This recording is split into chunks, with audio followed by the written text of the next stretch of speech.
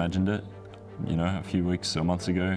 But now that we're here, it feels like we belong here. I know that they're going to think we're a very easy target, and I think that might be their downfall. You know, I've never done anything like this big in my life. Definitely excited to, you know, meet these teams. You know, been watching them for a long time. So yeah, being, you know, next to them and even competing in the same event is pretty insane. Yeah, it was only until I started competing in Rainbow that I really knew what I wanted to do. I personally am very confident in my team's ability to be able to take this entire major. We just need to play strong siege, we need to play together, and we need to be very switched on game day. We have very, very strong individuals that can flip a switch and be the best player you've ever seen. Jigsaw is like the quintessential young gunner. He likes to think he's better than everyone, and a lot of the time he actually is, so I respect it a lot. He likes to also tell everyone that he thinks he's better than everyone. He's definitely going to try and get into people's heads this major. God, he's the one of the sharpest players I've ever seen touch the game. I know Jigsaw likes to playfully antagonize some of the teams on Twitter or, you know, in the lobby and be a bit of the villain. Definitely a bit of a brat when I was younger. There's a lot of tension, I think, between other regions and us. To be honest, the main point holding us back is that we haven't had a competitive Oceanic team in a long time. I think we do have a lot to prove, and not only just for ourselves, but genuinely for the entirety of Australian Siege. We're definitely one of the titans in Australia right now. We're always going to be considered a waste of a spot by other regions. Making the major and competing together is basically why we play. We come to prove ourselves on the world stage. I don't think Team Bliss fears any team, to be honest. Not even the world champions. I would say the sacrifices are worth it if you make it to the top. Basically, you could be the best team in the world one stage, and the next stage you could be out of the league. I personally don't fear anyone. We're just kind of we have to deal with what we have. We would definitely be in the underdogs in this major because we've literally proven nothing. We're a fresh team, no one knows how we play. It's like we do have the best 5 that we can produce. Keep energy up, because in the end, energy carries everything into winning. Definitely don't treat us like a lower tier team. We're just going to take it game by game like we have been all season and do what works for us. And if that's not good enough, then we'll just come back and be better next time.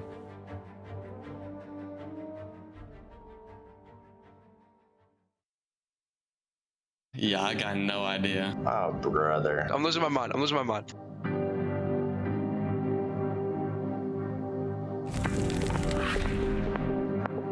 Shoot, this is a weird one. Okay, what is this? There could be so many possibilities. I'm gonna go with Villa Kitchen. Villa Kitchen? Is this next to Vault Door on Villa? I'm gonna guess that that's a Villa. Maybe Cafe?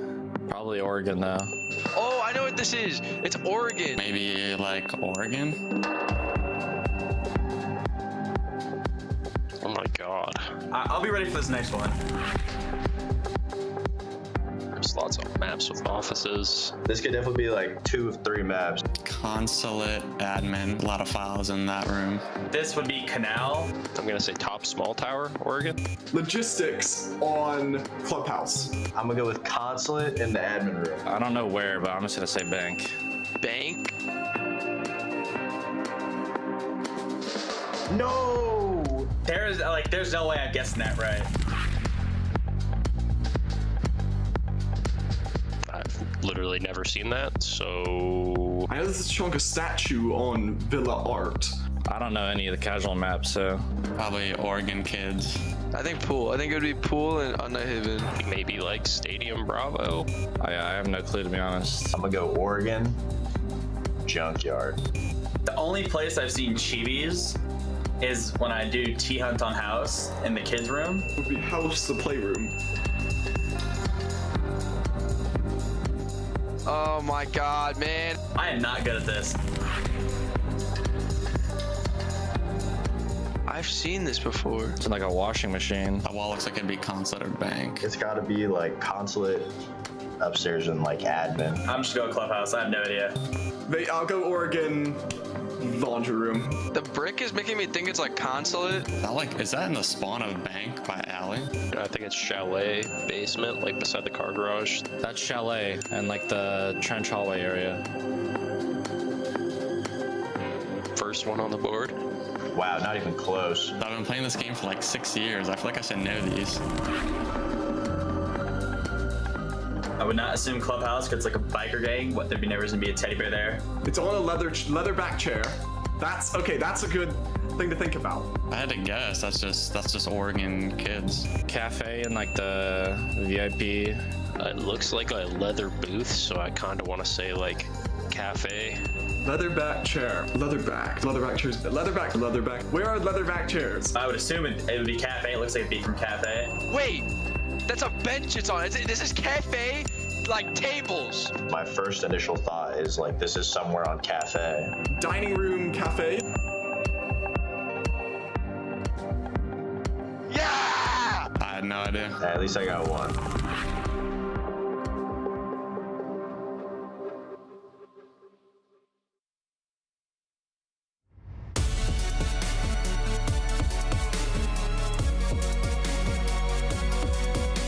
Ram's got one of the sickest loadouts an attacker can have. It's the R4C with the 1.5 scope, probably one of the best guns in the game. You got a secondary shotgun, which is always useful. Like so little time to play with her, I think there's going to be a lot of new ways that people are going to utilize Ram. That gadget of hers is absolutely insane and really fun. Her Ram drones, which nothing really is stopping those things other than a reinforced walls. It is ridiculously loud.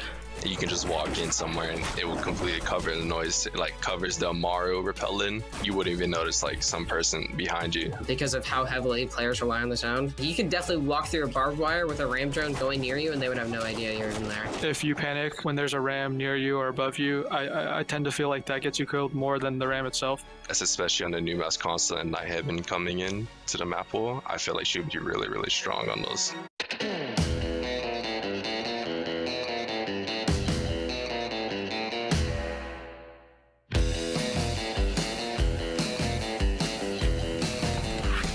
That's a hard one, bro. It's a hard way. I mean, there's two obvious ones, though. Yeah, he just doesn't care enough. I remember there was once, like right after we had a talk about being late and stuff, like you were late like 3 days in a row after that happened. Like he's just really late in general.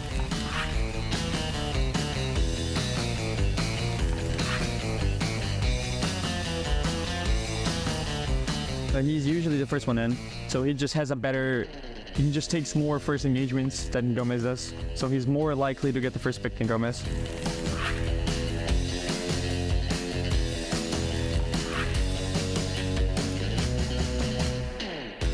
Well, Diaz is just the obvious enter, but I think the reason why I put Dave is because when he clutches, and he does get a good amount of clutches, like he was the person who clutched the most at a SI. He gets some good ones. We're almost. Yeah, shot. Okay, almost. The Phantom, bro. He gets some clutches that, like, when I'm watching him play, he would do the opposite thing what I would do. Like, the complete opposite. He does something I would never think of. You see things in a new light, you know?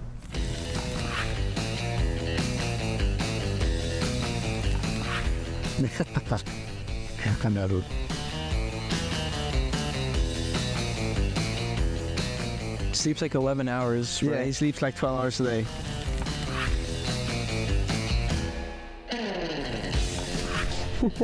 That's not the easy one. Bro, Dave did it when the stakes were higher, bro. He did it twice on the same map. I killed a person as Boss walks in front of me. And then I killed another dude as you walked right in front of me, bro. Look, I'll put it this way. In scrims, Kuna TKs the most with his shotgun. Dave's team kills when this, like, not on purpose, like someone else in this crosshair. And I TK just by turning around one tap of my teammate. Just flicking people. Yeah.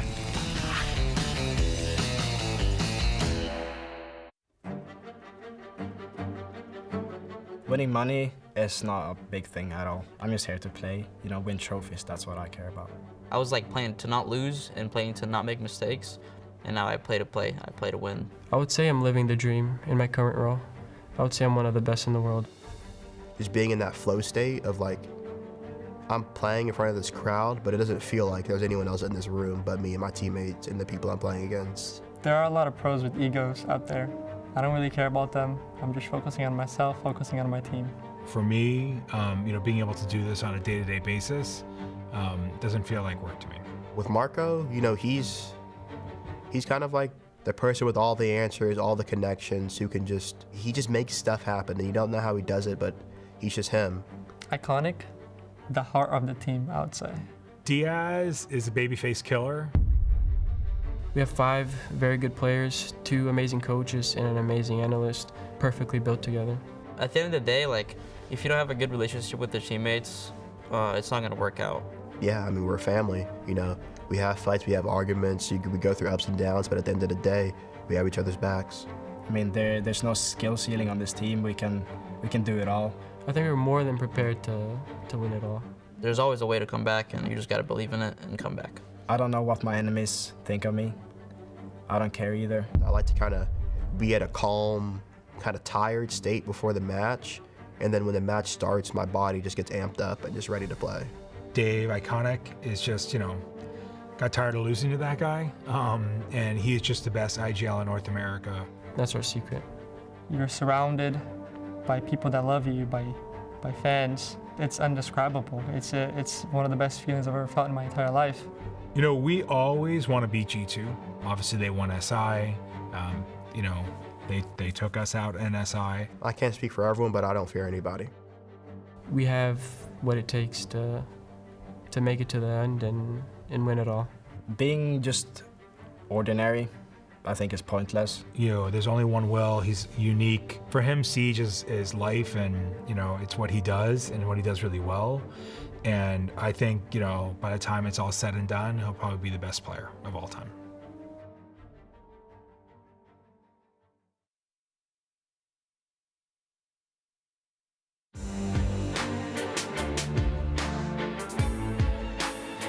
It's gonna feel like a new map, but feel familiar at the same time. It's a really big map and just like so many rooms. It has a ton of narrow chokes. The piano room and the server room underneath tellers, I think those are 2 key areas that might have been overlooked in the past that are going to be way more vital to the actual take itself on any site on the map. On the defensive side, it's a lot of contesting the initial like entry points, so like it'll be Visa, admin, and then maybe the garage side. And then what a lot of teams will do is stacking uppers like traps and Fenrirs for those narrow chokes, as well as abusing shotguns in the limited space.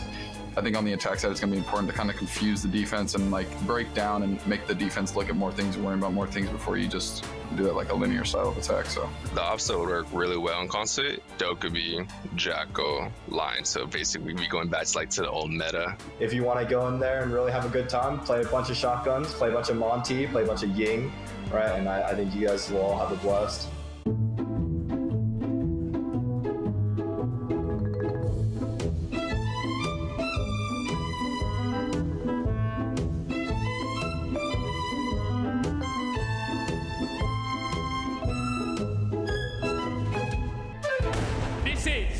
The Blast R6 Major in Copenhagen. Are we ready, Copenhagen? 24 teams from all around the world made the trip here to Denmark. Okamesh is straight on inside. He finds one, looking for a second. Okamesh is just eating him up for lunch. Gomez, as he plays behind one of the remaining Kiva barricades, to be a big nitro out here, and it's massive. Trying to get ahead of it, spots it moving down the stairs, and there it goes for VP. 1-3 go for VP! Everything falls to Sploit, down in the 1v2 here. They're both focused on him. No matter! We are now down to our Elite 8. Surely not resets! He's making the 1v4 look so winnable! There's no way! Resets to ace to 1v4!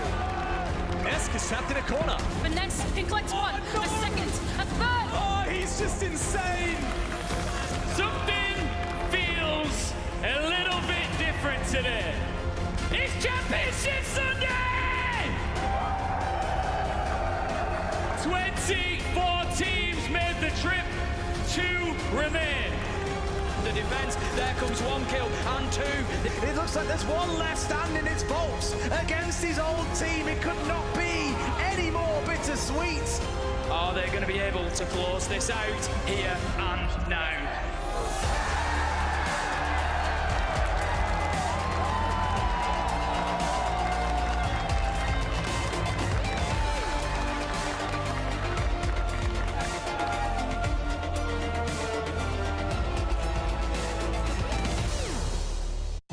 Have you ever wondered how our professional players go pro? Or what happens between our regionals and majors? During the Tier 1 off-season, our Tier 2 scene kicks off with 5 separate regions hosting their own T2 competitions that have the opportunity for anyone and everyone to enter.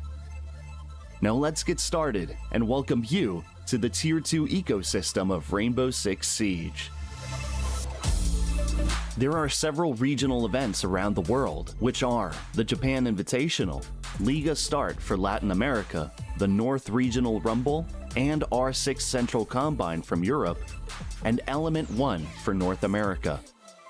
Let's start with Element 1.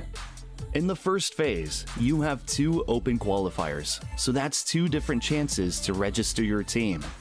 You will need to quickly sign up since there are only 32 slots per qualifier, and it's first come, first served.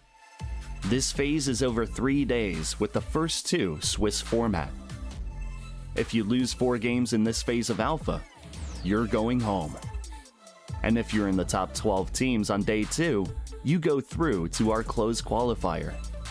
During the closed qualifiers, teams face single elimination matches, with the top 4 teams from each open qualifier moving on to the next stage. In phase beta, 8 qualifying teams will meet Element 1's 8 invited teams for a classic Swiss format knockout bracket.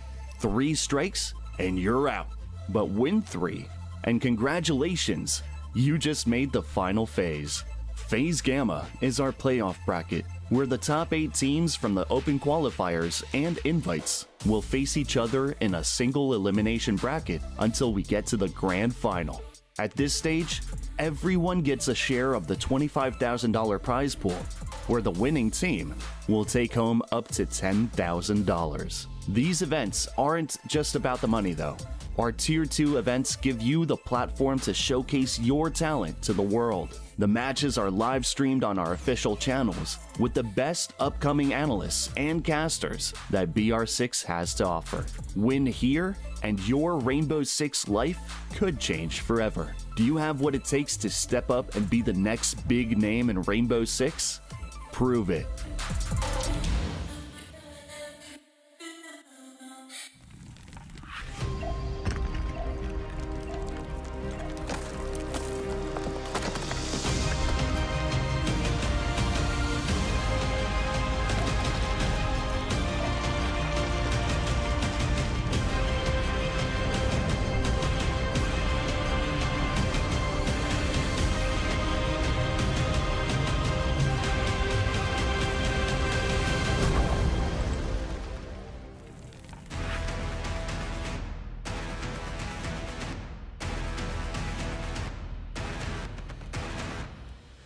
The LCQ rolls on for Atlanta qualification here in North America, as we only have 1 spot that we can dish out to one very fortunate and very skilled team here in North America. But the thing is, there's more than just Atlanta on the line, more than just 1 LAN, there's actually 2. So while we break everything down, let's talk about the Atlanta Major and the upcoming 6 Invitational. Welcome back to the North American League. Let's break this down!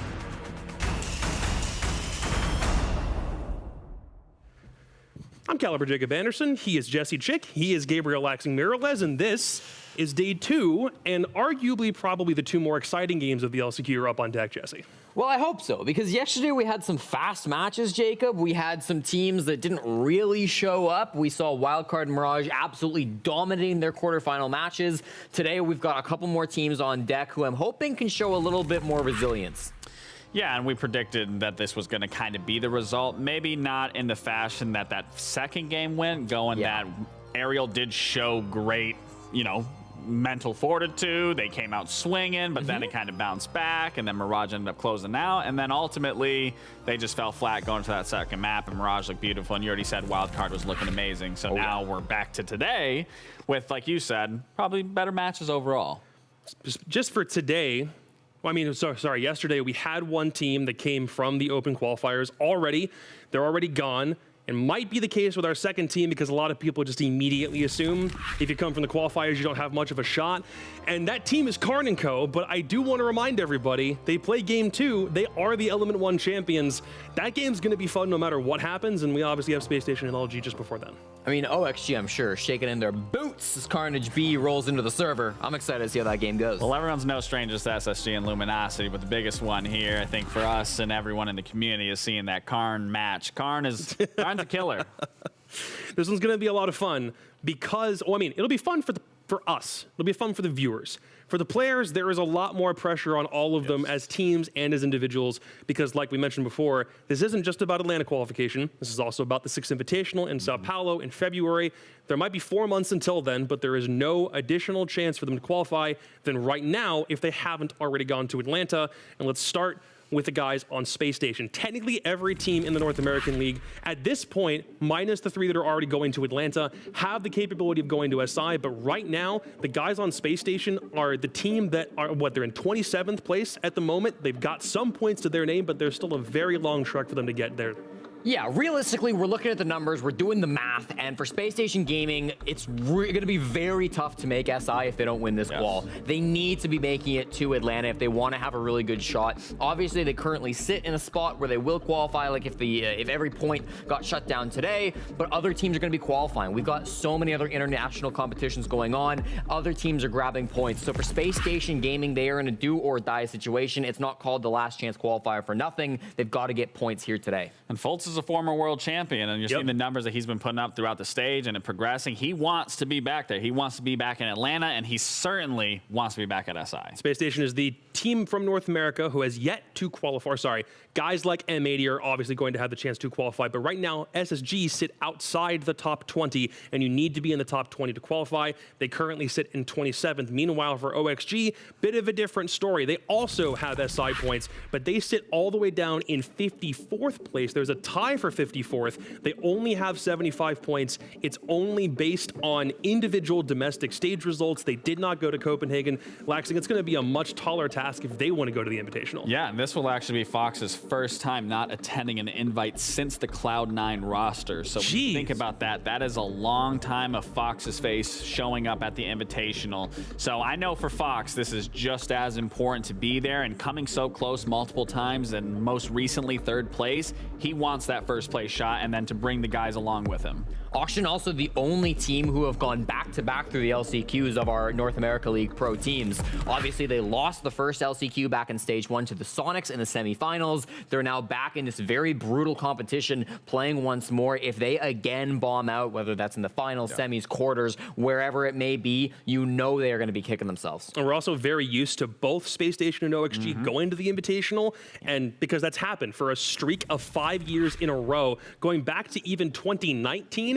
whether it was OXG in the Cloud9 or the Rec Days, there is a 5-year streak of both of these rosters qualifying for the biggest dance of the year. But right now, that looks like it's about to be in jeopardy based on how this year shakes out. And it's crazy to think about, because again, these are 2 notable teams that whenever you thought of SI, these were teams that you're like, coming straight out of North America, this is what's expected, this is what's going to be here.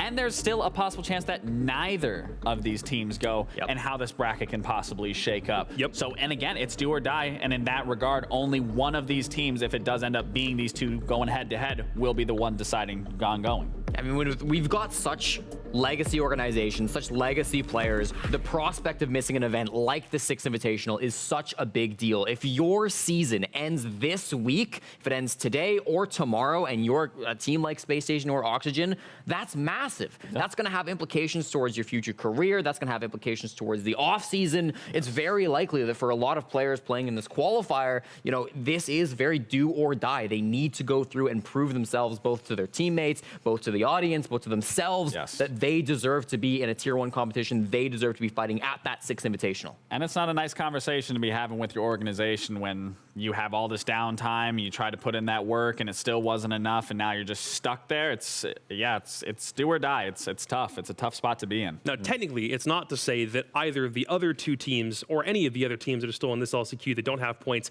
can't still go. Wildcard potentially can. I think they're now guaranteed points because they won their game from yesterday, so they are at least on the board. Karn can get some points today. LG can get some points today. It's entirely possible. The chance is just super minuscule because they're starting at nothing as of this bracket. Yeah, teams like Karnico, teams like even Luminosity, you know, they're going to be playing today. If they want to make 6 Invitational, they're going to need to win or get to the major and get very, very far, right? Yeah, top 8 probably at a minimum is what we're looking at there. Top 4, top 2. It's a huge road ahead for any of these remaining teams. You got to be spot on here. You got to be perfect. And then if you are perfect, that's awesome. You're going to Atlanta, but then even going to Atlanta, like you were saying, you at least got to be top 8, maybe even top 3. Who knows what those SI points shake out to be for some of these teams, but there is a chance, and I'm about seeing a chance. That's what makes this one of the most dangerous brackets that you can play in North America, because every single game turns into a pressure cooker, especially for the guys in these upcoming 2 games who do still have SI points but need literally every single point they can possibly get if they want to qualify, because the prize is qualification for this event right here.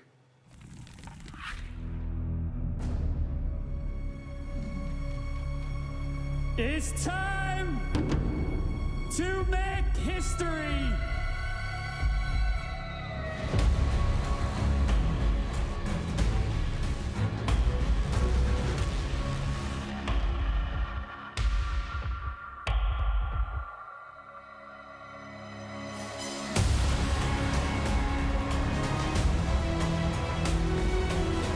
One behind a solid wall, the pings, they're all in his favor. There's a C4, but Souls does not care.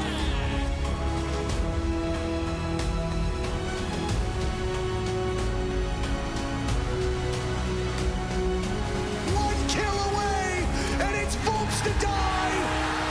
A new generation pick up where legends left off.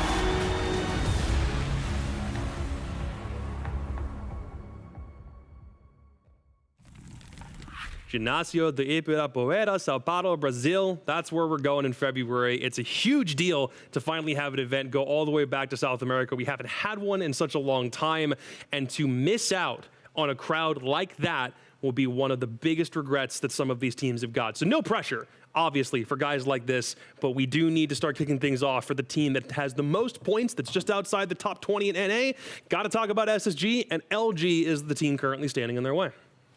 Yeah, I mean, LG, there's things about LG that you want to say and try to give them credit, but when you look at their first stage performance, it's definitely not what you would want it to be, and especially even in that last match against Mirage, where they at least would have put themselves in a better position, they fell flat. And this is what I want to see from them. I want to see more improvement. I want to see them work together a lot better than what we typically have been seeing. For SSG, they've had a pattern of improvement over this stage. They started out 0-4, then go on a 4-game win streak to end their group stage. They're still in the LCQ, but there are some things that we can look at from stage beginning to stage end that have gone way better for them. There have, Jacob, and I want to focus in on Space Station's attacks because I think they have really improved. What I've done is I've graphed their cumulative attacking win rate as a percentage through their 10 games that they've played so far in the North America League. Now, it's important to note they started really low, 17% after that very first match against M80. It climbed and climbed and climbed to get to about 45% towards their very end when they finished that seeding game against Oxygen. Now, important to note, this whole graph is still under 50%. They still have yet to break through to that top half where you want to be if you're going to be qualifying to the major, if you're going to be qualifying to the 6 Invitational. But I really think for SSG, those early losses were due to the fact that their attacks weren't up to stuff. I think their pacing was their biggest issue back then. Forced to be really early ahead of the rest of the guys. They would struggle to find frags like they did in the second half of the stage. And then that second day, or that last day of groups, I think we saw SSG's final form on attack. When they played against DZ, I thought we finally started to see Space Station putting up really good, really coordinated attacks. Against Wildcard, they moved to the playoffs. It gets a little rocky once again. You see that curve kind of flatten out there towards those playoff matches, specifically against Wildcard. That game, it felt like Wildcard kind of stepped up towards the second half of Cafe, stopped giving up free picks, and SSG stumbled from there on. But I think we're really seeing a big difference between the Space Station gaming on attack in the second half of this group stage versus what we saw for those first couple days. And who's been at that tip of that spear relaxing? We talk about J9 and Fultz and guys who've been in here for a long time. But if we take the rookie card away from Ashton, how's he doing right now? Ashton's doing great. It's better than I expected. It's what I really want to see from a new player coming in here. He's performing better than some of these veteran players. And for that alone, that's what you want. Again, it reinforces the fact that this is why Ashton is here, proving himself in Pro League, proving why they want him, proving that he's making a name for himself. And it's so important for the rest of these guys to say, hey, if this rookie can do it, why can't we do it? And he is leading that charge with Fultz specifically. And it's just the cohesion that he has with this team. He's in a perfect spot to set himself up for tons of success later on in his career. I mean, it genuinely feels like he can play anything. He's what, Yana and Echo listed as his top 2 played operators so far on the stage. But, I mean, this was. Oh my God, that P90 beautiful kill. But I mean, name a time. I mean, I think if he's been in a clutch situation, he hasn't won all of them, but he's absolutely proven so far he deserves to stay in Tier 1. Oh, sorry. You can say what you want to say. No, I was going to say, if my counting is correct, Jacob said it feels like he can play anything. 20 operators on attack, 21 operators on defense. He leads his team in both of those categories. So yeah, I mean, he's been playing a ton of different ops here. And I've talked about this a million times for newer players coming in. Being versatile is so important for your team. And if you're saying that he's playing the majority of the operators on both an attack and defense, that is the players for any of these teams that you want when looking at somebody, even for T2 players.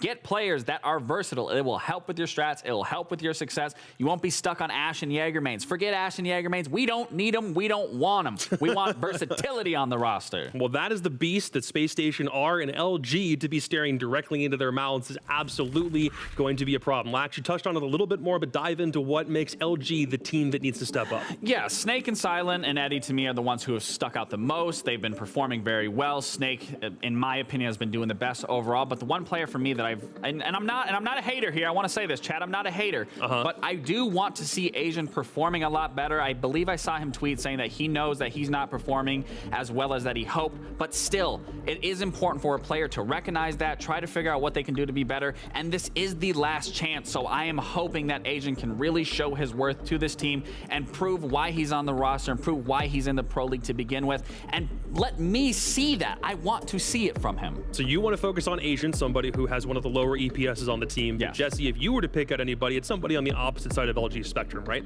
Yeah, I think I want to focus on Silent for a player from LG who has been stepping up, who has been putting in a ton of work for the team, right? I feel like we've seen LG, especially on the defense, be really good as individuals. Silent's been really strong there, Snake's been really strong there, and they've multiple times been able to win halves and win rounds and win games for their teams because they pop off and they have really big moments. What we're not really seeing yet, what the next step is going to be to coming through and work as a unit. Yes. So far, it feels like a lot of times when they are dying out on their own, it's been a bit solo, it's been a little bit isolated, right? And if one falls, that's kind of the end of the game. So if they want to beat Space Station again, the second time around, if SSG Academy, formerly, it's going to come in and beat the big dogs, they need to be playing more together than what we've seen through most of the stage. I would say if the Academy truly wants to graduate, then they need to beat their teachers first and foremost, otherwise it won't quite happen.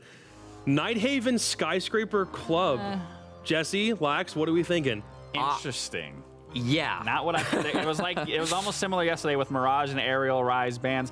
This kind of stumps me a little bit here, more so coming from LG picking Nighthaven. I know me and Jesse did touch up on this, but seeing Nighthaven, they haven't shown it. They haven't shown that they disliked it, given the bans and how they've gone. But in terms of what we talked about, in terms of the team working together, this is a map where we've watched every single team. It seems like tons of coordination and tons of teamwork.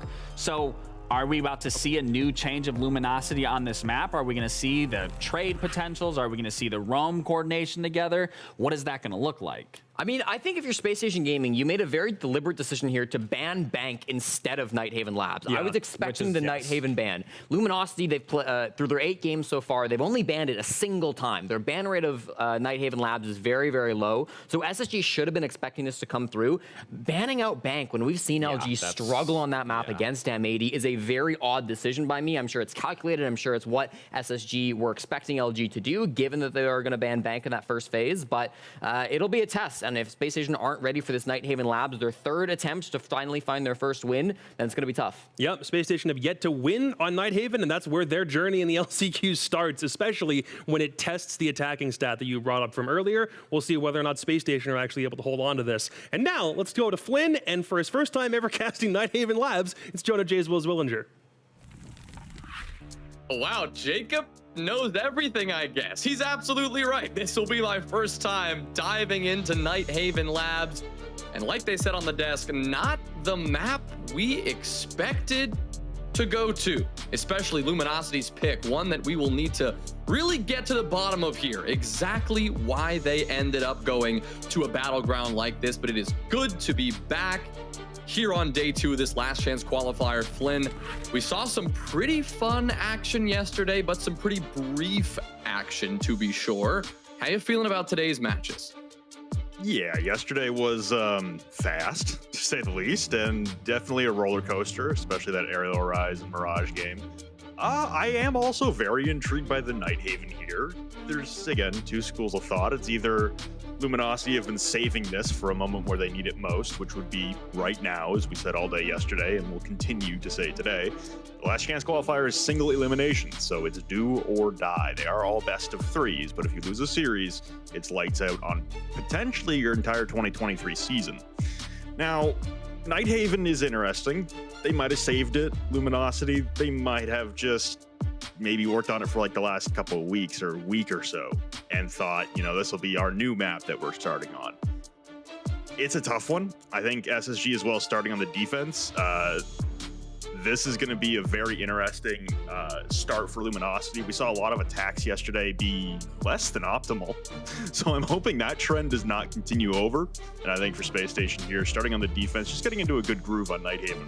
We still don't have an entire setup in terms of a storyline on whether it's defender-sided or attacker-sided. There's been games where it's been pretty 50-50. There's been games where it's been extremely defender-sided so far this stage. So I'm interested to see how these teams shake out. The attacking bans as well, losing the Ying and the Dokkaebi. I do like that. I think it's going to make for some more methodical and less chaotic attacking rounds. Right, you don't have the opportunity to shortcut any of these attacks, something that Luminosity will have to deal with right away, as that is where they will be kicking off on their very own map pick. No Candelas to throw in there to explode onto the site and avoid maybe dealing with some of that utility or dealing with some of the off-site pressure that SSG are no doubt likely to bring. So as these teams begin to feel each other out in these first few rounds, that, I think, Flynn, is where we're going to start to get a better understanding of what kind of Nighthaven Labs we are in for. Because while we may have seen this map 6 times over the course of the closed league portion of the North American League, that's not a ton of information. That's not the largest sample size to really give us a good idea of what this map can hold. And as we've already mentioned, we have yet to see Luminosity take anybody to this map in any context so far, including fighting through the open qualifier playoffs, including in the closed league portion of the NA League. So this one will be fun, and we'll get to see exactly what Luminosity want to bring to the table as they're starting off on the attacking side and have a chance to start to set the pace and set the tone of what kind of map we're in for. Already you can see that map control is likely on their mind, as they have spawned in, well, just about every different spawn location around this map and are all just beginning to take the steps to get into the building. Yeah, the Thatcher being left open is going to mean that there's not going to be a whole lot of focus on denying the hard breach, and you can see triple hard breach coming out from Luminosity to start things off, so they want every option available to them. Houghton has constructed himself quite the maze here in Garage Rafters, but like I said, triple hard breach, everything is going to be opened up here for Space Station. So their methodology appears to be spread across the map as much as possible to maintain other places of power that will be able to affect the round later once these hard breaches get opened up by Luminosity. They seem to be doing a very good job of that so far. Luminosity, for the most part, getting their hard breaching done, but as I say that, J9 will be the first one to fall an upside down rappel from Silent on the IT breach. So Houghton will persevere inside of the Garage Rafters, but no one really from Luminosity making their way into the building as of yet. You see them trying to feel out this defense, see exactly what SSG are trying to throw at them. A good early start, though. There's no doubt about that. That's 2 for Silent. First J9O, then Hot and Cold. Now Fultz and Ashen are both done for. Silent with 3 of those 4 kills. And Forrest is the last man standing. Twist looking to get this diffuser down, and he will be able to do that without much issue. Silent on the coverage, trying to maybe do a little too much, will eventually go down, but Twist will finish it off, and Luminosity will set the tone and do it well. Yeah, very impressive attacking round there for Luminosity, displaying a lot of good patience. I imagine that getting peeked from an upside down repel in the IT breach for, I think, 2 picks there from Silent was not the opener that SSG imagined having that round, and a top floor defense unsuccessful is a little rare, honestly. The basement seems to be the most defender-sided site on this map thus far. Top floor seems to be in the middle ground, and then when you go down to storage, it seems to be 50-50 these days. So, we're actually going to get a kitchen defense. This is the 4th bomb site on the map that very rarely ever gets played in competitive. I think this is honestly, like, this was the 2nd or 3rd site in ranked when the map first came out, but for competitive, this is a very rare site to see kitchen.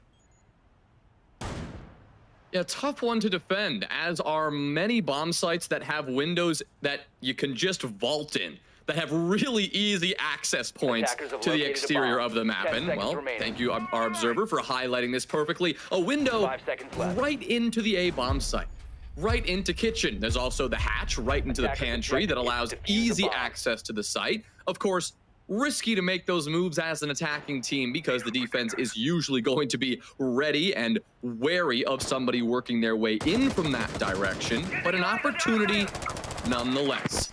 Luminosity here, though, are clearly trying to do something a bit more surprising. They're bringing out the double shield from both Twist and Eddie.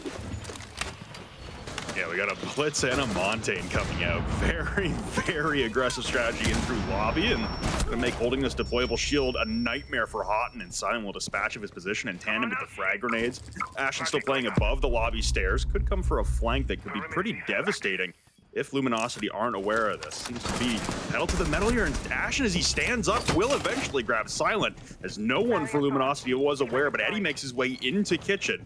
He's got the diffuser in hand as the Blitz could be going for the plant here momentarily. Forrest still preoccupied elsewhere, so no one apparently for SSG aware of the positioning, and no, nobody on the bomb site as Eddie will fake out a plant. The impacts come flying in and Fultz go rushing into the freezer, but here comes the Blitz point blank, knifing away the shield. Fultz has to scramble and hit the deck, and he will die, but all of Eddie's friends are perishing elsewhere. Eddie alone now in the bomb site, stranded as Snake is trying to work his way back in. The Blitz with the diffuser, unable to get a plant down, being swarmed by SSG members now.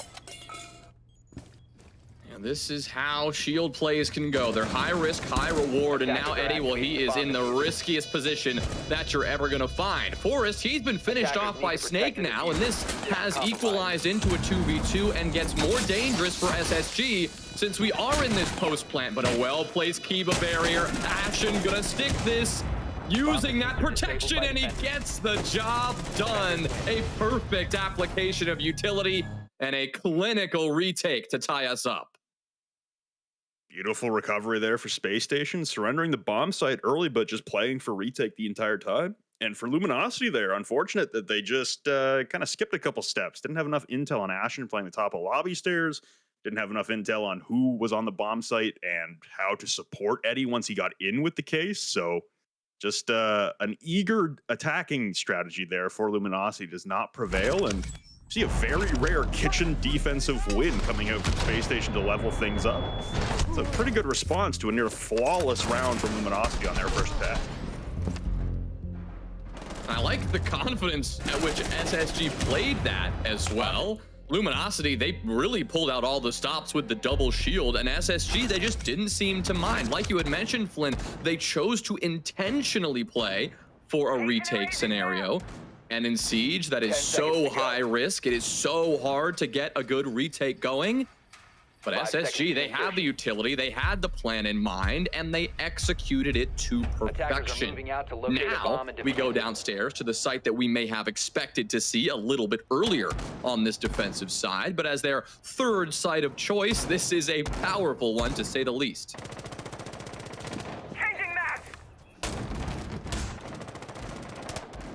So heading downstairs, this would be a good position for SSG to pivot with and try and get on a bit of a roll here on the defense. So very clinical round for the first one for Luminosity on the attack, not really having to enter into the building to acquire opening picks and never really losing control of the round. See here for Luminosity, map control is again a great concern. The Space Station have spread themselves pretty far out amongst the map. Eddie with the diffuser on the Ram as well will be the first one into connector to try and push in for some top floor control. And the Soulless of Fultz will not be droned. He will be droned eventually. Fultz will have to peel off the position. Rattling of bullets behind him, and he's got to impact open a castle barricade as well. So the setup there not allowing for an easy fall off from Fultz. Now some soft destruction will be allowed here for the boogie drones up in IT to get some 2-floor per soft destruction going on. They'll be able to open up an IT and then open the floorboards down below in storage to be able to see all the way down into the bomb site. And that's just the perfect application of that boogie drone and a great use of the Ram to start off this round number 3. Now you've got a lot more vision onto that ground floor, a lot more opportunities to spot out those rotations and deal with them accordingly. Silent will do that, eliminating Forest early on, but quickly traded back as SSG are not going to be out of this fight early. Snake, however, tacks on one more, and Eddie already securing this diffuser means that J90 and Ashen need to rotate back to the site, which they have already abandoned prematurely. It's 3 for Silent, another for Eddie, and a clean round for Luminosity Gaming. Beautiful round there again. So a little bit of a hiccup under the kitchen defense, just skipping some steps for Luminosity on the attack, but they get right back on things under control there on the attack towards the basement site. And again, just a lot of the opportunities afforded to them off the bomb site. A lot of roaming potential there for Space Station. And again, playing more in a retake position, but Luminosity reading that out quite well on the round and being able to insert themselves into the bomb site with a little bit more of a plan of action this time around. I think right now for Space Station, this is a bit of a concern. Things are starting to unravel on bomb sites that are pretty standard, and your only win so far is on kitchen. Getting a little concerning here, as I imagine on paper, most people, this is the 4th bomb site we try now for storage and control coming out for Space Station. I imagine this is a bit of a shock. On paper, I would imagine most people thought that Space Station were the favorites in this matchup heading in, but Luminosity, even playing all the way from the open qualifier playoffs after their placement in group stage, they are still a team that can put on some pretty impressive performances when required. 5 seconds to go. Well, they've proven that in the closed league portion of the NA League. They had only 2 victories and 2 very narrow victories, both in overtime. But one of them was against the Sonics. It was 8-7 on Oregon. Sonics would go on to win the whole thing, qualify for the Atlanta Major. This is a team that, while had a lackluster performance overall, an 8th place finish out of 9, they can perform in certain situations, and they have done it before. This could be one of those situations where they start to click and they can get into that position simply where they can thrive. Again, we're only 3 rounds in. There is a lot of siege left to play here, so SSG, they'll be looking to match this score line of Luminosity here with their 4th site in the rotation down in storage and control. Up above, again, SSG are trying to maintain that map control and extend to the top floor. Forrest is able to get a lot of damage onto the feet of Snake, who is now at just about 1 HP. You can see Asian hitting a goo mine, jumping in for a solo entry into kitchen. So it seems like this one Kaid Claw and the positioning of Forest topside providing a headache here. As Eddie will jump into the fray, Ashen will get one. It's a flurry of trades up in the rafters, but it's J90 persevering and maintaining that top control. The Snake still on a sliver of health. This is an advantage for Space Station to be had, and there goes the swing with the M590 to drop Silent. So what's left of Snake and Asian will have to fight out of a 2v3. Entries from opposite sides of the map, just trying to get some kind of control. The entry in for Asian here, not spotting a target as of yet. He will see the rotation, but miss every shot onto Houghton. He's able to rotate to safety. Into the break room now, and this is a very tough spot to be in for Asian, as again, Snake is in no man's land in a different area code. Asian still holding for anyone to rotate inside the bomb site. Snake slowly making his way back towards Asian so they can group up and work together as a team.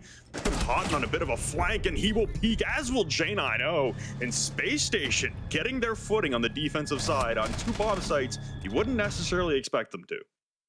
Well, it's very clear that Space Station have a defensive scheme in mind, and that is simply spread out all over this map and keep that control for as long as you can. And Luminosity in that round kind of walked right into it. That's one of the strengths of that storage objective, is it really does force the attacking teams to deal with that roaming presence. And if there's somebody on the top floor, if there's somebody trying to play up above an IT or on catwalk and keeping an eye towards that main garage entryway, you've got to deal with them. You cannot just sit idly by and let them maintain that control for as long as they want, because right there, like we saw it, when you try to walk in that garage wall, there's almost nothing you're going to be able to do if there is somebody up above, if there's somebody around the close corner with a shotgun.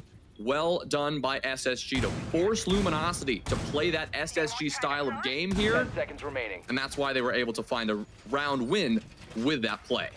5 seconds Yeah, I think for Luminosity and the attacks towards Kitchen and then to storage and control, they just did not look like they had the same kind of structure that the other two attacks have towards command and server upstairs and attacking into the tank and the bomb site downstairs. Like, the attacks for Luminosity on those two sites that SSG have been successful in defending just seemed very off-tempo. They did not seem like there was much coordination. Everyone was just trying to find a place to be and try and find success from there, versus the two attacking rounds that they've won towards the top four in the basement thus far have been pretty impressive and pretty measured, and it seems like there's actually some coordination and a few steps on a checklist to be hit. So Luminosity maybe just not having the reps in on attacking those bomb sites. Like I said, getting a kitchen bomb site in competitive these days, like in this stage so far, is very rare. It's not a bomb site that gets pulled out very often unless the team is struggling mightily. So I think for Luminosity, just showing that they have many more reps towards top four basement attacks as opposed to these middle floor bomb sites.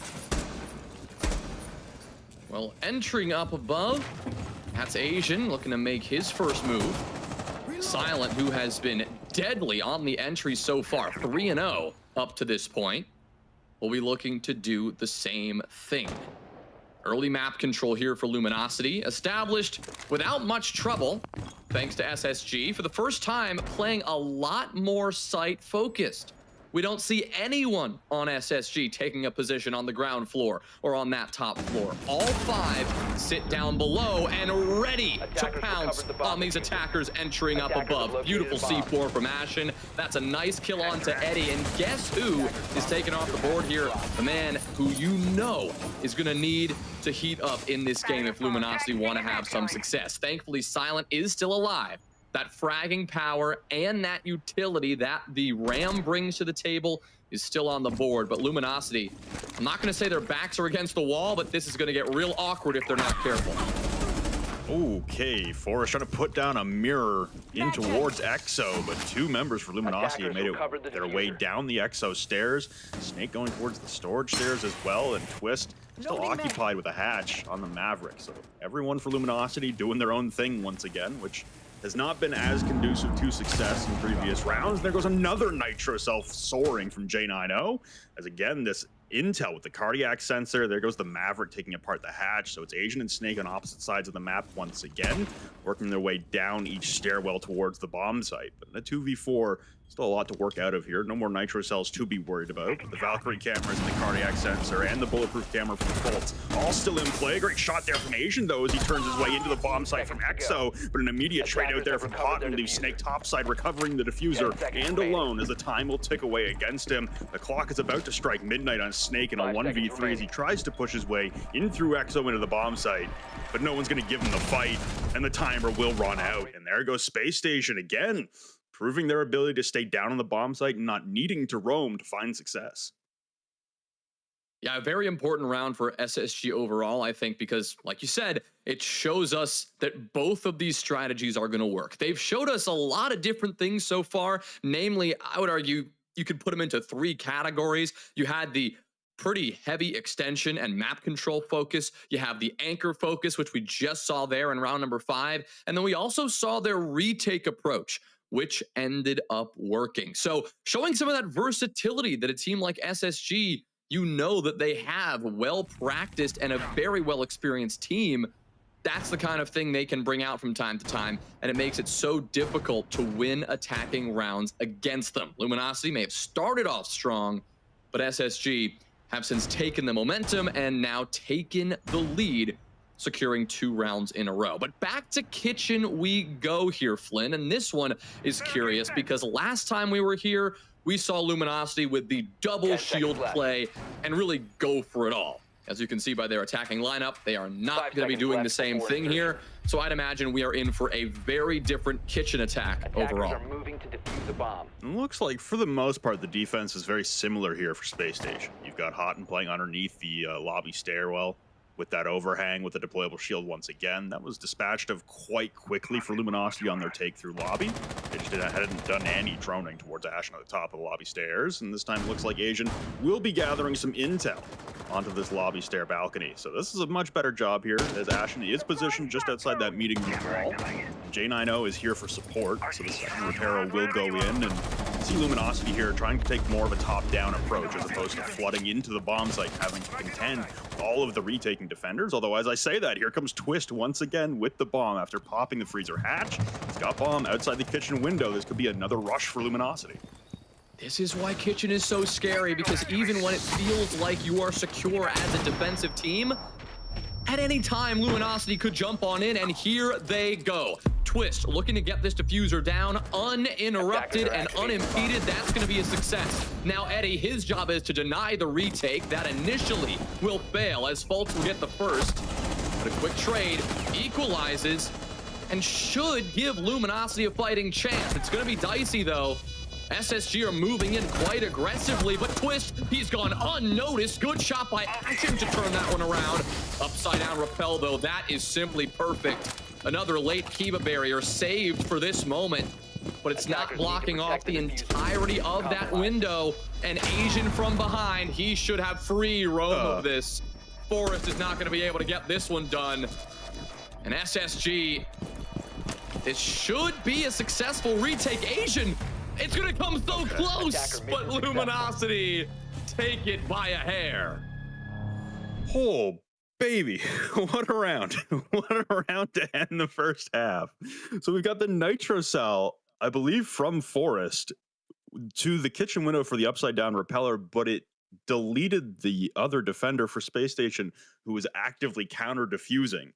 So it was a 1-for-1 Nitro, and then Forest milliseconds away from being able to stick the counter defuse himself, as Flores was just way too far away in terms of being able to have purview over the diffuser. So in very narrow round, and I'll be very honest, that could have gone either way. It looked like Space Station once again on their retakes looking very good, but once again, yeah, Asian just too far away. But Forrest, I'll be honest, I don't know what the timer got to before he got pulled off there and the round ended. It was a Luminosity victory, just by the skin of their teeth, though. Those retakes for Space Station, while they weren't always successful, they have looked pretty decent so far.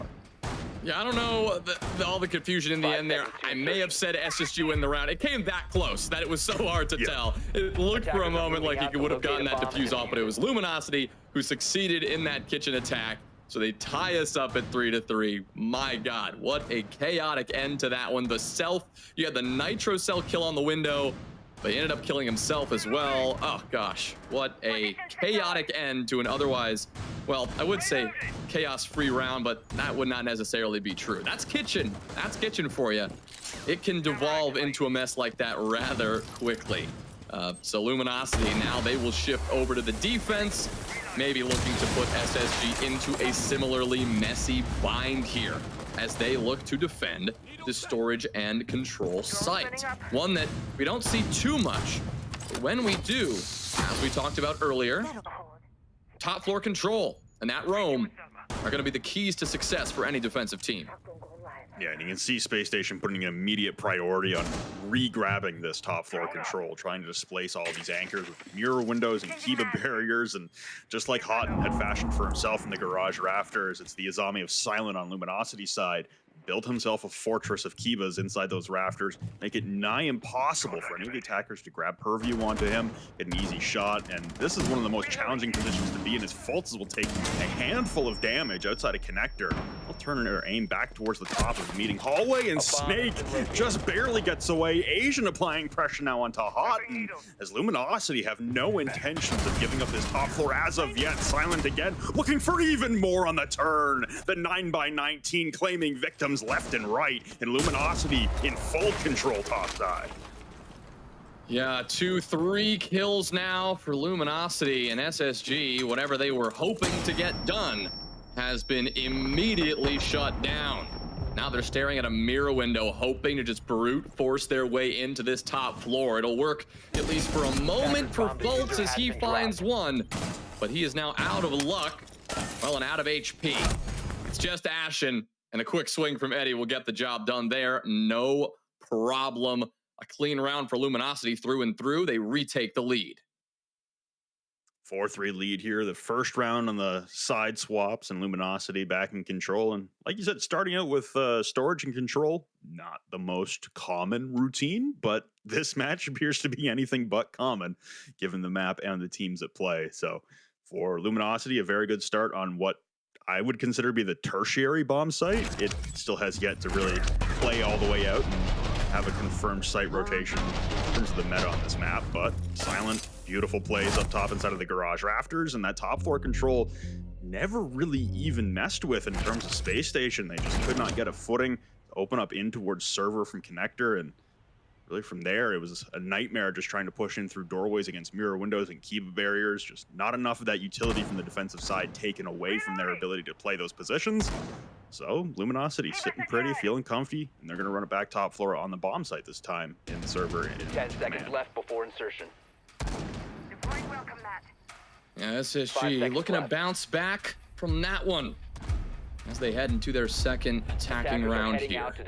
Snake maybe hoping to deny it. A quick little jump out to see if he can spot anyone over on that north side. That will not be the case. He's going to have to do this one the old-fashioned way by working his way around the map itself. Maybe not by running outside and looking for a couple of spawn kills. They are going to have to be wary of Forest, though. Much like we saw from Luminosity on their attack, SSG trying to keep things interesting. We've got the Blitz coming out, the flash shield in Forest's hands. So watch out for that one. Snake should be able to get a read on this here, at least as he tries to pin down where this entry is coming from, but Hot and Cold might just spot him around the other side. Knowing he's there, SSG likely to be quite careful of how they proceed. Ashen very quickly trying to ascertain the positioning of the defender playing in rafters, and he's going to quickly learn that there's no one here. The Kiba barriers are set up, but they've completely reinforced off the triple wall now to barricade that mirror window even further. So rafters control very early. SSG able to work their hard breaching in against that mirror window, and here comes Forrest in the back flank from the top of Aqua. Seems like Fultz as well is trying to position himself to get in towards server. So there goes the breach into connector.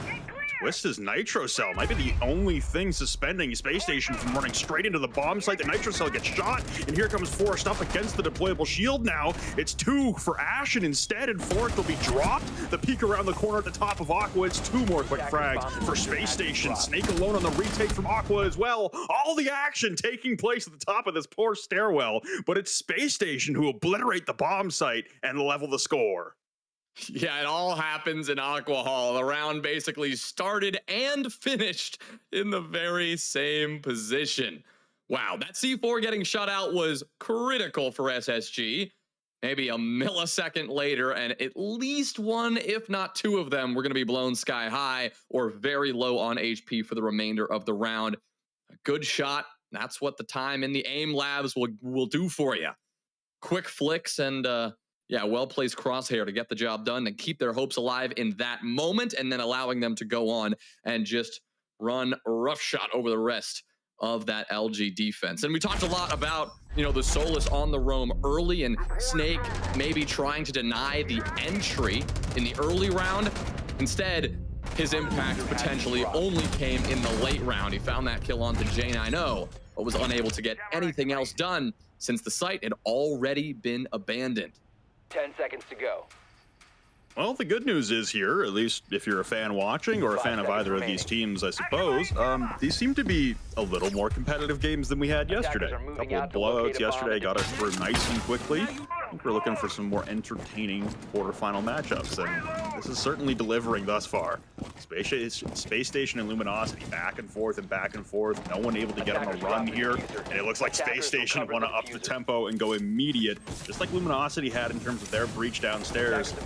Not gonna worry about a retake. You see Luminosity is on 4. There are 4 defenders off the bomb site. It's just Twist on the Mira playing downstairs for Luminosity. The breach gets opened up. Might just be Space Station now, but no, here come the smokes, here comes Forrest, here comes the flood into the bomb site, and Forrest unable to get the plant down as he drops the diffuser in the bomb site, worrying about the holes above him. Yeah, that's reasonable. I mean, Asian's got a very good view of this. Even the smokes haven't obscured that. There are 2 C4s, make it 3 C4s to worry about. So a couple of kills might just be able to alleviate that pressure. Ashen, much like round number 8, will start this one off strong. But SSG, right on the precipice of potentially executing into the bomb site, at least for a moment, have taken a step back. Dangerous, though, because Snake's going to take advantage of that opportunity. Now, knowing where this attack is coming from, an easy kill onto J90, and he's looking for more. Ashen is right outside the very same window. And Snake, whether he gives up this position or not, has done his job beautifully, wasting time and already taken one of these attackers off the board. Good recovery there for Snake, as it seemed he had spotted someone with the Solus HUD on a drone outside, but an unfamiliarity with where that staircase was outside. He went to turn the corner and realized that's too far of a run. This is not a viable jump out. Got back inside after being detected, and J90 tried to capitalize on that mistake, but Snake with a good recovery levels up the man counter to 4-4. Now Fultz pushing his way into the bottom of Garage, looking down and towards Anubis, and now Forrest has made his way all the way into the bomb site against the Mirror's Twist is being flashed out.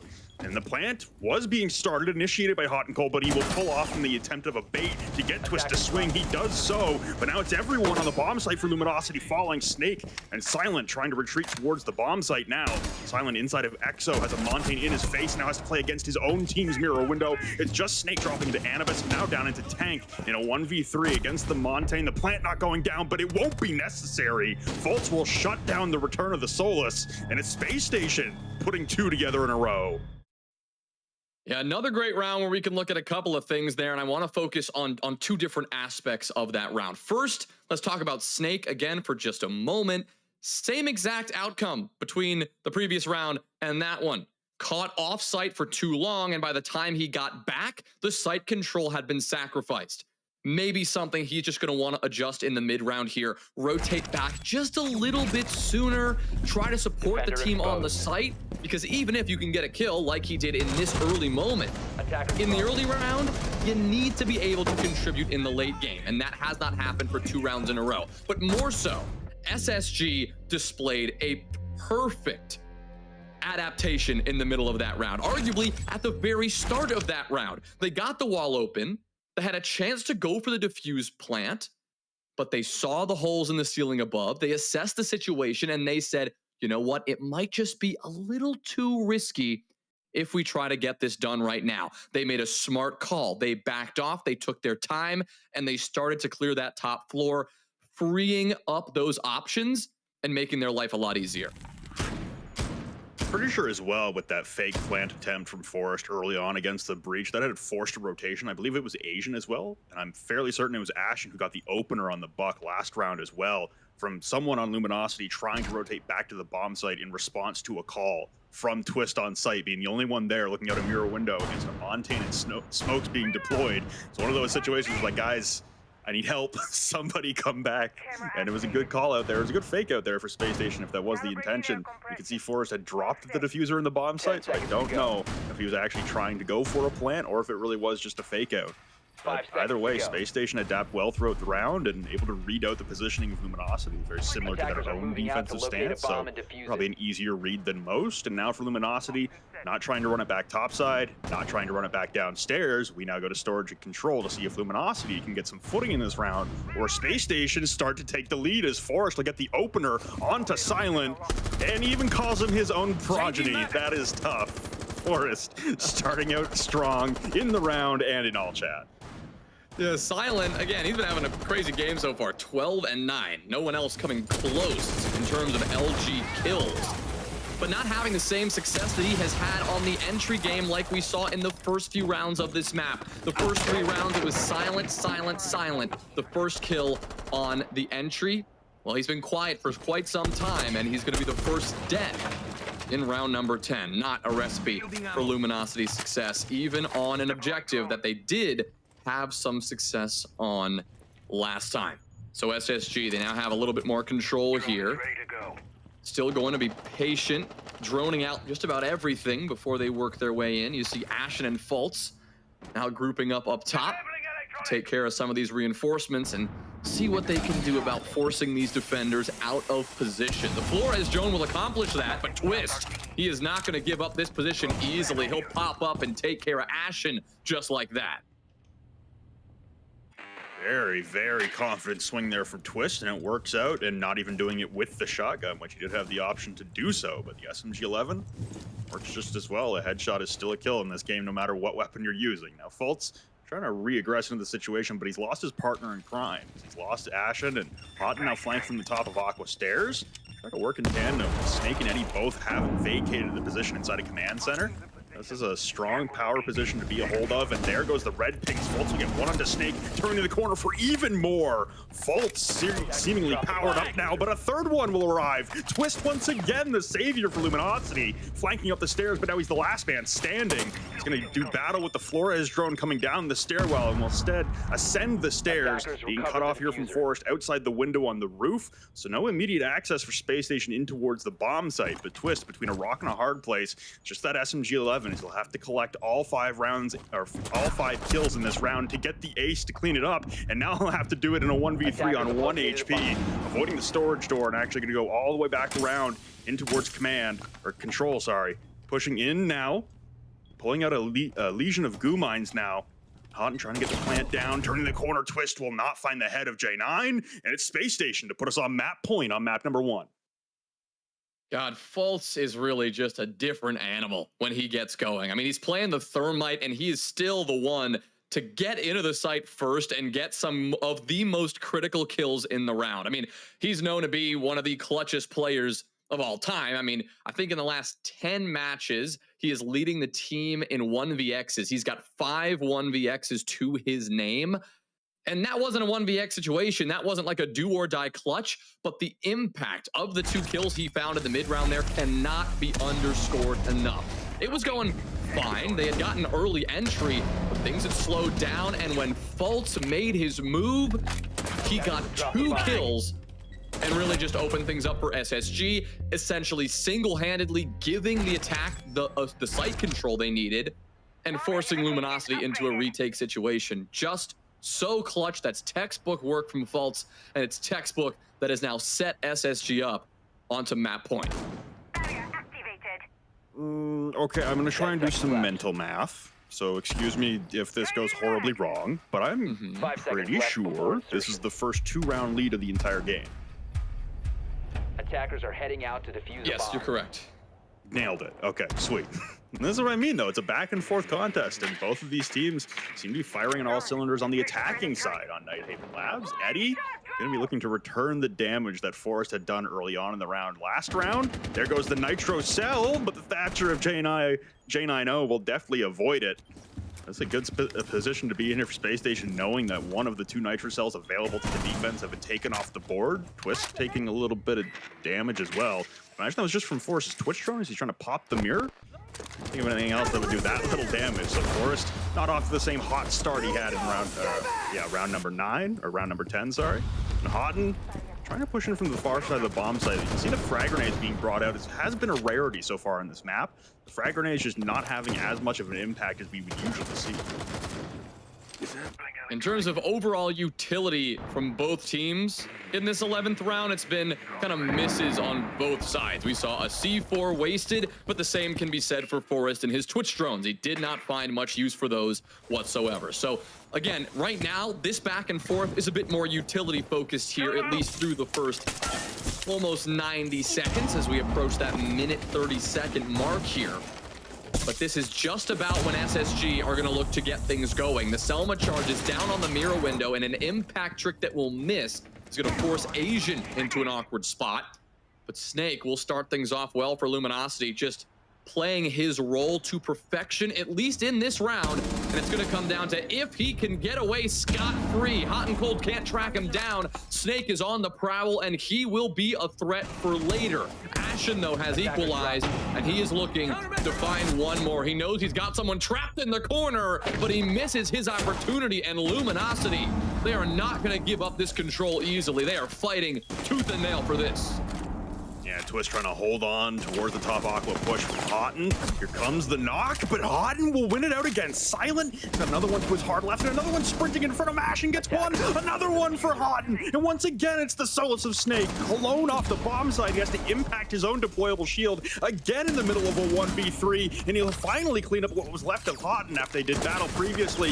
Now Snake trying to bait out the shots in a 1v2. The plant's going down. It's just a 1v1 against J9, but he will win it out. And Space Station will take the first map of Nighthaven away from Luminosity.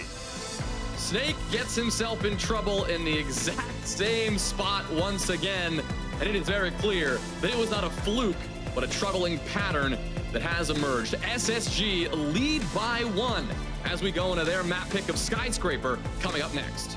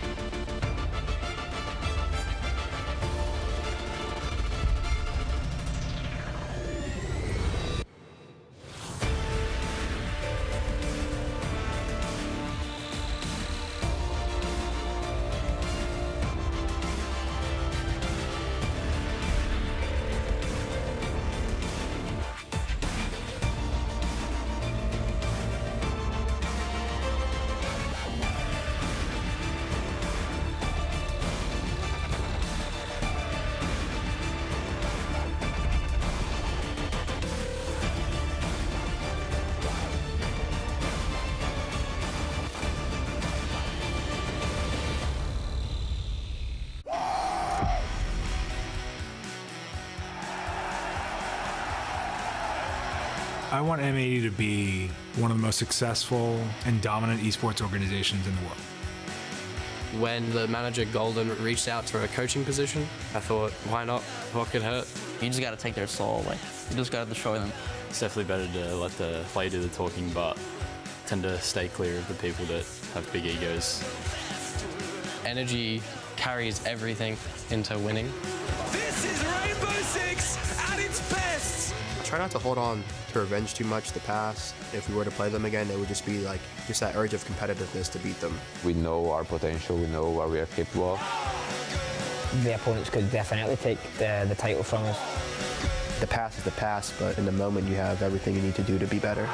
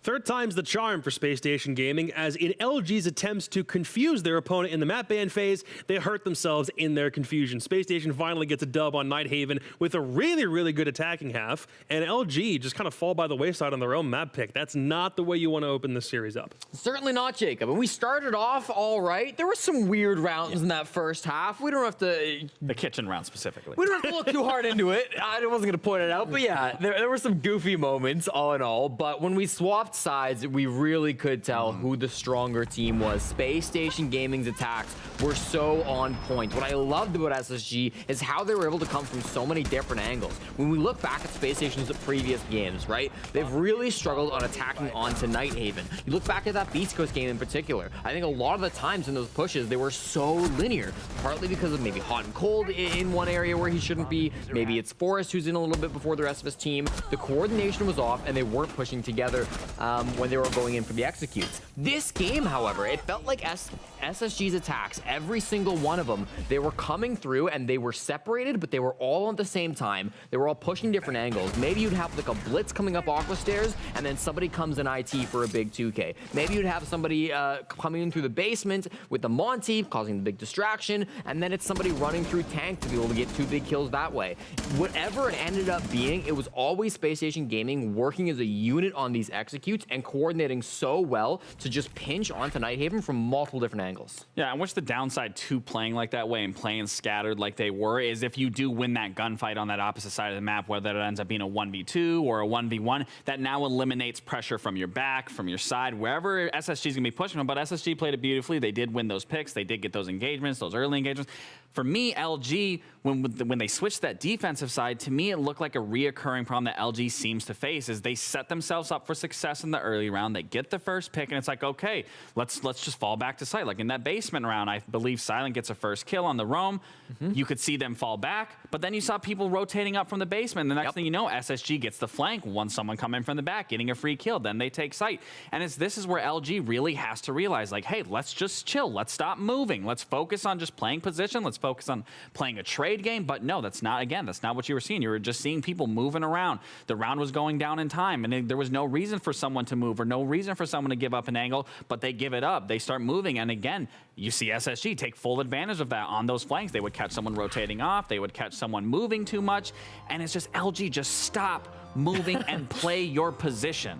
And that basement round especially, you talk about Snake rotating back to the top floor. If Snake had just played inside of cargo, which should be the position inside of sight, then we wouldn't have been able to see Faults rotate around through tank, find the pinching player, the player inside the mirror window, go into Exo, get that frag as well. It all connects. And really the mistakes from LG allowed Space Station Gaming's attacks to be so successful. Yeah. So over the 2 games that Space Station played on Nighthaven prior to now, they had several opportunities, multiple opportunities to win rounds on attack. They only won 3. In this game, they won 4, partly due to the way that they were playing themselves. Like you said, it's multilateral. It's not everything coming from one direction. But again, we will hope that Space Station are able to keep that trend going. And if LG don't have an answer for it on map 2, that's going to be equally as concerning because you got to put that one behind you at this point. Space Station are ahead of the curve, so now LG have to win Space Station's own map pick. And we've seen this LG when now the pressure is applied now. You can't afford to lose here, and we did see them in that game against Mirage, Beast Coast on Oregon. LG had everything to lose with that game, and if they won it would have put them up in a higher seeding. They would have been in a better place overall. But again, we saw them in that same position where the back's against the wall, and they fumbled heavy, and now here you are going against Space Station's map, which you should have won yours. You started out good. It was a back and forth, best thing you could have asked for, but then on that next half, just fell apart at the seams. Now you're going against this SSG that has a map advantage. They were looking extremely strong in those attacks. They're starting on attack here. What does that look like?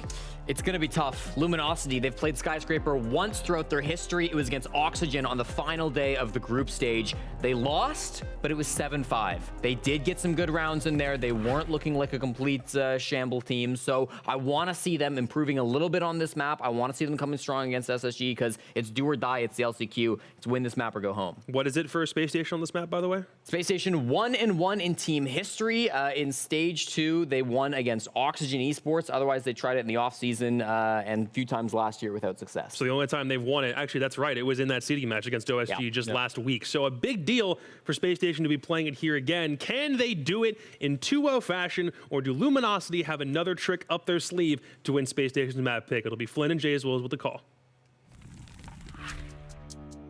Thank you, Jacob. I like that trick up their sleeve because it seemed like for Luminosity, they had a couple of tricks, but nothing that could just wow SSG into submission. We saw Silent going crazy, but it wasn't enough. We saw Snake putting in the work on the roam, but it wasn't enough. They just need to find a way to piece all of those little tricks together to find themselves a good map win. Who knows, Flynn? Maybe this is their territory. Maybe Skyscraper is the map for them. But if not, we saw it there, we would end up on Clubhouse for map 3. Yeah, and then going to Clubhouse is still a very ominous situation for Luminosity. I think losing your map pick on Nighthaven after banning it for the entirety of group stage, not playing it, and now bringing it out in a do-or-die situation and ending up, losing control near the end. SSG just proving they were the much superior team on attack.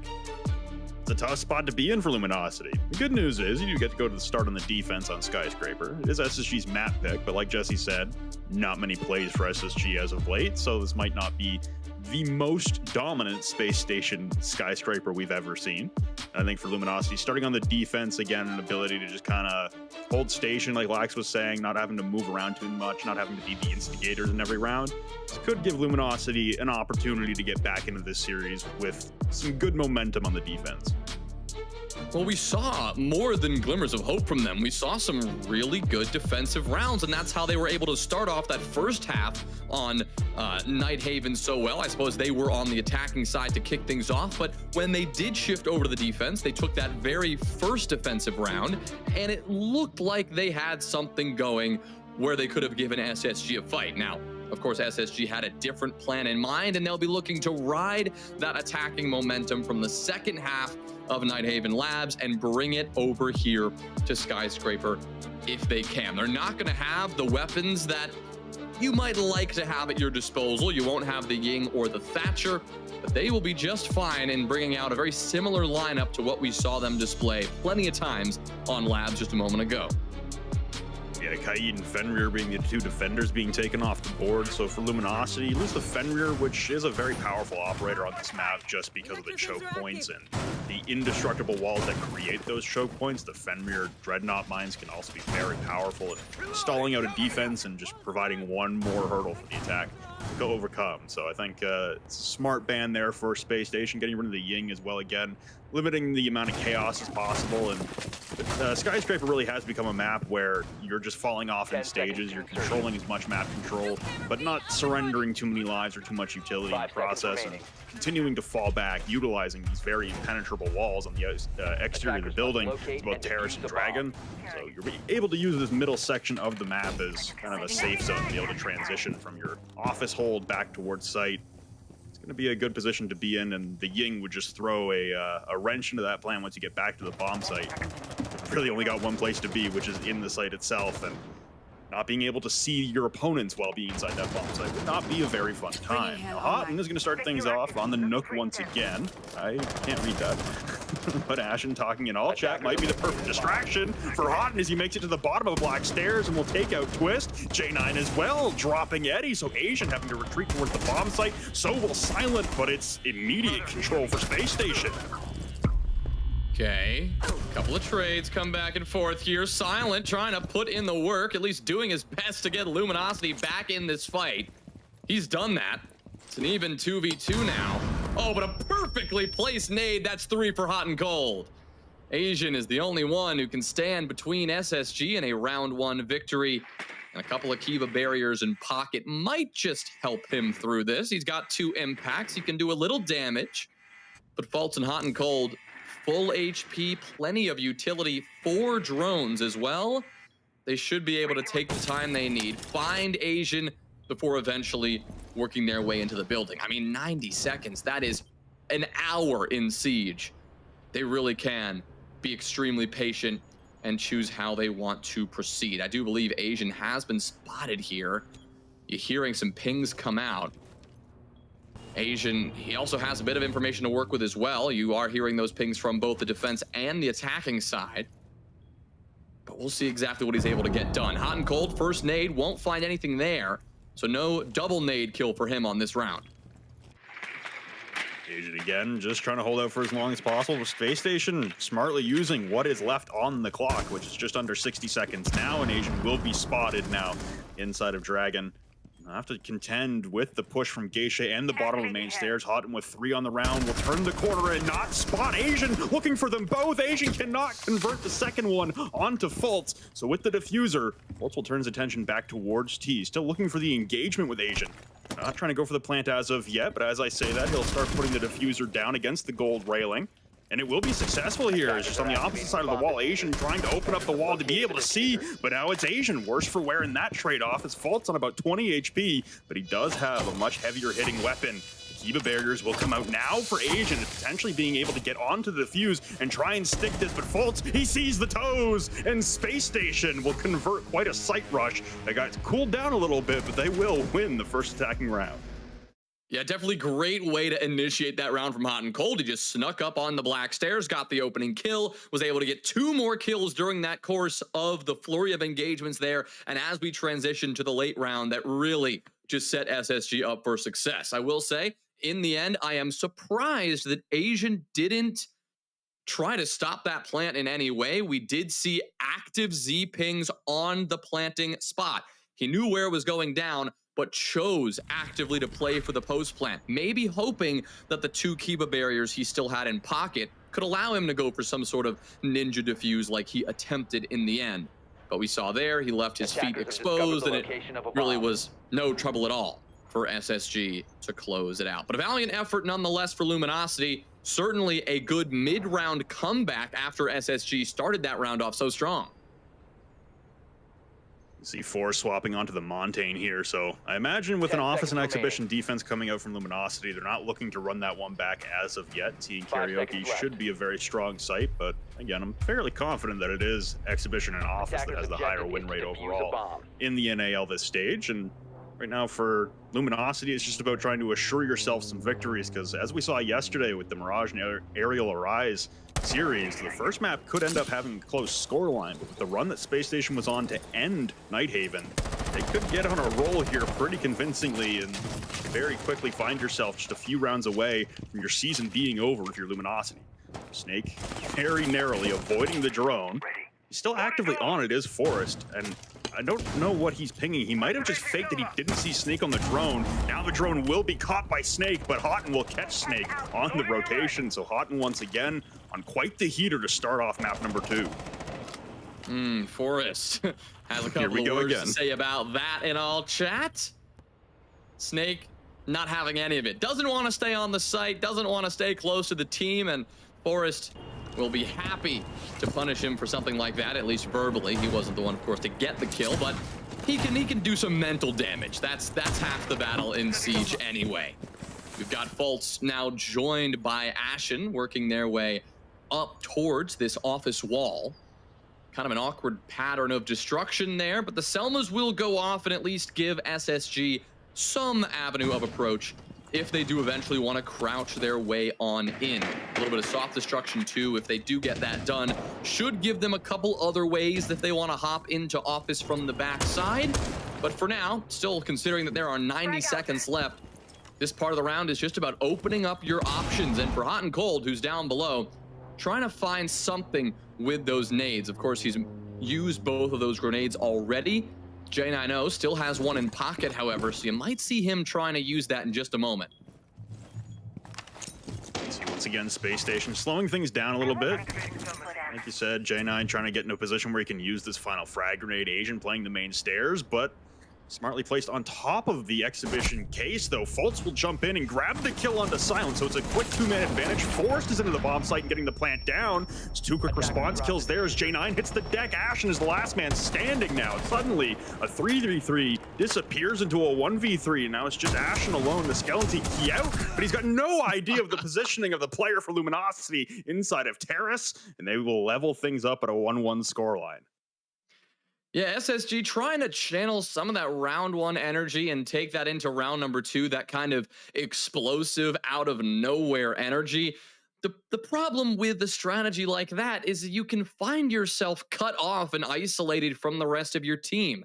That's almost what ended up happening there. We saw a couple of people maybe overstep, right? Fultz was able to hop in and get a kill in exhibition, but was quickly traded. We saw the same thing for J90. He was trying to creep his way up those house stairs and was able to maybe take some map control and force Luminosity to move around a little bit. But when he eventually got killed, there was nobody around to play the trade. It was just a touch more disjointed than we're used to, I think. Exhibition and Office often forces attacking teams to get out of their comfort zone just by a hair. That's why it's such a good bomb site to defend, as you mentioned earlier, Flynn. So it really was just about putting something flawless together in the end there for SSG, something that they could not quite construct. So we're tied at 1 heading into this 3rd round. Luminosity, they've found their footing, at least in that second one. Moving to defuse a bomb. Absolutely. So Luminosity looking to run back Teen Karaoke, and we'll see if Space Station again target the bomb site immediately. We got 3 members for Space Station, all spawning helipad, looking to make their way into the entry point that Houghton had fashioned for himself. That first round looks like Houghton again targeting that bastion window downstairs as the entry point. Kick things off here for Space Station's attack, and Ashen as well, setting himself up for an isolated position at the top of Black Stairs door.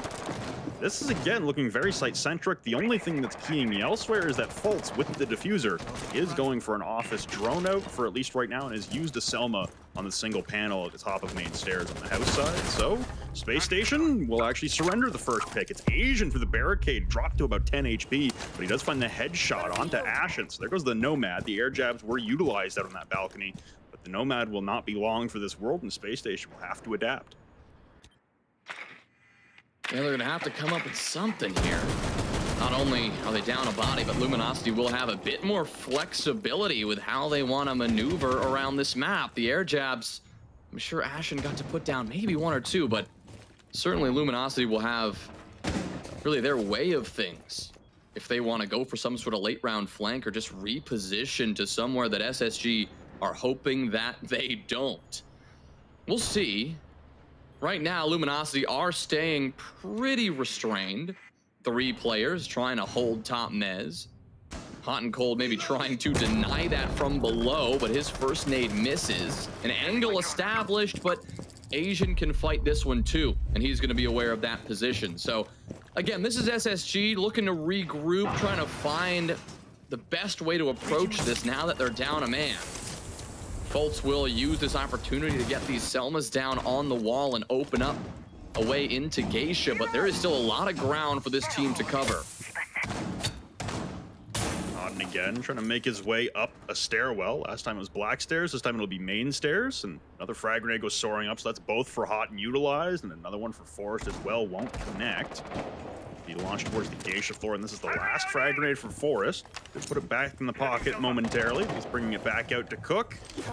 Launch it towards the Geisha double window. Given the information that there's no one's there, and possibly could have destroyed the frost map, but 2 swings down the black stairs here. Houghton dispatching of one, pulling out the pistol for another one. The 5-7 will win out, and somehow behind all of that, another one of SSG's teammates had fallen. So it's just Houghton and J9 now, trying to push out of a 2v3. It's a perilous situation with 15 on the clock as Houghton will make his ascent up the black stairs alone. J9 on the other side, the rush in towards Karaoke. A lot of missed shots there, but finally the killing blow is landed. J9 will respond, but there's just no time left on the clock. Whipping out the pistol momentarily for a little more speed, evading the shotguns, but it's all she wrote on the round there, and Luminosity stacked 2 defenses back to back.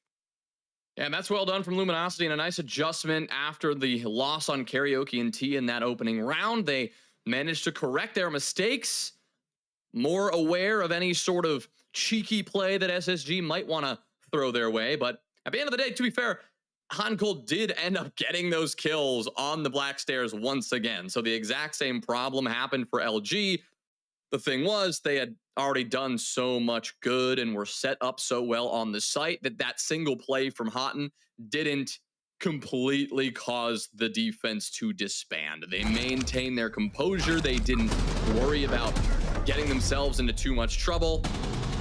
As you saw here, I mean, it was a good gunfight for the Nook. I mean, it's well done. But at the end of the day, Luminosity fought back. They maintained that advantage, and they took the round. Now for Luminosity, having stacked those top floor defenses back to back, they won't be able to go to either bomb site for the time being, and they'll be forced to a tertiary bomb site, which is going to end up being barbecue and kitchen. But the amount that we saw kitchen on Nighthaven, I was a little curious if we were going to see a master and bathroom defense on the opposite side of the first floor, but no such luck as of yet.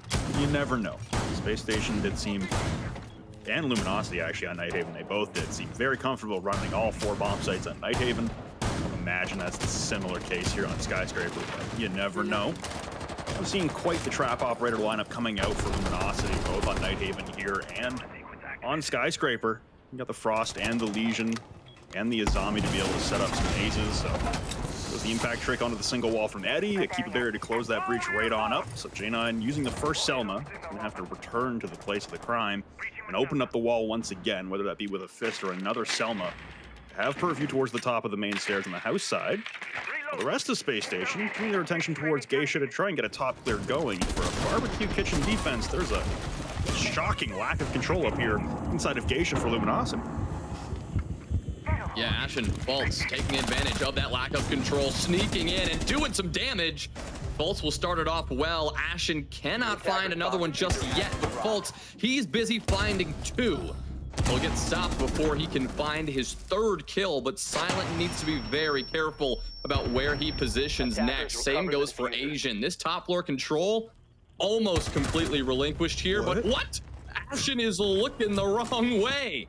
Little mistake there that will give SSG a bit more trouble. And well, I suppose the first 90 seconds saw a lot of action, but Forrest and J90 were nowhere close to the rest of the team, and now have to work their way all the way across this top floor. Ready to breach. And are gonna get some vertical destruction started. So a lot of action to kick this round off, and definitely a bit back and forth, but Luminosity still have Silent on the top floor, and they still maintain a one-man advantage. Okay, the light did come on there at the end. I'm just not sure they can actually see Silent. If it can turn all the way to the left, the drone will get shot, though, giving away his position. He'll get diced up in a crossfire. So both Forrest and J9 able to level the man count now. Teamwork executed well upstairs. Now Asian rotating towards the bar outside of delivery. You can see Forrest now working his way towards the black stairs. The top control still very powerful here for J9. Be able to establish that there is no one in the bomb site right now for Luminosity. Asian playing towards the bottom of the main stairs, and Twist playing behind the bar half wall, right outside of kitchen, outside of barbecue, sorry. This is a good spot to be in for Space Station. The only thing working against them right now is the clock. 30 seconds less than that now will tick away. They'll have to start working their way down black stairs and in towards the bomb site to get a plant going, or find the last two remaining members of Luminosity, and they're both posted and waiting. There goes the first shot from Asian. He misses the follow-up, so J9 still having a chance, but there's Asian rectifying the mistake in Luminosity. They string 3 in a row on a clean sweep of defenses to take the 3-1 lead. Yeah, 3-1 lead, definitely due to some really good play as a team, but I mean, let's talk about SSG again there. That one was bizarre. That one was a little bit strange. I mean, they found some success by pouncing early, by getting into the building and doing some damage. We saw that happen upstairs for Fultz. He found 2 really big kills. But that was just about it. They had that element of surprise, and that rest of the attack kind of crumbled afterwards. They had 3 players initially on the push. One of them was really successful, the other 2 not so much. And then they had 2 players on the other side of the map. A little troubling.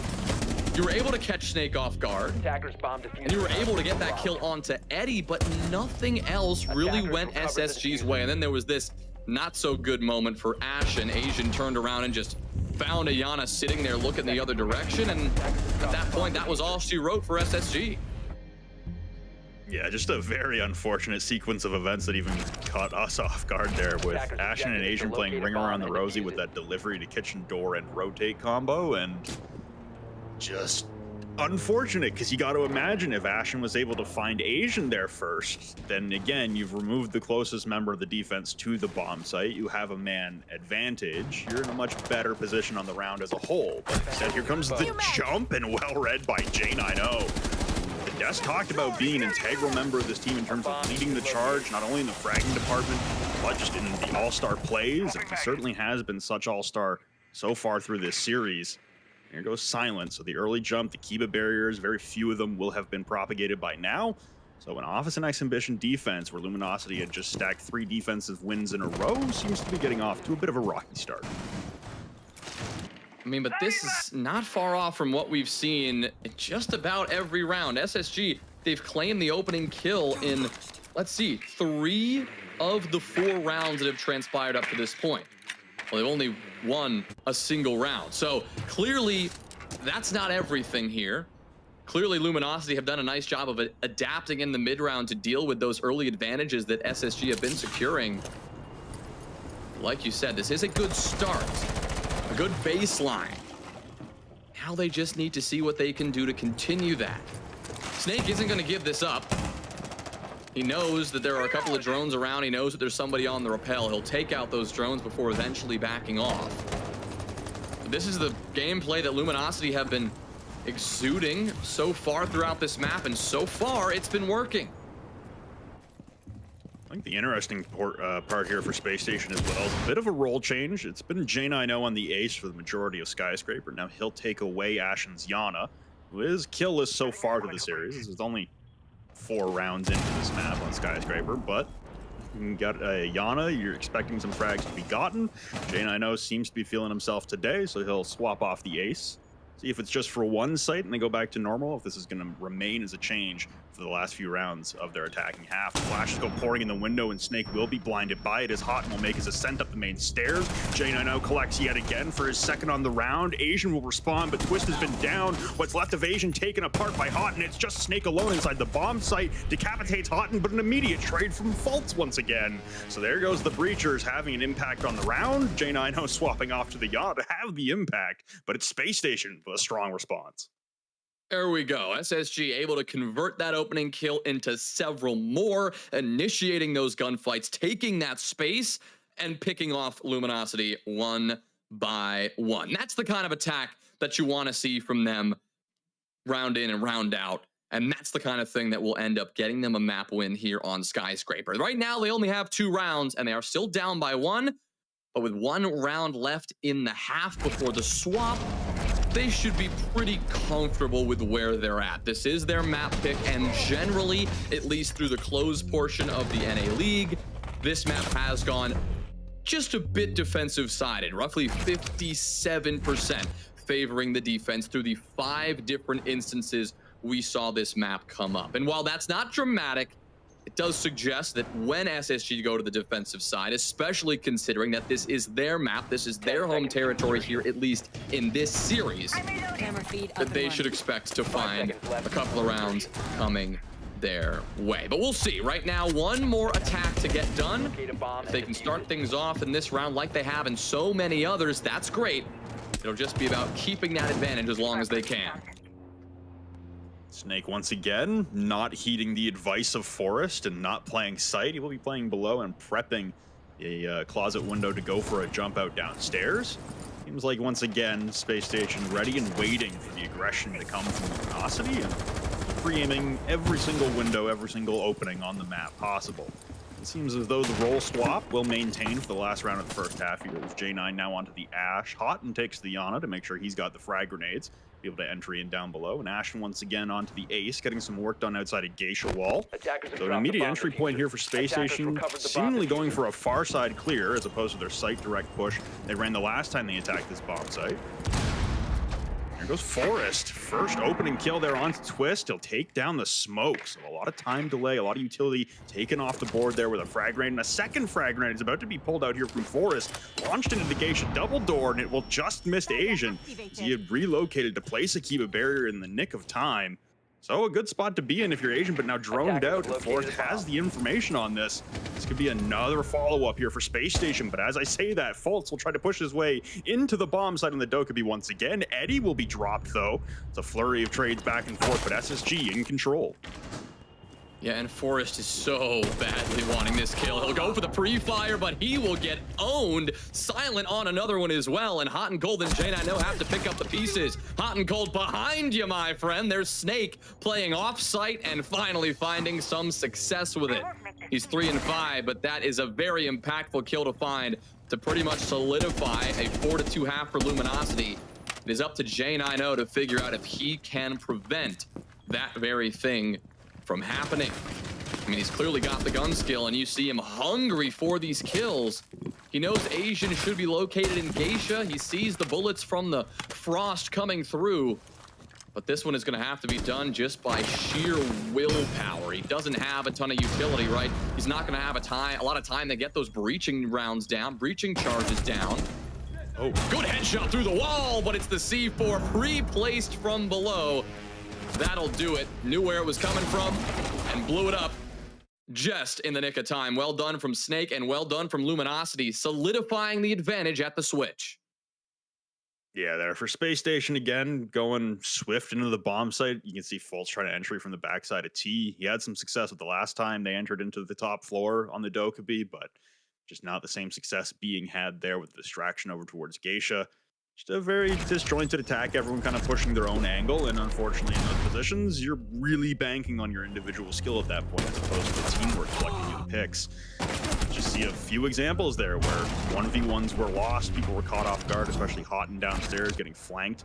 So it's a tough spot to be in for Space Station on that attacking round. They don't pick up the 3-3 half, Instead, it's a very standard 4-2 half for Luminosity starting on the defense. It will really be down, though, to Luminosity's attacks. And if they are able to hang with what SSG was bringing, and be able to persevere and prolong this all the way to a clubhouse, a map 3, because this is, again, just a few rounds away. 5-round wins away for Space Station from closing out the series on a 2-0.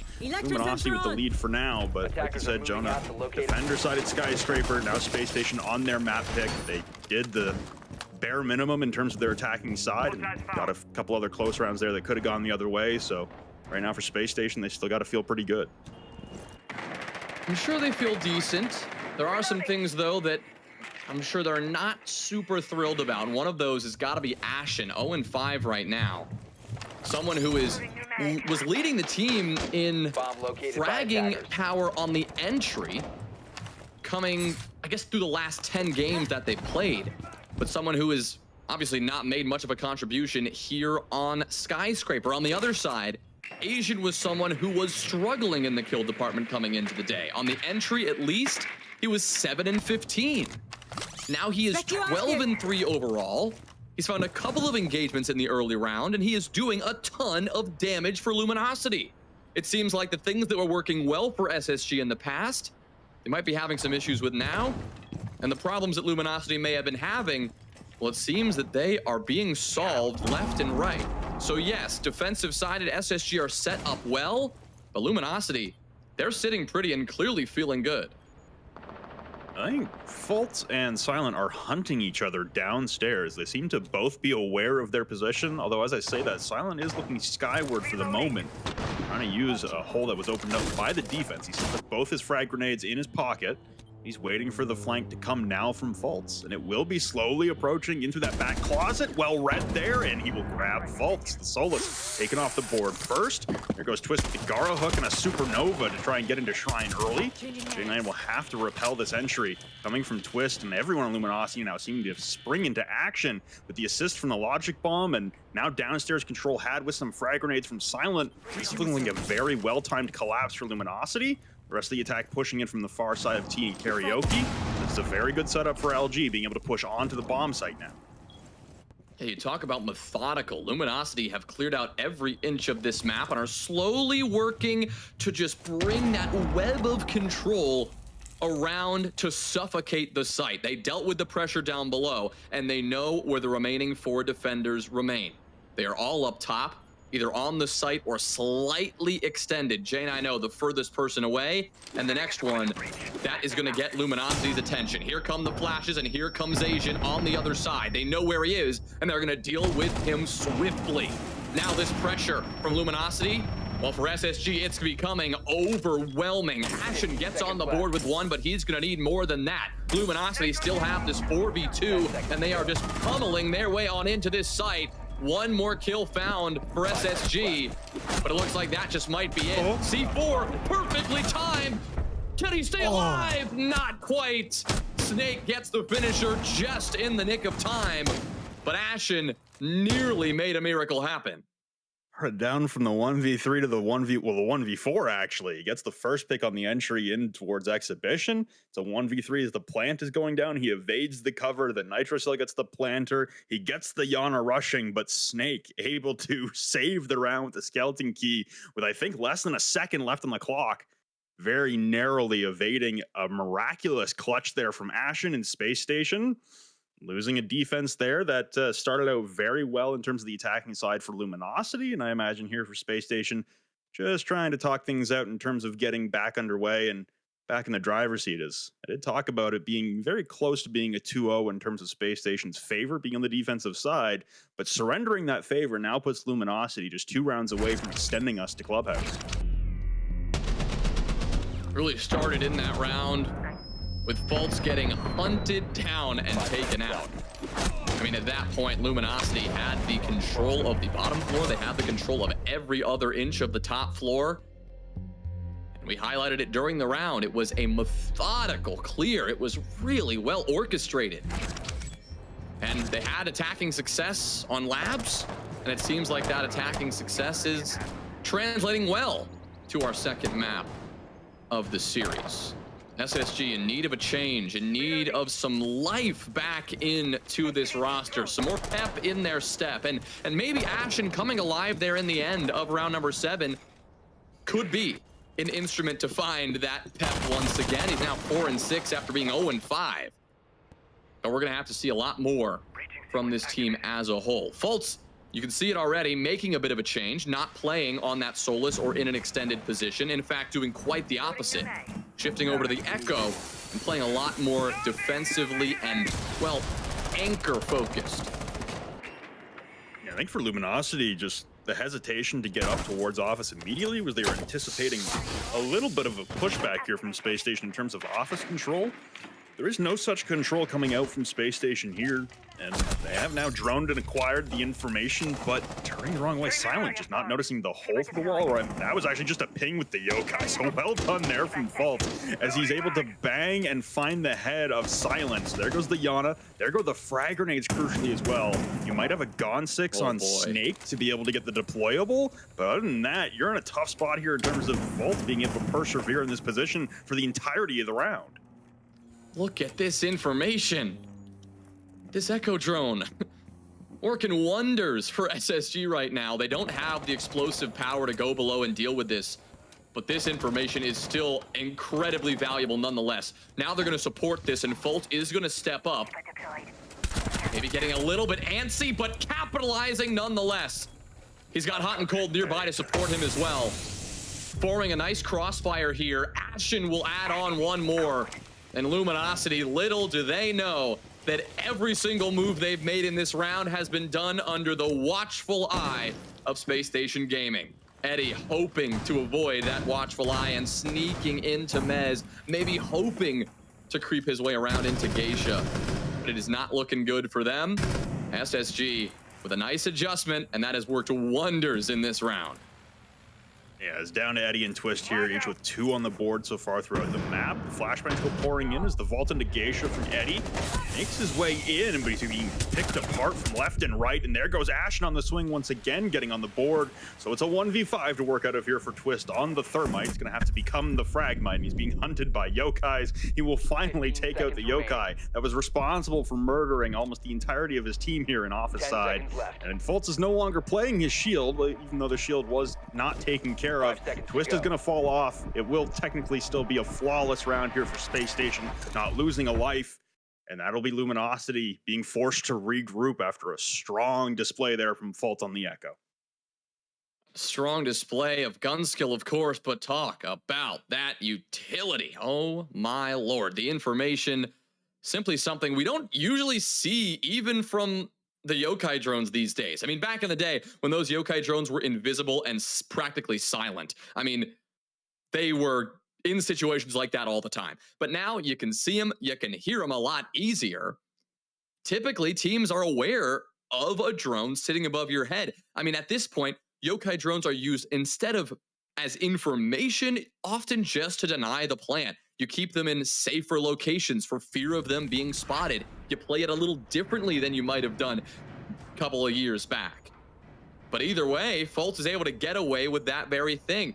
Throwing that drone into the center of what he figured would be a top-down clear, or in this case, I guess, a horizontal clear on that top floor. And it worked to perfection. It really did. 10 seconds to insertion.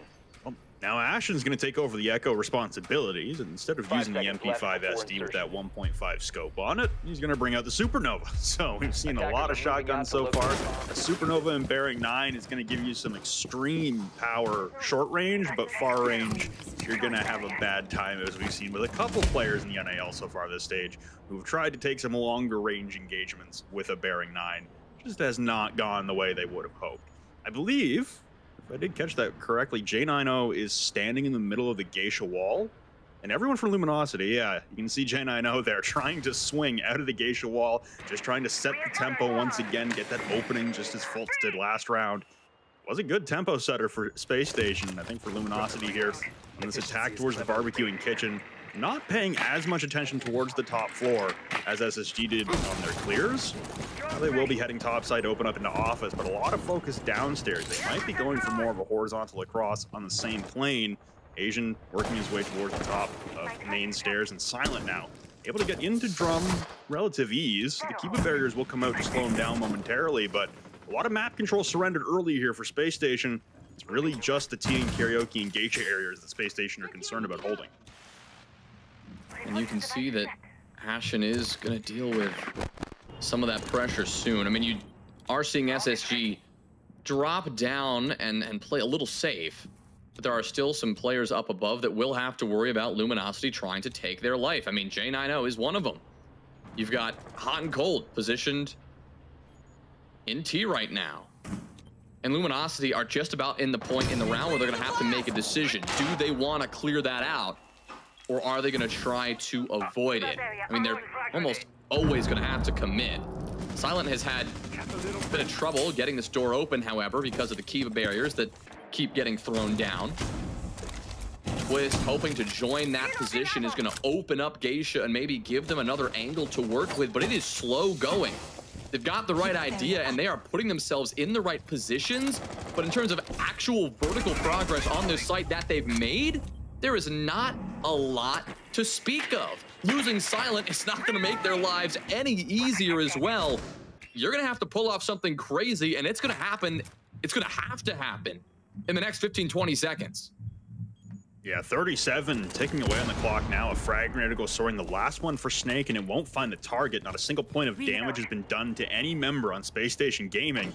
Twist now entering his way into Geisha. Snake will get the opener onto J90, so that opens up the Geisha availability. Asian working his way down below as well into lobby, trying to get into tables and try and push towards the bomb site, but Ashen will see this on the Yokai drone. Someone should be calling this for him, and the ascent up the stairs won't be entirely successful. There's two members for Luminosity fall, but Twist is putting the plant down. Eddie covering, and there goes the Solus from above, being able to spot and put the diffuser on the ground. The shots will ring out into the ceiling, and Eddie into the overtime will end up pulling off the case. And that'll be the end of the round with Space Station winning the defense once again. Luminosity unable to get that top control they needed. Yeah, I hate to break it to you, Luminosity, but that is just never gonna work. I mean, they decided to, at the last second, ignore top floor because they just couldn't get it done. Pivot to a first floor execute, having to deal with an Echo and a Solus and a Legion all upstairs and threatening. I mean, that is a low percentage round at that point. And to do it on a bomb site that is generally tougher to defend, you gotta give props to SSG for making that look so easy. I mean, that top floor hold was immaculate. They didn't give up an inch. Sure, they allowed Luminosity to take control from Office and Exhibition and work their way over to Drum, but as far as any additional top floor progress is concerned, Luminosity got about nothing, about 0 feet forward at that point.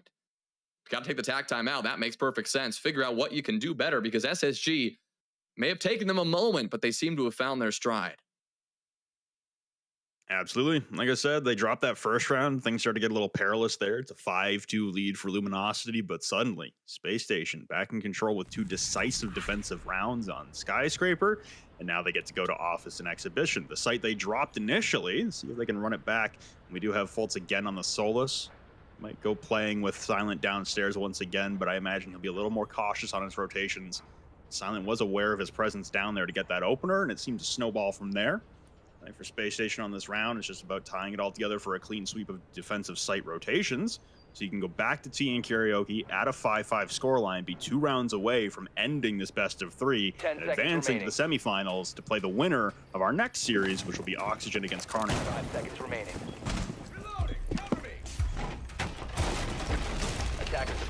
Ashen maybe hoping to get a bit aggressive early. Camera out, trying to see if he can go for a bit of a run out, or in this case, a massive nitro cell toss. He will not come up with anything, however, so that will just be a piece of utility that he will want back. A valiant effort, but one that Luminosity were extremely prepared for. You saw them immediately back off once they saw somebody actively watching that exterior camera. Silent will now look to get a nade in play here and see if he can get this wall opened up. Ashen, a little mute trick for you, slowing Twist down and his ability to get that wall open. Here comes that secondary EMP, so the wall will get opened up eventually. good progress so far for Luminosity. They're at least starting to crack open a couple of walls and see what they can do about tracking down SSG. But you gotta watch out from below. Bolts, oh no, denied by those little extra, those lights, the little sculpture on the roof. So he'll miss an opportunity to get a kill. Like I said, Fault's doing some better hunting work on the Solus this time, but as you said, Jonah just barely hitting those railings up above with the impact grenades, so it won't open up the floor to be able to see the attacker on the drone. Unfortunate there. Bit of damage done to Asian. Silent took a lot of damage as well on his rappel from a peek. I think it was Fault's peeking out of this restaurant window as well earlier on in the round, so Fault's at least doing some damage here over by delivery still at the moment as we've passed the midway point in the round. This is starting to get a little daunting here for Luminosity. Again, not much entry into the building. You've got some work done over towards King Karaoke. That's a far cry from getting in towards the bomb site, and Houghton will go for a journey inside of Shrine to drop Twist. So there's the opener onto the Thermite. Shots onto the deployable shield here from Silent, but he's not going to connect with any flesh. This is a challenging position to be in for Luminosity. Time continues to tick away against them, and not a whole lot of progress being made. Houghton taking a little bit of damage as he's still got his deployable shield to work with. Until that can be removed or another angle can be opened up onto him, he's in a perfect place to persevere for the entirety of what's left on the clock. Eddie taking a lot of damage and will get downed, I believe, by the Selma as well. Oh, what a cacophony of errors there for Luminosity. The bright side is they'll pick up two. Asian will grab one onto Houghton, so that's Shrine opened up, and it's a perfect opportunity now for LG to collapse onto the bomb site. Yeah, Houghton Golden was in the best position possible. Now finished off. Luminosity can push up, but you gotta watch out for Ashen. House Stairs doing some damage. Make it 2 kills for him on the round. It'll be J9O to secure the third, and a flurry of kills that go to SSG. And Luminosity, who may have looked like they made some headway, finally into the site, who get denied before they can eventually secure yet another round. You see Ashen feeling good, and no wonder, getting 2 critical kills that denied the Luminosity execute and tied us up at 5. You see even there, I'm pretty sure the question mark from Faults was just, why are you in barbecue when there's like 30 seconds left in the clock, brother? Like, there's a site on the exact opposite position of the map from where you are that you need to get to. And I think that's really what that round comes down to from Luminosity. Just no pace on the attack, no ability to progress, just getting stuck on the periphery of the map and barely into the map as a whole. So I think for Luminosity there, that's 3 rounds they've dropped in a row on the attack. Ashen with a superstar play here on main stairs. The reaction kill that we're going to see in just a moment on the replay onto the Dokkaebi downstairs was perfect. And honestly, a round saver there as he was still able to provide a presence at the bottom of main stairs and up through the floor. And you can see the celebration for Ashen too. He knows that he's picking things up. He had a slow start to the map, but he's on a heater now. And it's the perfect time for Space Station to get on a roll and wrap things up in a hurry here. Is again, it was a 5-2 lead for Luminosity that is quickly dissipated. It's a 5-5 scoreline. We're going to need all 12 in regulation here on map number 2. And SSG does not want this to head to a map number 3. Objective is to defuse a bomb. Well, SSG clearly proving that whatever may have happened between these two teams in the closed league portion in the group stage was a bit of a fluke. Trying to guarantee that here by securing the next few rounds. Luminosity did win that best of 1. It was 8-6, an overtime win for Luminosity on Cafe. And that is where we may be destined to go here. Not Cafe, of course, but to overtime if this pattern continues. I mean, the back and forth between SSG and Luminosity, very real here, very real. But like map 1, SSG have certainly found their stride on the back half of this map. And it's now Luminosity, even though we are tied up, who are in need of some momentum again. Hoping that Eddie on the Monty can help them get to that point. They are heating up here. Silent is now starting to contribute a little heavily in the kill department, like Asian has already been. Same for Snake. We're gonna have to see a little bit more from them, and it's gonna have to be a well-rounded attack here, considering there is a Monty on the board. Without a gun up, you're gonna really have to rely on the rest of your teammates around you to do some good damage. Speaking of, you've got Twist providing the support from behind and getting that kill into J9O.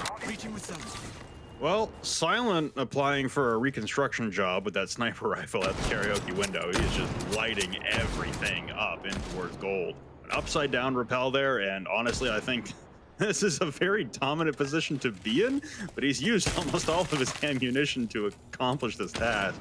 Imagine that, yeah, he's still going away. He's just wood chipping up that wall, making sure that he has purview on the entirety of the hallway. No place that SSG can hide. When the opening pick, there were so many yellow pings downstairs onto J90 in that position by delivery. That seems to me that Luminosity were well prepared for that rat play from J9 downstairs on the Jaeger.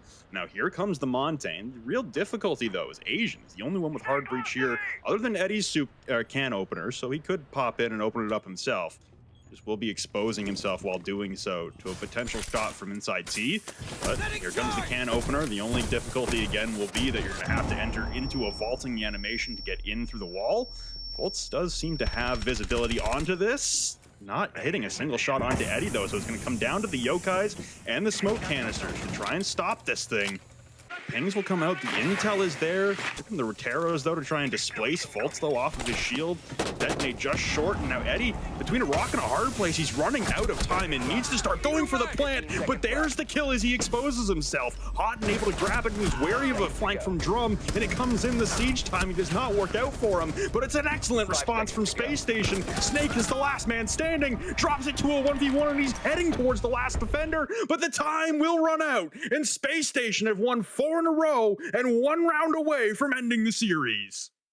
And another great performance from SSG in the end to close that one out. You talk about the information, and once more, Fultz and his Echo and his Yokai drones did it so well. A lot of information at their fingertips to give them the knowledge that they did not need to panic. And panic, they didn't. I mean, it simply was a good round with discipline from them in the end. We saw that execute come in. We saw the Monty vaulting through and Fultz missing the shots. But where some teams might say, there's a Monty in the site, we gotta go, we gotta spring into action and get themselves in trouble, SSG did no such thing. They threw a smoke out to pin the Monty in the corner, didn't do any damage, but it froze him there.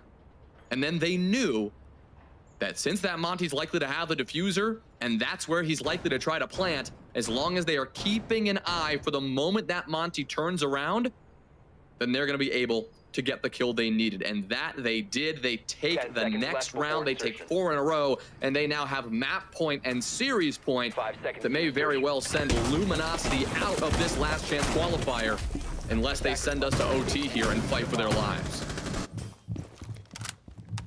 Opportunity here for Space Station and not have to worry about overtime on map number 2 and not have to worry about Clubhouse map number 3 at all. So Luminosity playing for their season right now in this round. Their backs against the wall, having lost their own map pick of Nighthaven. Now losing SSG's map pick after being up 5-2, now losing at 6-5 here on Skyscraper. Very perilous position to be in. I think it is very important that we note the incredibly, I guess, the heroic performance coming out from Asian, entwined with the uncharacteristic poor performance coming from Eddie. The desk talked about needing Asian to step up, and he certainly has here on map number 2, but trying to shoot out the mute jammer. Fultz just narrowly missing the sledge of Snake, who had pushed his way all the way up to the balcony door. Forrest still going to play the position behind the minibar, though. And as a minute has elapsed, Forrest has a man right in front of him, Silent, unknowing of Forrest's position. Snake at least will trade it out, but there goes Silent, there goes the Flores. It's an opening pick for Space Station, quickly responded to. But as we pass the first minute in this last round of regulation, it seems like it's Space Station with a slight advantage.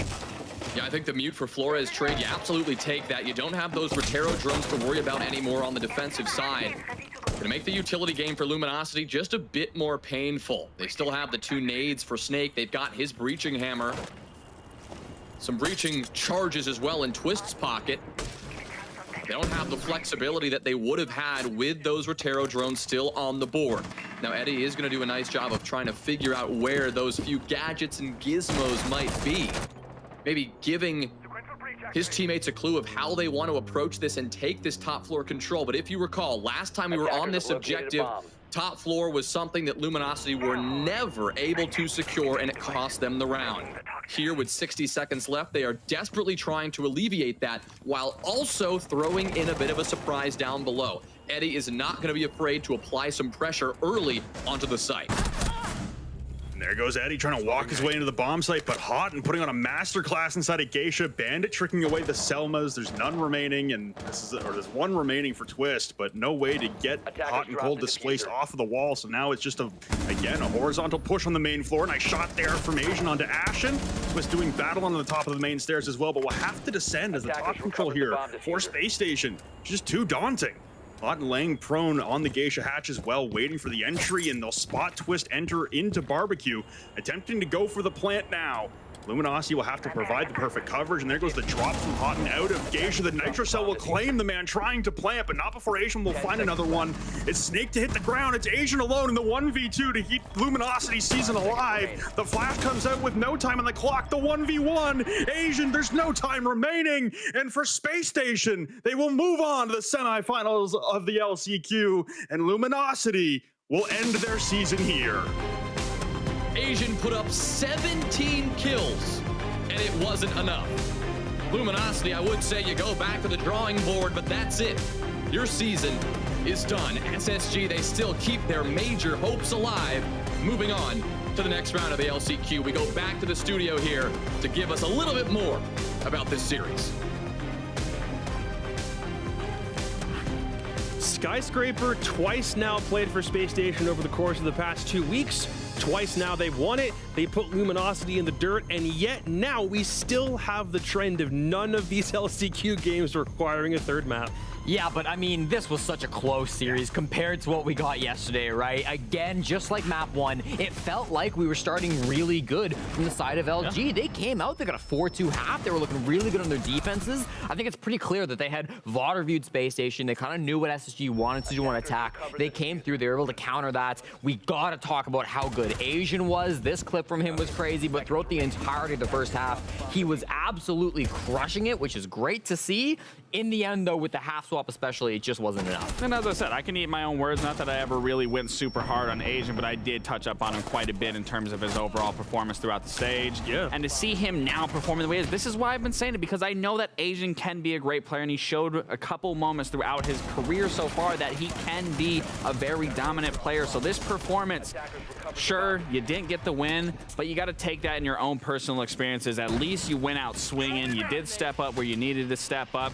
You're showing why you deserve to be in the league and why you are the player that you are. I love that from him. But again, Luminosity overall, this was a lot closer of a match than yesterday. A lot of those games were just straight blowouts. So I do like to see the bounce back from Luminosity. I wish I could have seen this Luminosity throughout the stage and to close out some of those games. But unfortunate loss for them, but big props to Space Station. And we got Hot and Cold as our MVP from this matchup. He was really good. He played a lot of that Nook again on attack. We talk about Hot on the Nook so often. Loves that operator. He used it fairly well. Starting off the very first round, walking up those black stairs, getting a huge 3K. I thought he had some great moments. I thought Faults as well. Remember that Echo play, round number 11, watching the Monty the whole time. Some really big moments come through from Space Station Gaming. They all played so well. Round 7, he was feeding the entire information, and you could just see SSG just playing off that Echo drone, grabbing through all those kills, and LG like, whoa, all right, like we're playing a scrim. You guys are just swinging me in every possible scenario. No, there was an Echo drone on you, and yeah, it goes back into what you were saying. Fultz played that Echo, and SSG in general plays information extremely well, and just feeds into what we were talking about, which is Fultz. You were talking about Asian specifically earlier. You were also talking about Ashen, so let's talk to Ashen real quick about how this game transpired. Dude,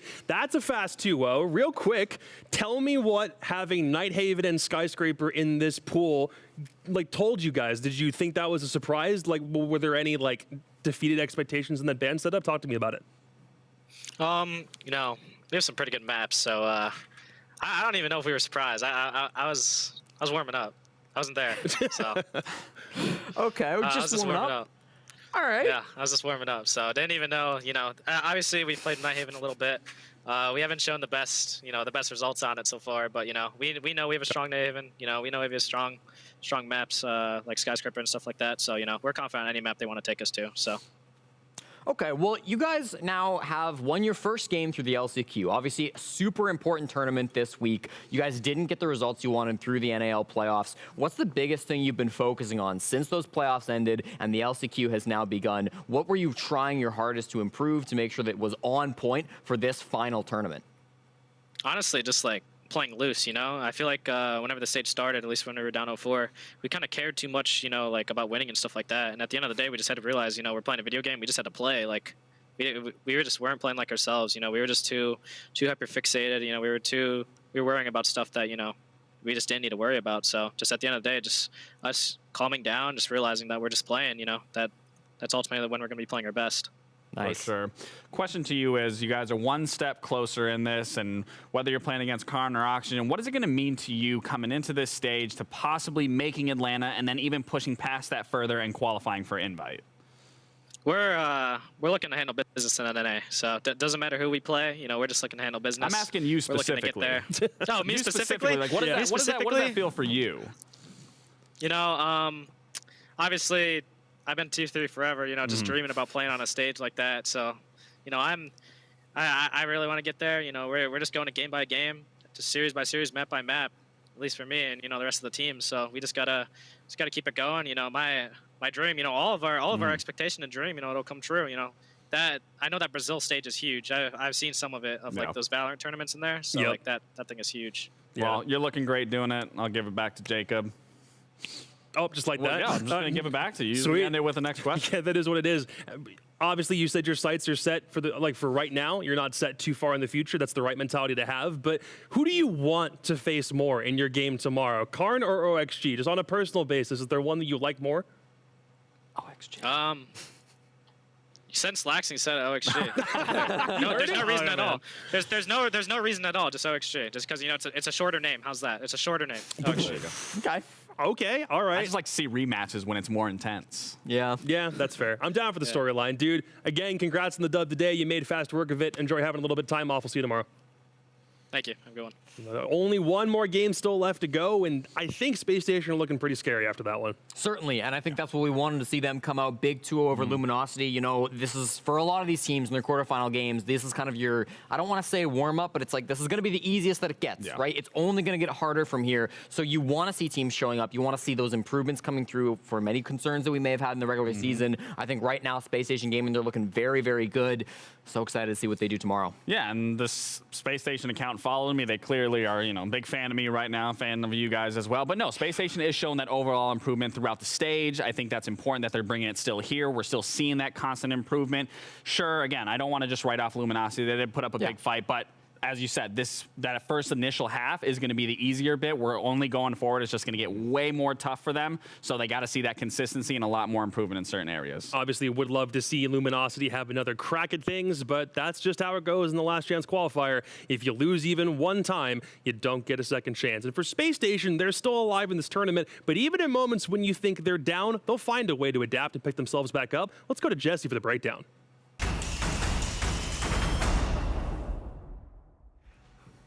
Thank you, Jacob. Yes, I wanted to highlight a specific moment and a specific thing that I noticed multiple times throughout this game. I want to talk about how good SSG were at the vertical nades from below. It's something they love to do, and they used it a lot on this matchup. Now, what I want to focus is round number 2, okay? We've got J9O. You just saw him miss the nade from below. He didn't really hit it. This is J9O to start things off down below on the sledge. The reason he's not able to land these is because LG were expecting it, and they played really well around it. We've got Silent here on the Azami, playing on top of the exhibition case so that he can't be naded. It's a great adaptation to what he knows SSG are going to bring to this defense. But what does that prompt? That then prompts Faltz, who jumps in the exhibition window. He makes a great little move to walk on in, and he's got a really good angle now to take down the Azami. And when we unpause in a moment, we'll see that happen. Instead of going in towards house, instead of going the north route, he's making this decision to go south. That means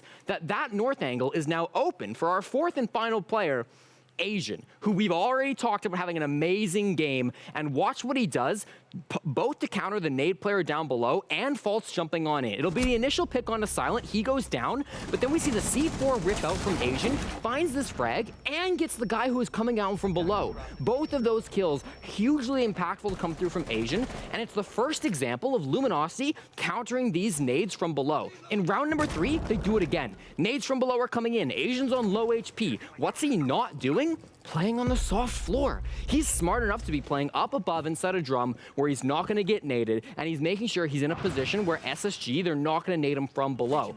We'll keep on going with this clip, and what you'll notice is SSG, they love these vertical nades. As we continue on, what you'll see is both Hot and Cold and Forest are still trying to land these nades, and always, Luminosity are gonna be ready for it. Here we go. Hot and Cold's prepping his. We got Forest prepping his. Everybody is ready to toss these nades out, and where are they aiming? Well, we've got one going in towards Geisha, the first kind of soft floor. We've got another one coming up towards kind of main stairs, not a soft floor, but still a vertical nade, which is gonna come up. And where is absolutely nobody on the defense? In those positions. We've got Asian again backing off to the hard floor. We've got Silent backing off to the hard floor. And then the other three players are either far enough away that they're not gonna be fighting those nades because they're just not where the nades are coming from the south up here, or they're like Eddie and they're on the hard floor anyways around black stairs. They're really well positioned to avoid this strategy, which they knew was going to come out from Space Station. Now, if you're SSG and you're consistently struggling to hit these vertical nades, something you've historically been so good on, what is the solution, right? The vertical nades, they've not really been your strongest moment. What are you going to do? Horizontal. Let's watch this final clip. It's round 6. SSG finally figured out the adaptation, the horizontal nade from Forest, no longer going down below. And when this nade went out, Laxing on the desk said, why is there no ADS there? Why is there no magnet? That's crazy. And the reason why is because, well, they weren't expecting the horizontal nades. It was supposed to all be from below. LG, they had great initial read on an SSG setup, but Space Station, they adapted, and that's why they're so good at winning these games consistently. They move on to the semifinals, but we've got one more team to figure out who it's gonna be. Oxygen versus Karnico comes up right after this.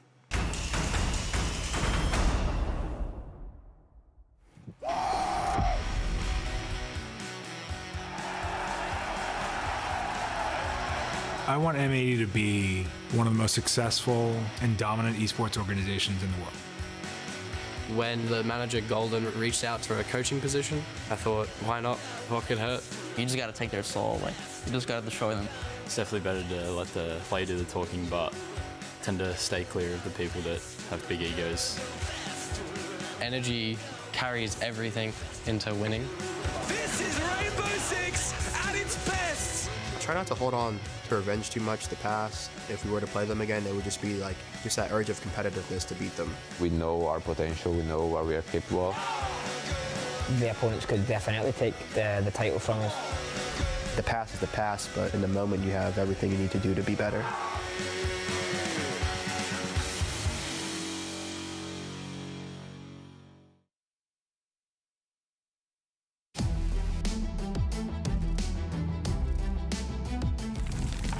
It's pretty hard, yeah. I didn't realize it'll go by that fast.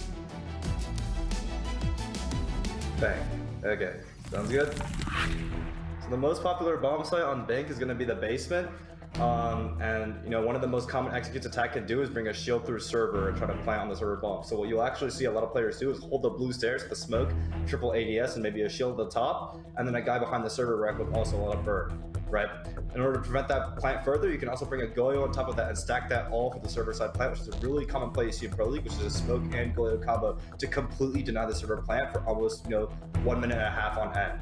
Right? Another thing you could do is, especially is with the hatch control in open area being so crucial to the site, is roam up an open area with a guy playing red hatch on this hatch with it open and ready to fall at any time. Right? Putting multiple roamers in open areas is really strong to make sure that they can't just get the hatch control for free. And looking out for that lobby execute is also important, right? Because there's also 2 back hatches people can drop, making sure you have people rotating over onto the site itself. Being ready for that is really crucial. Garage is a tiny lurk point. Make sure you have a guy there, a DP there. That's it. I had a lot of time. I thought I had a lot of time, and then I looked at the clock. I was like, oh, I don't have enough time.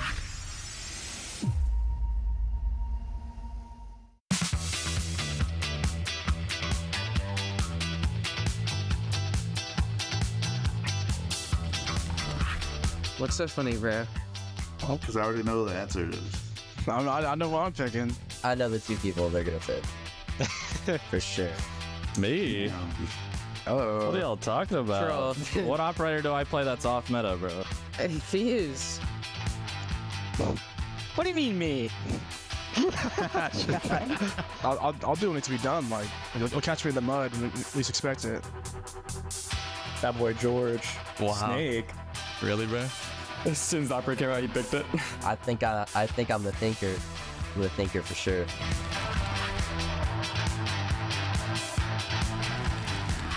And that's interesting. That one's pretty obvious too. There it is. All gas, no brakes on that guy. That was obvious. Yeah, like I said, I am definitely a thinker. I make the plays. I'm hit.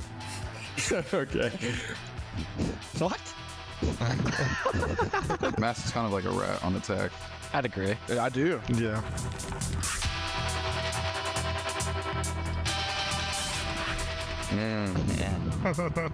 I know you're gonna say George.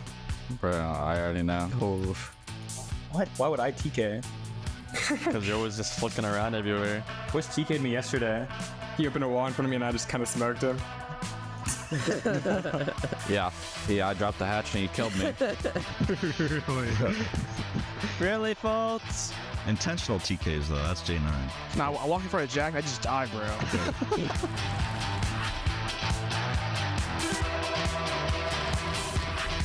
Why are you smiling, Rare? Me? Yeah. Because you're gonna put me in, it's just false accusations. Nah, that's rigged. I may sleep up until the scrim, but I'm always on time, so. Well, I remember we had to call you to wake you up for a game, and you woke up and you were dead, bro.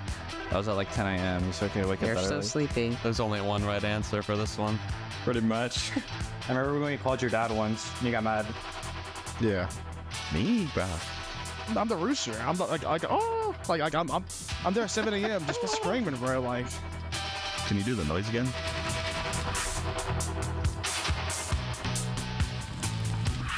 Oh, yeah. Gonna have a bunch of different answers for that one. It's between two people for me right now, so I don't know. they ain't me, bro. I fold. Kansan just kills everybody. Like, Whenever he's in like a 1v2, I've never been more confident in my life that we're gonna win the round. That's the thing. I like Snake. Okay. Jesus Christ. I said false because whenever I see him in like a 1v2, 1v3, like I know there's a chance that we win that. I think Jack. I think he's one of the most mechanically gifted in the game. Aw, When he's feeling it, I don't think anyone can stop him. You know what? It ain't a gift. It's talent. But that's hard work. The genetics, I would say, even. It's genetics. It's born with it.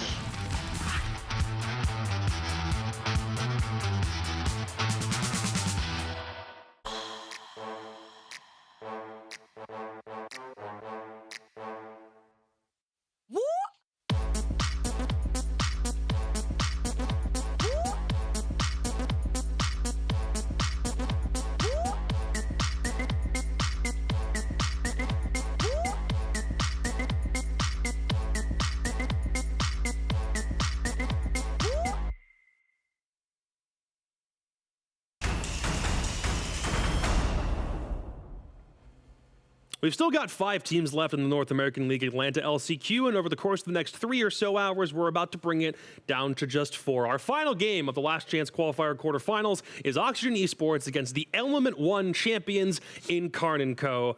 This is the kind of game you probably would have only seen in a Tier 3 league over the offseason, or maybe a DreamHack if we still had those, but I just love the fact that we get this game regardless of the stakes. I love this. Indeed, Jacob. We saw Karnico once before in the Stage 1 LCQ, then they got to play Element 1. A lot of people watched that. A lot of people saw him there. Now we get to see him again, and it's always a treat. No, this is the most exciting game for me personally that I've been like hyping myself up to watch, to really see what Karn and King, or Karn is King, Karn and Co. can do against a team like Oxygen. We'll get to the specifics on what Karn & Co. is exactly, for those of you who are unfamiliar with them, if you haven't been watching Element 1 or anything over the offseason. But for now, let's talk about the known commodity, the team that was number 3 overall in the group stage, Oxygen Esports. They did not qualify for Atlanta the normal way, so they're now down here in the LCQ. Yeah, I mean, I originally had talked to Foxa after the games were over, the stage was over, and he was putting a lot of blame on himself overall being the IGL, and he felt that he wasn't setting his team up for success.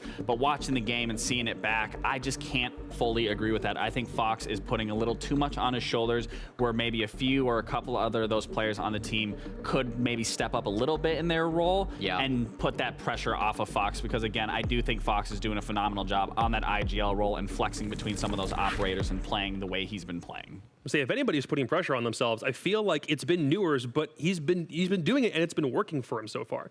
Well, it was, Jacob. Newers is really a tale of two players because he started off very good, as he often does. Weeks 1 and 2, Newers had a 1.25 KD ratio, hitting almost a full 0.9 KPR, 7 and 9 on entry. He was doing great overall. He was really popping off. Then these last couple weeks, weeks 3 and 4, Newers has seriously struggled. 24 and 51 on the KD, 0.47 overall KD ratio, 0.4 KPR. That's last place out of any player on the NAL. If Newers weeks 3 and 4 was an individual player, that would be the very bottom. And I think the key thing here is the entries. Look at that difference. 7 and 9, not amazing, but fine, right? Nothing to worry about. To 3 and 11, the second worst, again, if it was a solo player, entry differential between any single player in the entire league, only ahead of Spiker, sorry. Really tough from Newers to come through in this last couple of weeks. And for Auction Esports, not having your star fragger pop off, not having your main kid getting the frags is a big deal. Yeah, and we even saw it in the wild card. Obviously, with Merc having to step away for, reasons. Again, my deepest condolences. But we did see that result of not having your entry fragger be on that starting roster, and then now seeing it with OXG, whereas he is there, but he starts to fall off towards the end, and then we start to not see as many successful attacking rounds, or at least getting into the building and getting those initial man advantage. So it comes down to here now, are we going to see that old Newers now coming into the LCQ? OXG themselves, 15 points, good enough for third place, 4 wins, 3 losses in the group stage, and then immediately go into the playoffs, face the Sonics, and don't get a single map. So now they find themselves here because they did not have an additional chance to qualify for the major. They had to win that game to progress through playoffs to get another chance, and they didn't. So for them, the storyline is how much can they bounce back after having basically a week off to figure out what the bumps in the road are and iron them out. On the opposite side, let's talk about Karnico, or Karn is King, as their logo details. You might not be familiar with everybody here offhand. Maybe you recognize guys like Carnage B, Wi-Fi, and Kicks from when they played before, but this is not the same roster that played in Element 1. It is not. So if you're, again, unfamiliar with some of these guys, Karn and Wi-Fi returned from the last LCQ, okay? Both of these players played quite well. Wi-Fi was their highest rated player throughout the LCQ in stage number 1. Kixrow joined for Element 1, where he was their best player, putting up 160 kills and 119 deaths throughout Element 1. Great fragger, runs in on the Yana, has a great time on the entry. Giddy and Tristan are kind of new to the team. Giddy's been around Tier 2 for a very long time. He played 6 seasons of Challenger League and 1 CL in 2022 with RTV alongside Tristan, Packer, Gavin, Mr. B, a lot of well-known players there. And then Tristan himself, we saw on Beast Coast. We've seen this guy. He was subbing in for BC for a couple of games throughout the stage, played very, very well. Now, of course, over onto Karnico, switching teams a little bit, switching sides. He's a flip-flopper like you. He's a flip-flopper like me. His old team already eliminated. He's hoping to avoid that same fate. Definitely. And I mean, if he was playing like how he did on Beast Coast, we can definitely see a lot of success coming in from Karnico if he's going to be playing like that. If we get the same Tristan who played for Beast Coast. But let's not talk about the supporting cast. Let's talk about the main man himself, Carnage Basketball. Lax, talk about this guy. Carnage B. Karnico stands for Karn in the Club. It's a picture. It's a well-known picture. Everyone knows it in the community. If you don't know, look it up. It's iconic. But Carnage, if some of you don't know here, Carnage actually was an old Xbox pro back when I competed on Xbox. He was originally on 3s Up. Carnage has tons of history in Siege, tons of experience, tons of knowledge. So it brings me no surprise that we saw his team coming out of Element 1 winning that successfully. Carnage is the definition of a grinder. He is the epitome of a grinder. I love Karn. I'm glad he's here. I can't wait to see what he does today. Back in my day, on the Xbox, you know what? We used to play with Carnage B. I used to cast Go4s, and I would. It call is him so Karnigab disrespectful on that you're like that you even say that. What do you mean? By the way, you said Karn in the club. I think we've got that. No way. Do we have it? This is yes. This Karn and Co. Karn in the club. That is Karn. I don't know why this picture even happened. I don't know who in the background was like, "Hey, yo, let's get this picture real quick. See what's going on." But that is Karn in the club. Karn and Co. Don't you forget it. Don't forget that face. We're gonna see him on top of the leaderboard. Karn in the club. That homie was the face of the team that just won the equivalent to Challenger League. Those guys just won the highest tier 2 tournament there is in North America, and that guy's the face of it. That he is. I love that picture so much, and I'm genuinely curious to see what is being said in the chat right now. It is one of the most iconic pictures to see. It's such a funny picture to see, and again, I just cannot not talk about Karn. He's historical. He's an OG. You got to put respect on his name. Even with me joking around, you got to put respect on his name. Well, because that team did win Element 1, even if there are 2 new players that are on this team. Remember, Packer used to play for the squad, now he's on Wildcard. So it's really cool to see that some people have made the transferences over, and for Karnico to even be here in the first place is honestly really dope. Let's talk about maps real quick, because they played a lot in Tier 2. Now you can use that data against them, and OXG have played a lot. What are we seeing from this phase? Okay, I think you're happy if you're Oxygen. Yes, I think you're very, very happy about this. I'm a little bit surprised that Karn and Co are going to go ahead and pick Oregon coming through here. I was expecting maybe we see Karn try to lean more towards a clubhouse. Oxygen, you see immediately banning that out as soon as Karn and Co didn't take that opportunity. Oregon in particular is suspicious for me because Karn and Co have a 3-game losing streak through open quals on Oregon. They lost to Karn and Co Academy, which I don't know why that exists. But then LG and Aerialize, all 3 matches were 7-5. So that's a bit of a questionable pick on my mind. And then Chalet as well for Oxygen. They love this map. They got a crushing victory over Beast Coast to start off stage 2. Also lost to Sonics, but it was 8-6 and they still looked very good. Yeah, Chalet's an extremely comfortable option, so that's no surprise. I had Oxygen picking that in the map pool. It is a surprise to see Oregon, but again, being a tier 2 team, I can see them more resorting to default maps where they aren't going to have to stress themselves out as much with trying to slot someone in a different position or try to adapt quickly. It is very easy to adapt around those maps and make quick changes. Whereas if you're playing a map like Bank, or you're playing a map like Skyscraper, or you're playing a map like Cafe, there is a lot more intricacies there that you might have to move around. So if you are Oxygen, I definitely see this being more in your favor of the map selection. I will say, Consulate is our decider, and that's a map. We already talked about this. Oxygen did lose it twice. They've yet to win Consulate. It's not that great of a map for them on a record. And Karn and Co have got 2 big wins undefeated on the map since it came into the map. And who did they play?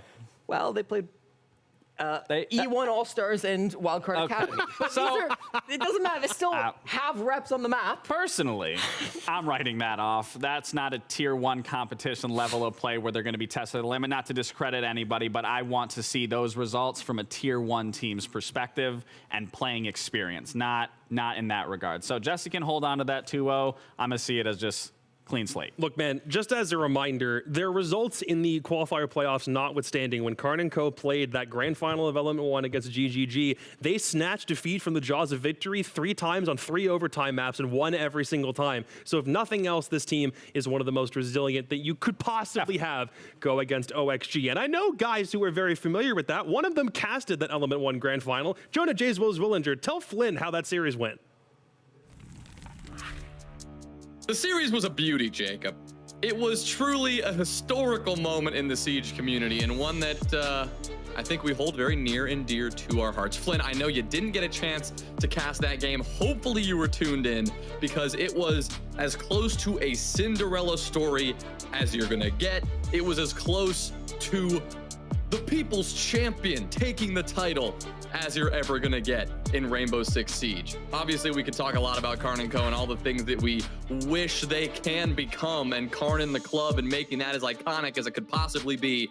But Flynn, you and I both know that Oxygen is a very different beast, and a last chance qualifier, it's a very different ball game. Absolutely. This is a big step up in terms of level of competition, and I think for Karn and Co, obviously, It's an opportunity to prove yourself. They did that in Element 1, like you said, winning that. I did not catch that game, unfortunately. But for Oxygen here, this is about the beginning of a redemption. You lose that playoff game against the Sonics, like the Des talked about, and you lose the ability to progress further in the playoffs. Now it's LCQ time. No team wants to be here. It's Oxygen's chance to set a date tomorrow with Space Station in the semifinals.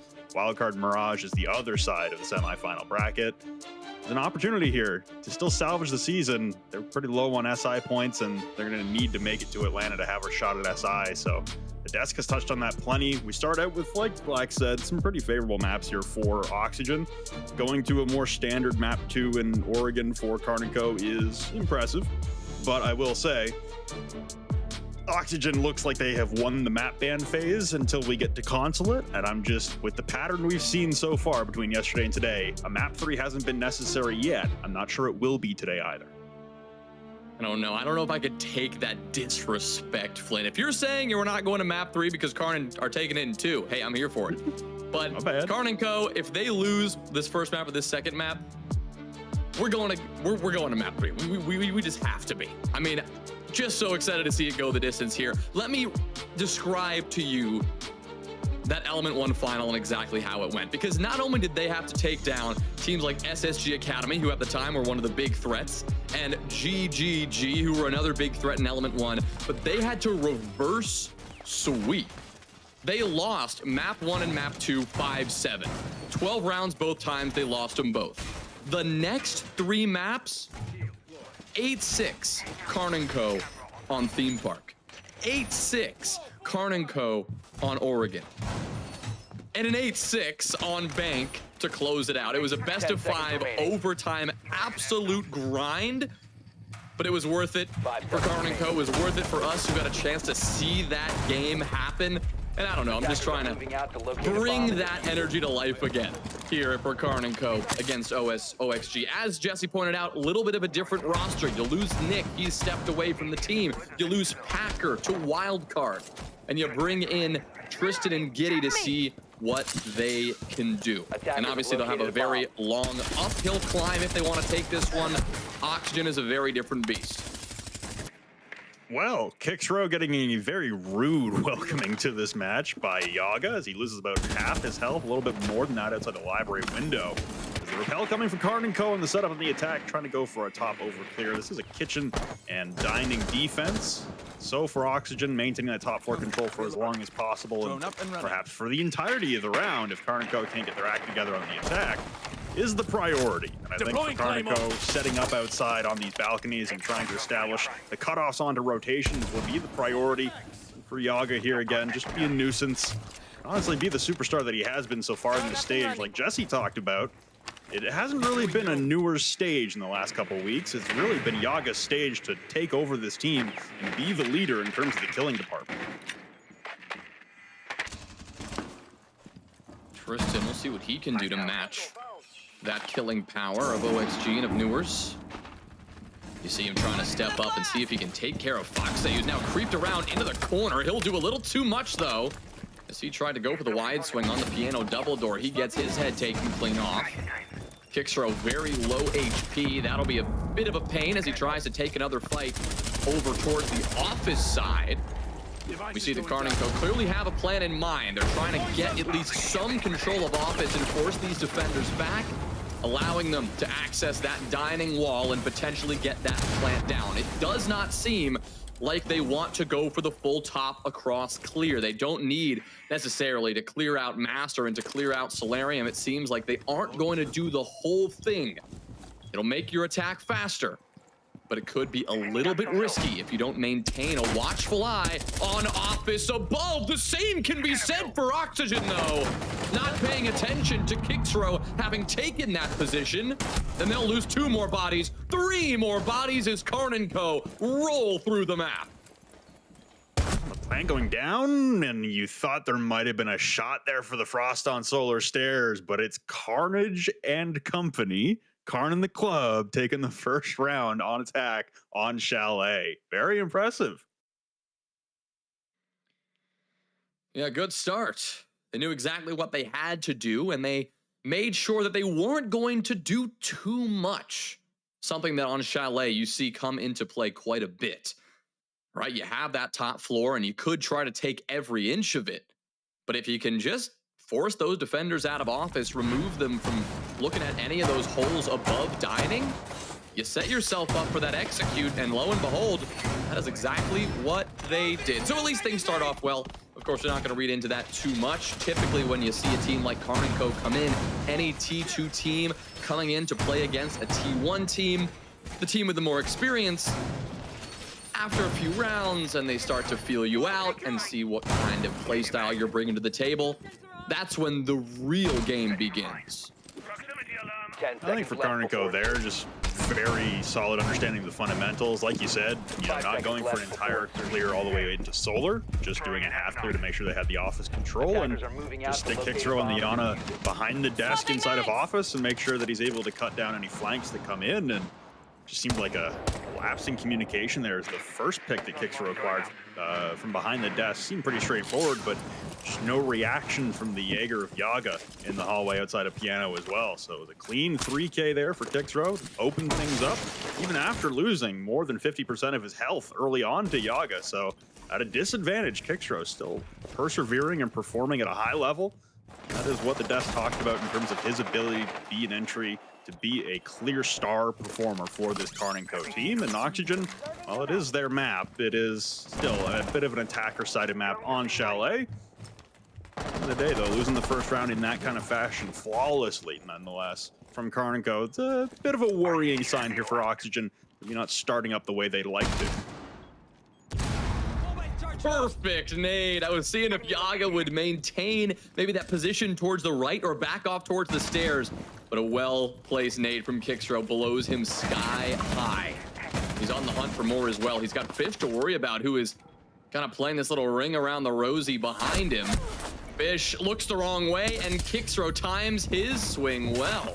We'll get the finishing blow on a foot through the stairs, but he downed him and finished him off nonetheless. Another very good start for Karnico. Talk about Kixro, the man of the hour, at least so far on Chalet, the man who led Karnico in the fragging department back in Element 1. Seems to be doing just fine against a different caliber of opponent. That is 3 on the round. That is 6 kills already in this series.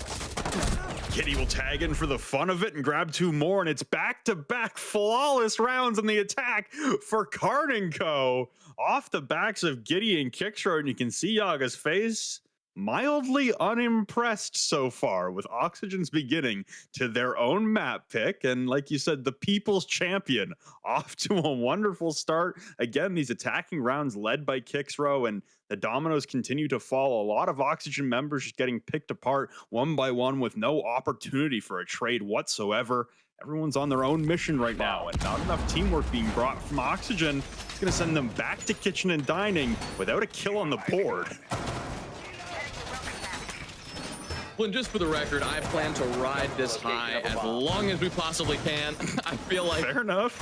I feel like it's not gonna last forever.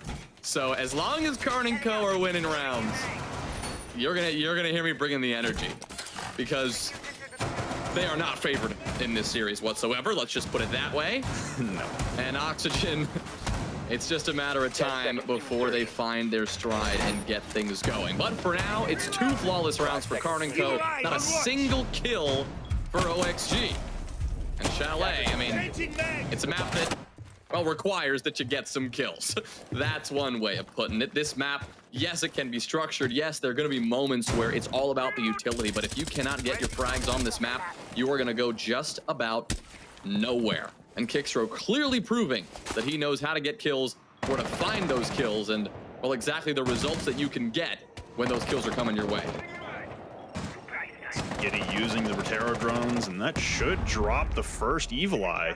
So a lot of utility getting taken off, and again Kixro has lost damage, or lost health outside of that library repel. It's down to about 25 this time. So the poor man taking a beating every time he tries to get up onto this balcony. But the kill has not been found yet for Oxygen. They cannot put him in the grave. And he's been the player on Karnico has been doing the most damage against. You got to think this opening damage, you'd love to be able to convert this into a kill for Oxygen, just to get some kind of momentum and stop the star performer. Nonetheless, he perseveres. He will continue on, and Wi-Fi now taking aim towards Yaga as he's being pinched upon from Library and the blue hallway window. He's in between a rock and a hard place here. It doesn't look like Foxy is going to catch anyone vaulting into the game's double window, so a bit of a stalemate occurring as Tristan will now tag in for the battle with Yaga. Really, the only damage done now is to Kickthrow and to Wi-Fi now is down to about 5 HP, and there goes Yaga. The first pick for Oxygen immediately traded out by Tristan, and a team kill for good measure. Okay. I will say Yaga was in the trenches there, in the absolute thick of it. And he manages to come up with a kill and ends up putting OXG in the advantage to start off this third round. He also delayed so much time off the clock, something that Karnico are going to have to fight against for the remainder of this round. A kill onto Fish will help things out, but they still have a lot of work left to do, and still Dream to worry about, Newers to worry about, who aren't going to give up this top floor control for free. And Karn is about to realize that the hard way. Instead of challenging it, though, he will drop away and maybe play for a bit more of a direct take and leave his two teammates to deal with what might lie above. Oh, the shot through the west main window, nearly taking the head clean off Fox, and that would have alleviated all the defenders from the bomb site for Oxygen. So as 30 seconds tick away, Giddy making his approach to Solar gets cut down by the Alda. Newers cannot hit his shots though, and Tristan will win out the engagement, equalizing once again at a 2v2, and Carnage trying to rotate out towards Trophy window. He's got a frost mat at his feet on the vault-in, and Dream laying prone behind a desk in Trophy. Tristan trying to use that top control that they grabbed so early on in this round to their advantage. He's not going to spot anyone. Karn takes care of the frost mat, but springing into action, will be picked apart in the midst of a crossfire. And now Dream heading topside as Foxy will cut down Tristan, and OXG back on track. Yeah, back on track, and you gotta give credit to Yaga for really how well that round started, because for almost 2 full minutes, he sat top fireplace, getting absolutely pelted by bullets, utility raining down upon him, and he maintained his composure. He maintained his cool. He didn't overstep. He didn't peek something and get fried. He managed to just flirt right with the edge of disaster about 100 different times, and you saw how much trouble that gave Karnico before they were eventually able to take him out. Around that 90-second mark, it seems like, based on the replay, is when they ended up taking care of him. But with all that utility wasted and all that time wasted, it was an uphill battle for Karnico for the rest of the round. OXG could play so much more passive and just wait for the fights to come to them. Still very early days here. I just think witnessing that engagement from Newers upstairs inside a Master, just a heads up 1v1 against an Ash that you would imagine that Newers would win most times, and yet he just seems to have not found his stride as of yet. He'll hop off the Frost. Now he'll head onto the Warden, so still utilizing the 1.5 scope, but this time on a much faster fire rate weapon in the MPX. And for Oxygen here, trying to put 2 in a row, just as Karnico did on their attacking side. Gonna level up the scoreline and really get back into this match. And again, it's the discrepancy in kills, getting 0 kills through the first 2 rounds. It's really going to make this scoreboard look pretty rough, regardless of what the actual round count ends up being. Just because of that devastation early on for Karnico. You can see the attack heading to the top side once again, as OXG have opted to repeat both the bomb sites they lost. They were successful the second time around on Dining Kitchen, and they'll look to replicate their re-attempts of success up here in Master.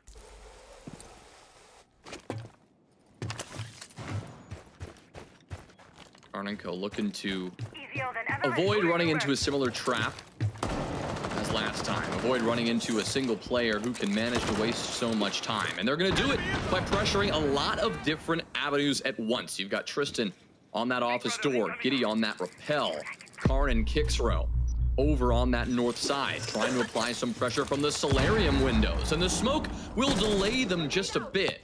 But that's a good bit of early utility they're forcing out, and a good bit of damage they've dealt to Dream as well. Karn will finish off Yaga and equalize with the kill that Foxy was able to find first.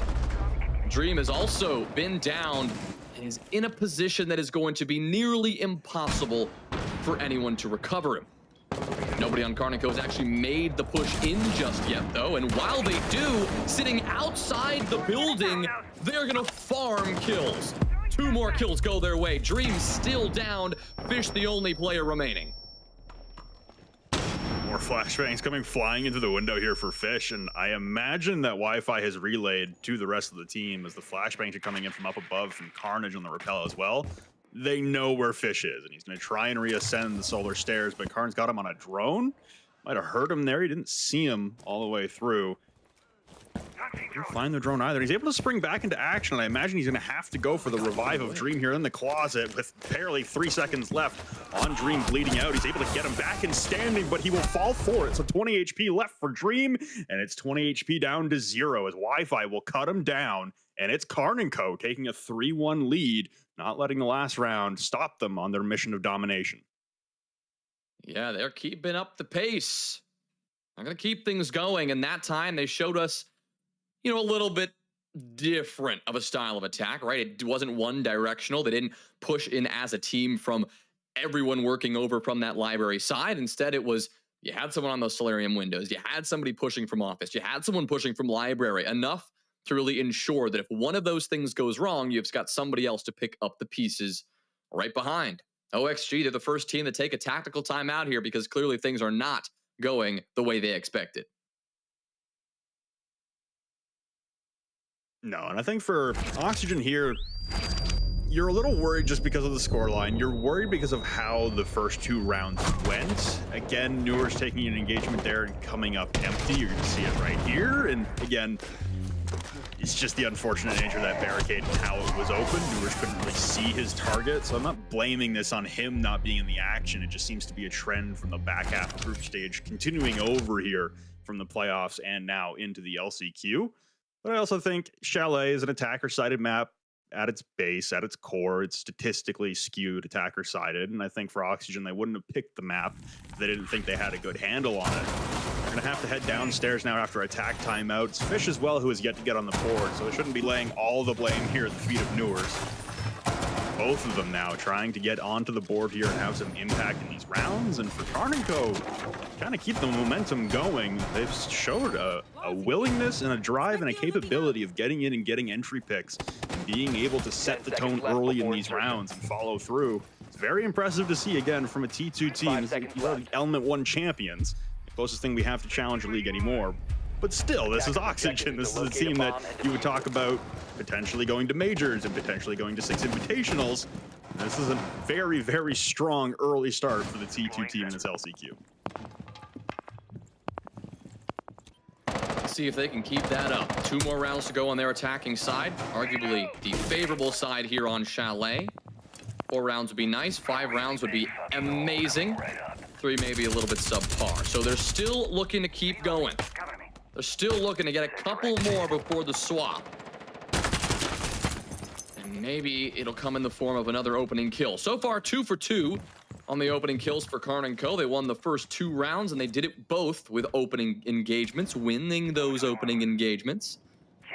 The following 2 rounds, it was Yaga and Foxe who got on the board first, but Karnico, quick trades allowed them to stay in the game and not get any sort of dramatic man disadvantage sent their way. So far, though, through the first minute of round number 5, things have been slow going. Oxygen, they're flirting with a couple of engagements here and there, but they aren't trying to maintain an excessive amount of map control. They've got someone in Kickshow's gotta be careful because he walked himself into a crossfire. Yaga takes advantage and takes his head right off. Just some unfortunate timing there for Kickstro as they didn't have the exact location of Yaga as he's had that ERC cloak on for the majority of the availability in this round. So inside the library, he remains. And he will be a powerful thorn in the side as he drops into games now. But yeah, just narrowly missing Foxe coming up the blue stairs, poking his head up to shoot at some drones. And then Foxe dips away at the perfect time. And then again, the pre-fire just 1 bullet too few. It doesn't collect onto Yaga in the middle of the swing, so Yaga still doing some very good work on the roam here. They have not been able to isolate Yaga and stop him from being a nuisance here. This is a lot of map control that Oxygen have maintained throughout this round, and Thermite charge onto the trench wall isn't getting opened up as of yet here, and Tristan taking a lot of damage from Newers. Dream does get downed, I believe, from a frag grenade, but there goes Karn taking some damage. Tristan will clean up Dream. Back and forth contest, but it's definitely skewing in the favor of Oxygen as Karn will go for the execute. Here they go. C4 shot out, not going to be a problem for Karn. He'll stick this diffuser, and now the coverage is what it's going to be all about. The retake for OXG. It starts off well with Newers. It starts off even better with Newers. He goes for 2, make it 3 on the round. It's just Giddy up above. Fish has been down, so it is a 1v2. Taking the time to recover Fish, though, turns us into a 1v3. 25 seconds, that's decent for Oxygen. They just have to track down Giddy if they can. They must suspect he's above. Fish is going to try to hunt him down, but he's got to time this swing perfectly. He'll round the corner, but it's Yaga to do it from below first. An easy counter defuse and a well-constructed retake. Excellent job there, and like you said there, 3 on the round for Newers. A great shot up through the hatch there from Yaga. Fish didn't even need to get into the engagement in the retake, and good idea for going for the res there, not keeping it a 1v1, as someone would have had to go for the defuse to bait out the attacker playing above. So very well done there in crunch time in very, very precarious situations for Oxygen, but being able to maintain that map control, they knew that no one was going to be able to hold the flank, and the majority of the attackers, that's what I'm talking about with the pre-fire, just being 1 bullet too short for kick throw. As Yaga went for that swing, good call on the shooting of the nitro cell as well there for Wi-Fi, and for that round, honestly, Oxygen just looked in control in terms of being able to maintain the roaming presence and maintain as much map control. They knew that once the site execute came, that's where everyone was for Karnico. There wasn't a surprise coming on another flank. There was just one angle to approach, and Newers quite adeptly dissected all of those angles one by one and was able to push on towards the diffuser. This is where things could potentially take a turn in Oxygen's favor if they can just get this one more round. They would move on to the favorable side of Chalet and set themselves up for success. Foxay keeping on the Solus, using that utility already in round number 6 to take out a couple of drones. At least, I guess, 1 drone in this case, as Karnico have managed to evade capture for the most part. They'll have a bit of information to work with towards the mid to late round, as well as those Rotero drones from Giddy, which not only give you a bit more information, but also a nice bit of explosive power to lead your way into the building here. We'll have to deal with these castle barricades early, though, and you can deal with them with the Rotero drones, of course, but those X-Kairos pellets from Karn are also a nice handy gadget to deal with that. So with the master window open, that is a cutoff through the site that Oxygen will have to keep their eye on as well. See everyone for Karnico amassing outside the bathroom window. This might be a fast entry topside as the frag grenade will open up the castle barricade in towards Piano. Viewers checking for any approaches from the office balcony, but now this window opened up. He's going to have to be concerned. A huge jump out here for Fish. He's able to get 2 of them, and he's looking for even more as Giddy will approach the west main window. Good start there for Fish to get onto the board as well. See Newers and Fish come to life. Fish tries to hunt for even more, but Giddy will shut him down outside of the west main window, but not before Foxay jumps into the action and puts kick throw down. So it's just Wi-Fi and Giddy now left in a technical 2v4, but nobody on the attacking side is actually going to push, and Fish is going to get revived. Still a 5v2, making a 5v1, and Oxygen looking to put up their own flawless round in response to the first 2. Giddy vaulting into games with the diffuser. He'll win the engagement on Yaga to stop the flawless from happening, but the hunt is on for Oxygen. Every single person for this team is trying to get this final kill, and there it is. Foxay will shut it down with the P90, and an early stumble for Oxygen, but they recover quite well to end the first half. And that's about what makes sense timeline-wise. If you're thinking about how long it takes a team to figure out what your opponent is throwing at you, we kind of saw this similar thing with Aerial Arise yesterday in their series against Mirage. It may have taken Mirage a few minutes, but then they won 14 rounds in a row. I'm not saying that's coming, but those are 2 pretty convincing rounds for Oxygen, and they're starting to change up their play style a little bit. They're starting to play a little bit more free-flowing, a little bit looser, and that's a style of play that clearly complements Fish, clearly complements Newers well. They're starting to do a little bit more damage. And honestly, I would not be shocked. I know we've said Newers has not had the best last few weeks of all time, but I would not be shocked if playing this looser style of play is good for Newers and gets him back up to where we know he can be, if that's more his comfort zone here. Sure, that was just 2 rounds, and Karnico can absolutely flip that momentum back around, but they've got to keep an eye on this because a worrying trend is starting to emerge with Oxygen playing that looser style Attackers are heading out and winning engagements and winning rounds because of it. I think this is really going to be the test here for Oxygen to determine where they're at in terms of feeling out Karnico, swapping to the attacking side now, which should statistically be the slightly more favored side on this map. You do come away with a 3-3 half there if you're Oxygen on the defense, so you're probably feeling decent about that as well. I think right now is just, again, getting those gunners activated. It's Yaga swapping off onto the Yana this time, and Fish now was on the Yana. He's going to swap off to the Grim. So you got 3 very, very nice to use weapons in the hands of Fish, Yaga, and Newer. 3-headed monster to take aim against Karnico here for Oxygen. You're going to want to see them all get involved and try and continue the momentum they've gained from the last couple rounds. Like you said, yesterday it was a 5-0 lead for Aerial Rise against Mirage, and then 14 rounds in a row. I also don't think we're going to be seeing the exact same scoreline come out, but I do think this is the perfect time for Oxygen to start gaining some momentum in this series. And there it is with Yaga with the nade onto Kixro. Started out amazing to start this map off. He hasn't really been much of a factor as of late. Foxe will avoid the Nitro Cell coming up from Carnage downstairs as well. So Oxygen reading the situation well, going for a solar take to get top control. And they start out with the opening pick and some even more momentum eating up the utility of Karn. Yaga and Kixro have run into each other in the opening engagement 4 separate times now. And now 3 times it has gone the way of Yaga. Only once to Kixro, a pattern that, well, Kixro needs to break. And maybe he needs to start finding someone else to fight when teams begin to work their way into the building. Now Yaga has been finished off thanks to Giddy, but Giddy quickly gives his life away. Tristan equalizes and keeps us even. A 3v3 as we near that 1-minute mark. But Oxygen now getting a bit more proactive. Fish beginning to take this space into Solarium and into Master. Rather than just taking half of the top floor, Oxygen clearly want the whole thing. And they're going to use that to establish some vertical play and begin to pressure the site below. See, they were successful in removing Tristan from Master, and Fish with a Bailiff on the secondary on Grim as well will add to the soft destruction capabilities of Newers now with some breaching charges.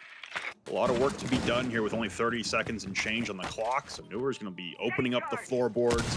I imagine he will try and retain the top control for as long as possible as Dream and Fish will go for the execute onto the bomb site. Even more floorboards being opened up, and it's going to pin Wi-Fi down in his positioning. Fish checking for anyone inside of Trophy. There is someone in the hallway, though. Not checking the corner is Dream. It'll be the first one for Karn, but then a lot of picks amassing here for Fish, but he runs out of ammo, does not reload properly, and now Wi-Fi stays alive inside of West Main, decapitates one and cuts down another, and Karnico off the back of Wi-Fi, able to pick up their first defense. And sometimes it's just like that. Sometimes Wi-Fi is just going to be different, and it's going to be tough to take out that final defender. But most of the time, OXG should be winning those rounds. I feel like they set themselves up so well for that execute, but then when they finally transitioned from having all of that map control up above to pushing the site down below, that's where things started to crumble.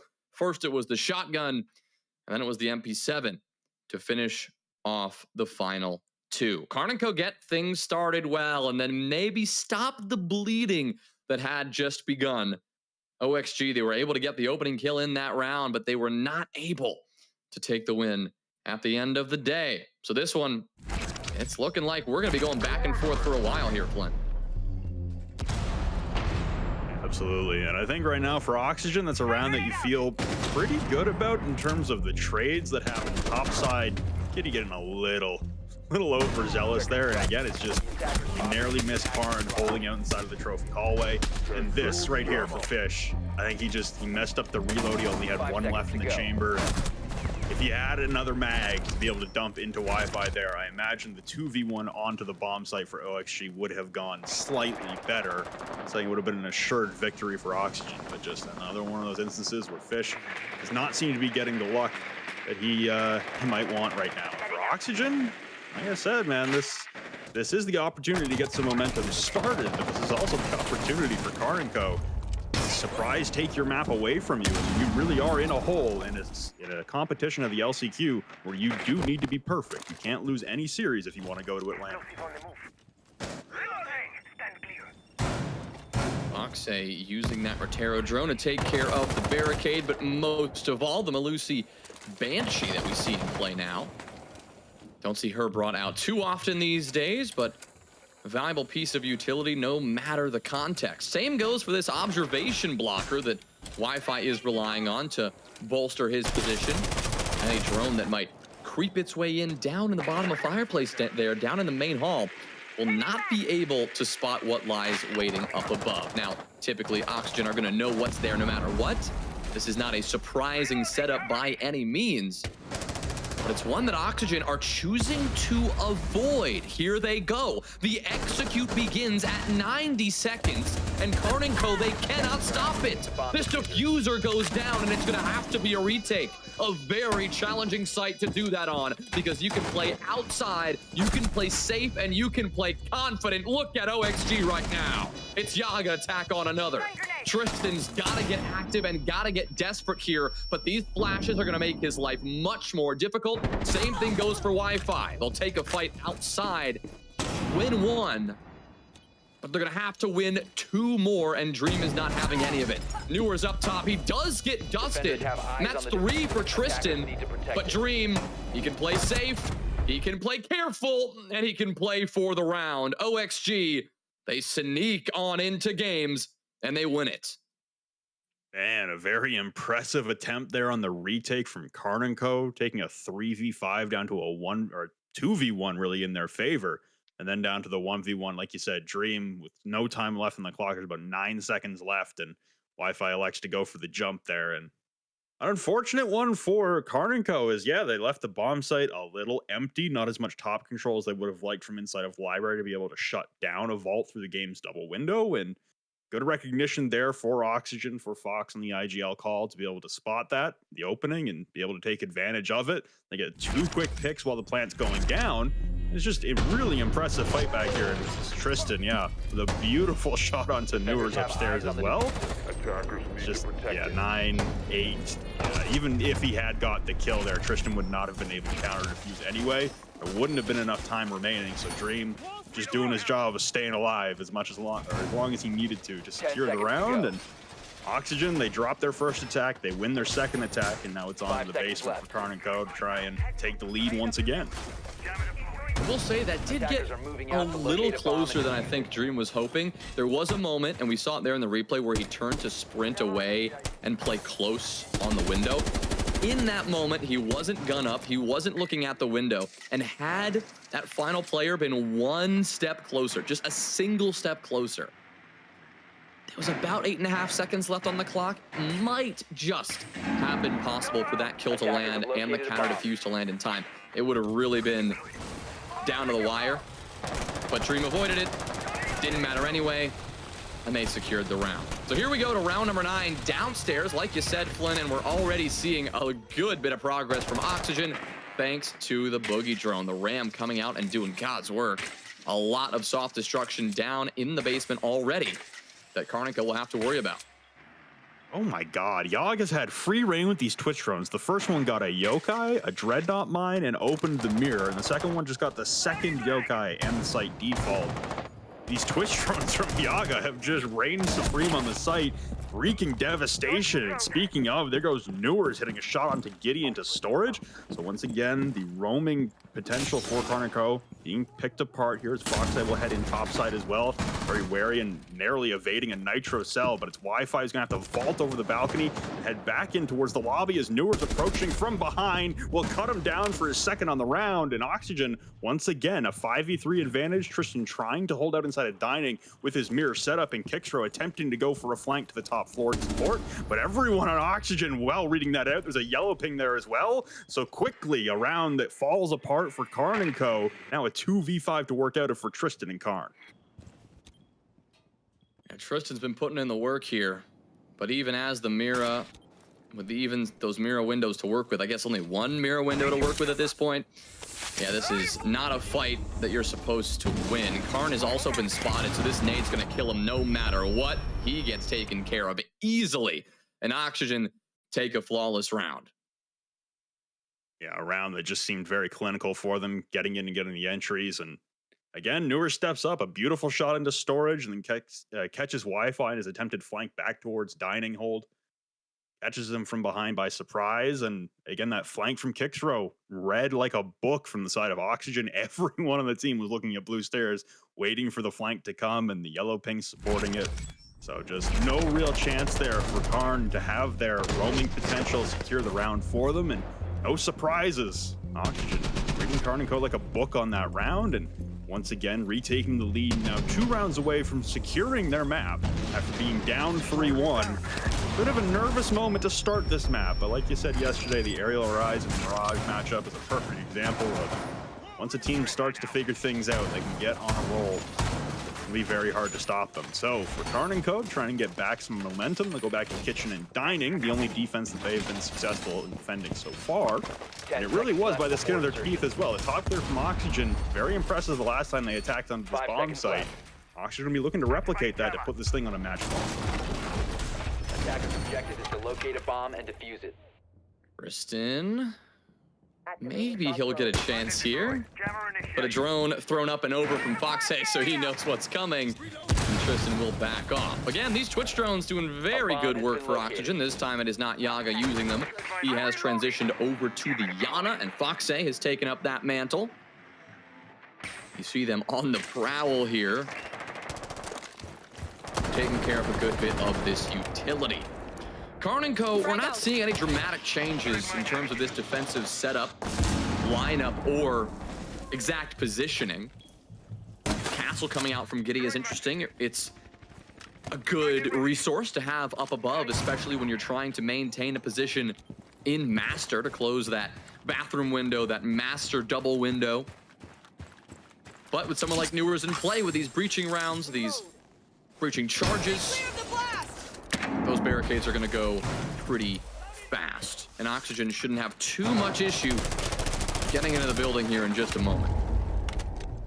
No, and it appears that Oxygen have swapped the take. So last time they went for their top clear from the solar side as their entry point. 2 repels on solar and 1 on big window. And this time around, they've swapped things up to go for a library overtake.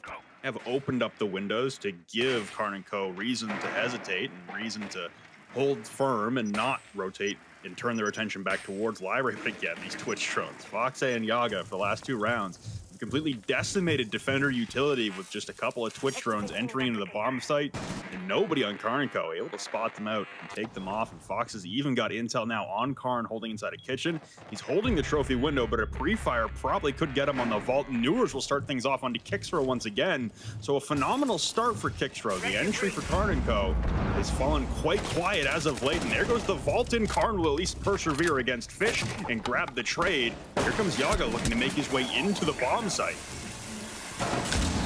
Nade comes out, but a C4 beats him to it. He gets blown sky high. That's 2 for Karn. Karnico retake the man advantage with 45 seconds. Oxygen, well, they gotta be careful here. A good angle from Foxay through the drone hole. Nearly does enough damage to Tristan, but not quite. Frost still in play. Wi-Fi, though, he'll be the one to step up, taking care of Dream. Newers gets one in retaliation, but I don't know if it's enough. 25 seconds, there goes Foxay, and it's all up to the Ash. Against 3? I don't think so. He'll crouch walk his way into the kitchen hallway, but Tristan, who stayed alive due to the shots from Foxay, manages to get the final kill, and Karnico managed to tie us up. Man, that really is a round there where you're going to look back in the VOD review and just go, crap. Fox, just one more bullet. You get rid of the Frost inside of Trophy. You're able to make your entry, and Tristan was able to get the last pick. Yeah, this here, you see the feet. He's not moving, and yet you miss a couple crucial shots and another follow-up that misses as well. And it results in Trophy still being held by the defense. It could have been a good entry point there for Fox and Newers to be able to work out of in that situation. Nonetheless, Karnico able to win out. even with, again, leaving the bomb site pretty soft. OXG trying to take advantage of that. Go their way this time around, and we level up at a 5-5. We're gonna need all 12 rounds of regulation here and potentially overtime. Have we had an overtime yet? I don't think we have either. No, we haven't had a map 3, but I don't think we've had an overtime either. Haven't had an overtime. 5 seconds left. They've been close for everything. Yeah. But it hasn't been that close. So, I mean, if this back and forth continues, overtime is where we are headed. But who knows? Big difference maker, it's going to be Kixro. Because after highlighting the 6 kills that he was able to get through the first 2 rounds, honestly better than that, through the first round and then the first maybe 60 seconds of the next round, he has found 0 kills since that time. And what, we're 10 rounds later, 8 rounds later here on round number 11. So it really is a question of, can he heat back up? And if so, you know, is that enough to put Karnico on top consistently? They're gonna have to watch out for Oxygen here in round number 11. Again, Newers is going to work his way in the building quick. Yaga is gonna give himself the same option, and he'll join his teammate now, jumping through the bathroom and working their way through Piano. The big difference here, not a ton of presence from Karnico on the top floor. I think they will have something to deal with on the library side and on the top of Fireplace, but nothing on the north side to worry about. And I think in tandem with Kixro really just falling off the face of this map is at the end of, or the beginning of round number 4, or beginning of round number 5, sorry. Beginning of round number 5, I called out Fish and Newers having 0 kills for either of them, and since then they've picked up 16 between them. But it's been quite the ramp up here for those two on Oxygen side. It's been quite the ramp down for Kixro on the side of Karnico. Wi-Fi, though, has been lighting up the scoreboard every opportunity he gets. And there goes Newers to be shut down in the moment, so an opening death on the side of Oxygen. And Wi-Fi will live on past the midway mark in the round. Up on the balcony, he's able to impact away the Flores drone as well, so his shield will persevere along with him. The frag grenades gonna have to go against the magnets and the prioritization towards the blue shield, but there goes Wi-Fi on the Mez balcony. Karn alone now. There goes a Nitrocell, goes soaring, but it will not connect from Giddy. So the only Nitrocell, the availability of the defense is now gone, but here comes Kixro on the potential flank of Dreams through Bathroom and Piano. Oh, the pinch, perfectly timed. Dream working really well in combination with the rest of OXG to get that job done. Taking care of anyone on Karnico that might be remaining up top. Now they just have to worry about what lies in wait down below. They've got 25 seconds to deal with it, but all 3 defenders for Karnico are in very similar positions. Karn just a bit tucked further down on those basement stairs, and Tristan, who for a moment it looked like was as good as dead, well, he'll survive for about 2 seconds longer than that. Giddy gets one in return, but Karnico, the time is working in their favor, but Oxygen, they collapse just in the nick of time. About 8 seconds left on the clock. They make their move, and now they have a chance to put this map away. It's map point. Oh, you can see everyone on Oxygen laughing there as Foxay had vaulted over the mezzanine balcony, as we will get a tack time out here heading into round 12 for Karnico. Fox almost jumped on the head of the flanking Frost of Carnage. It was so close in terms of the opportunity for Carnage to be the flank that Kixro wasn't able to pull off through Bathroom and Piano. Again, these flanks have been called out every single time. It always seems like Kixro or another member of Karnico is in a position to have a devastating flanking attempt. And as soon as he's in position to actually have an effect on the round, he just gets decimated with the intel. Oxygen always wary, always aware of the flanks, and it's just been a thorn in the side for Karnico to have to deal with. And again, there, just a little bit of siege timing for Carnage as he comes up the stairs a second too early. If they had both gone into the bomb site and then Karn had followed behind, could have been a perfect flank to put themselves on a match point. But instead, it's Oxygen, who now stand at a 6-5 on their own map pick. And Karnico have the option here to extend us into our first overtime of the LCQ in this stage.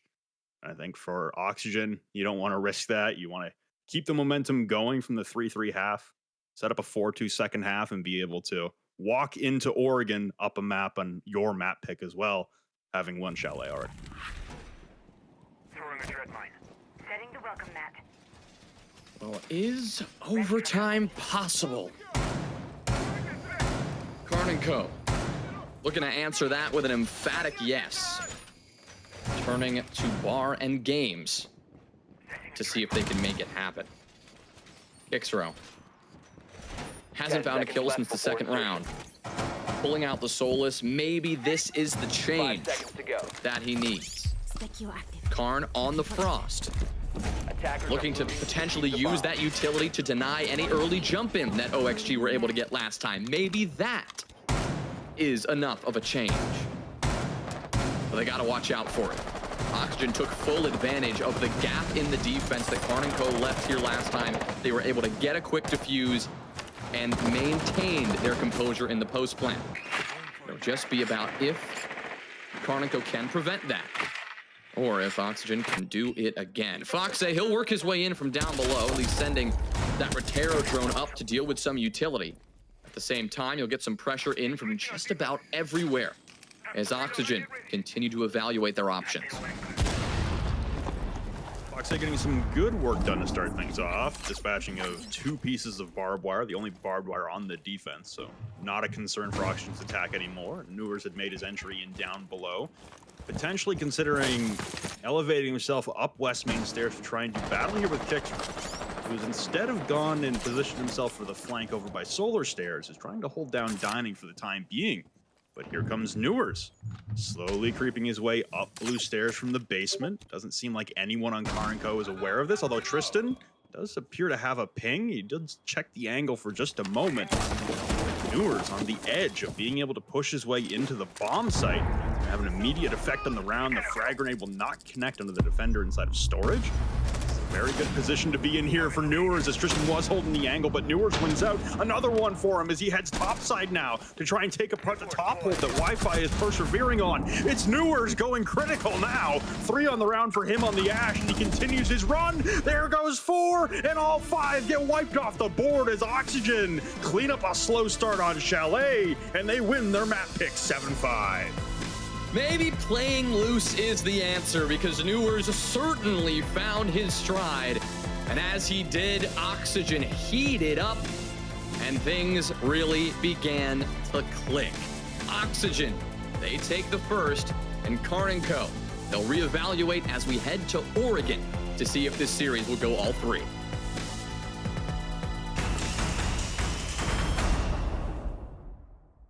Yeah, I got no idea. Oh, brother. I'm losing my mind. I'm losing my mind.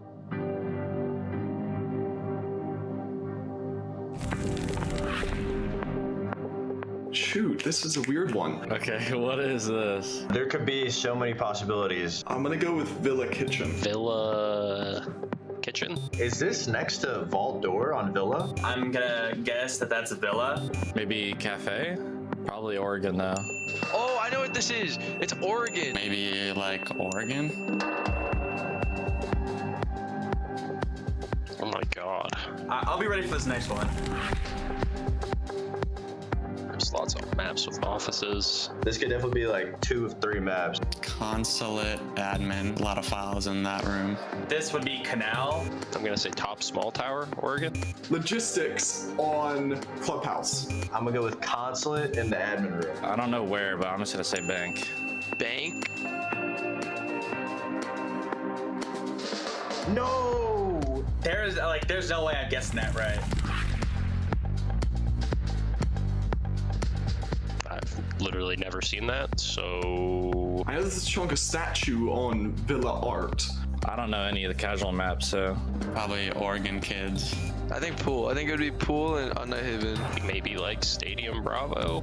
I have no clue, to be honest. I'm gonna go Oregon Junkyard. The only place I've seen chibis is when I do T-Hunt on House in the kids' room. It would be House the Playroom. Oh my god, man. I am not good at this.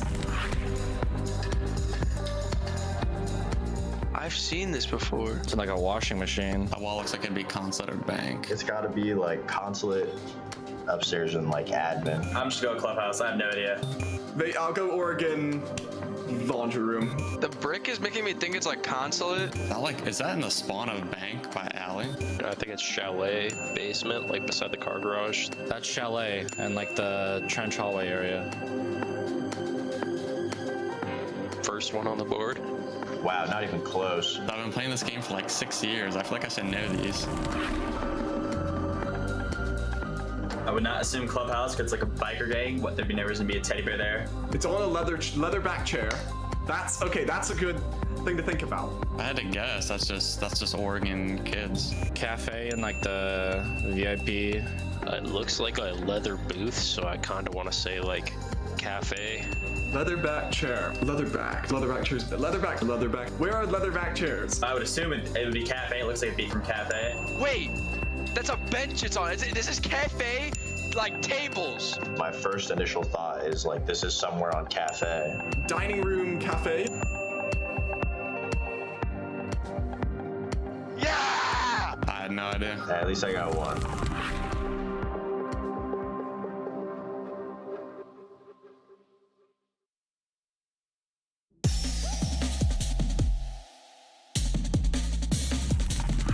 So my favorite moment, I think, when SSG invite finals versus NIP.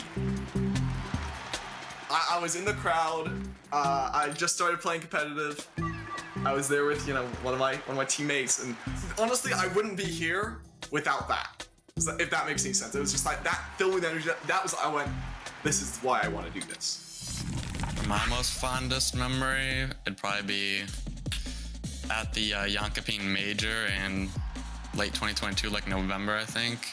I was there with TSM as a player. It was my first LAN event that I got to play through. And the moment was when we were, I think it was before we went on stage. We had like a meet and greet with a bunch of fans, and that was like the first time I've gotten to actually meet like my own fans. And I got a picture with a whole group of them. It was like Farmer Gerald, Tom J. Sherlock, and Harry. And we picked up a Tom J. Sherlock for the picture. So I would say my most fond moment of me playing Rainbow Six Siege would be when I played CL with RTV. Mr. B in the beginning of the stage said that we were gonna go undefeated. He said that to the whole league, and we ended up going undefeated in that. Not a single loss. And then we basically won all the way through playoffs with only losing one map. But that was like, for me, like the biggest moments of my career so far, and I deserve to be where I'm at. So obviously for me, my most memorable moment would be clutching the 1v4 against Damwon at the Invite 2022. Kansan, but a beautiful double play. And watching from this angle, Kansan, are you a miracle worker? You only need one more, and there it is! We were up 6-5 on bank, and it was the last round, and I clutched a 1v4 to push us into the second map, which we eventually won. I would say one of my most memorable moments in Siege was qualifying for the Mexico Major. It was still pretty cool to travel to different countries. So, we went to Mexico City, and then I got to meet a bunch of the casters, the players. We had to play against a bunch of these teams internationally for the first time. I think the happiest and best moment in my Siege career, it's winning SI 2020. I think that particular win meant more to me than other wins I've had. I think it was the biggest prize I've won. But also, I had just previously been on EG, and we had our string of second places. I was kind of picking up a reputation of being a finals choker. The crowd made it that much better, just like they were on our side the whole time through the game. It was really cool to experience, for sure.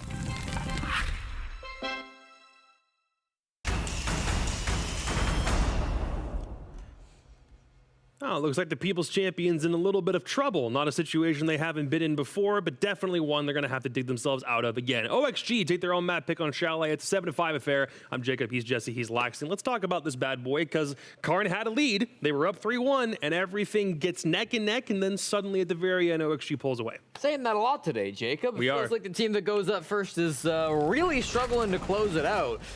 Big thing here, I think, has got to be the entries, right? We saw a lot of great fragging coming out initially from Karnico out there on the roam clear, both on the kitchen bomb site and then master as well. They were finding those opening picks. They were working a lot of frags through for the opening, for the early game. And then immediately that felt like that got switched on its head, and OXG came alive just after that first couple of rounds and after the attack timeout. Yeah, and it just, for me, this is an ongoing trend with these newer teams that once these Pro League teams kind of figure you out or stop you in your tracks of what you're doing, stop the entry initially, they tend to slow down. Not to say Karnico completely slowed down, but it definitely was very different half or very different end of that half where how it started going up in that 3-1. Two players I want to touch on in particular. The first one's got to be Kixrow. He started off with a massive 3K on round number 1, a massive 3K on round number 2, and then didn't find a kill the rest of the game. He finished on 6 frags. Well, not once did he ever find the scoreboard after round number 2 when they got those first initial couple of frags. Here's the scoreboard now. You can see him all the way at the bottom at EPS, despite the fact that he started so hot for Karnico. And Newers, I don't know if he's a vampire. I don't know what's going on, if we need to get some garlic in the hands of Karnico. Because he was 0 kills those first 2 rounds, struggling on the entries, struggling to stay alive late round, then comes around, starts getting a big, he gets that big round in basement, right? Gets that huge 3K into post plants, and then just does not stop. It's like he took the powers away from Kixrow. And Fish with the same thing. He was having a very bad start, and then now all of a sudden he's right there underneath Newers. Had a bad start, but look, he finished strong, 10-7, 58 cost. I mean, and then we, again, rehashing on Newers, we were talking about, are we going to get the Newers from the first stage, or are we going to get them from the second half of the stage? And we definitely got the first half of the stage. Newers was popping off, and even closed out that game, I believe, was that an ace or a quad? It was a quad. Yeah, still close enough. I mean, he grabbed a lot of those kills by himself, so yeah. Newers is back. Newers is back. He's back. The ability to survive certain death is the kind of skill that you need if you're playing in the pros, so good that those guys are having good games. You obviously want guys like Kix to do better. I think I even saw Gunnar say something like, why was he not picked up? The fact that he didn't make the league is kind of criminal. He had a really good performance, like you said, at the beginning, needs to carry that all the way through the rest of the game. Lax, walk me through something that you noticed in that game. What about flanking was so important here? One of the beautiful rounds here that I truly enjoyed is you can see everyone right here just looking at the back. They don't even care what Karn is doing here on the staircase. Karn in the club ain't doing nothing. Watch this, just everyone collapse. You can tell the communication is being relayed, like, all right, this guy's in the bathroom, let's pinch him. Dream goes to the window. Fish or Fox is coming around the side to flank him from the back, grabs him from the window. All 3 of those players. I just love seeing that break, that pause in the round, that you could see the communication that was being relayed between all 5 of them and saying, hey, we got this guy stuck in the bathroom. Let's not focus on what's in front of us. Let's just get rid of this and keep the man advantage going in our favor. And they executed that beautifully. So what you're saying is they should be doing that every time, and that was a masterclass. Yes, because they were getting flanked pretty hard throughout a lot of their games through this stage, and to just watch them really hone in. And they were looking great that round specific, so if they really wanted to, they could have charged full right ahead and just took the site. But again, they collapsed on that guy in the flank, and what I love to see is just that pause. Nobody was moving. Someone could have easily tried to go take that one-on-one, but no, you saw 3 people come together, get that communication, and collapse on Kix in the bathroom and do it beautifully. That is a beautiful display of Siege. For OXG to fix a couple of those mistakes when they were down 1-3 is a phenomenal thing. They win their map pick. Now we go to Karnico's selection. We're heading to Oregon map 2.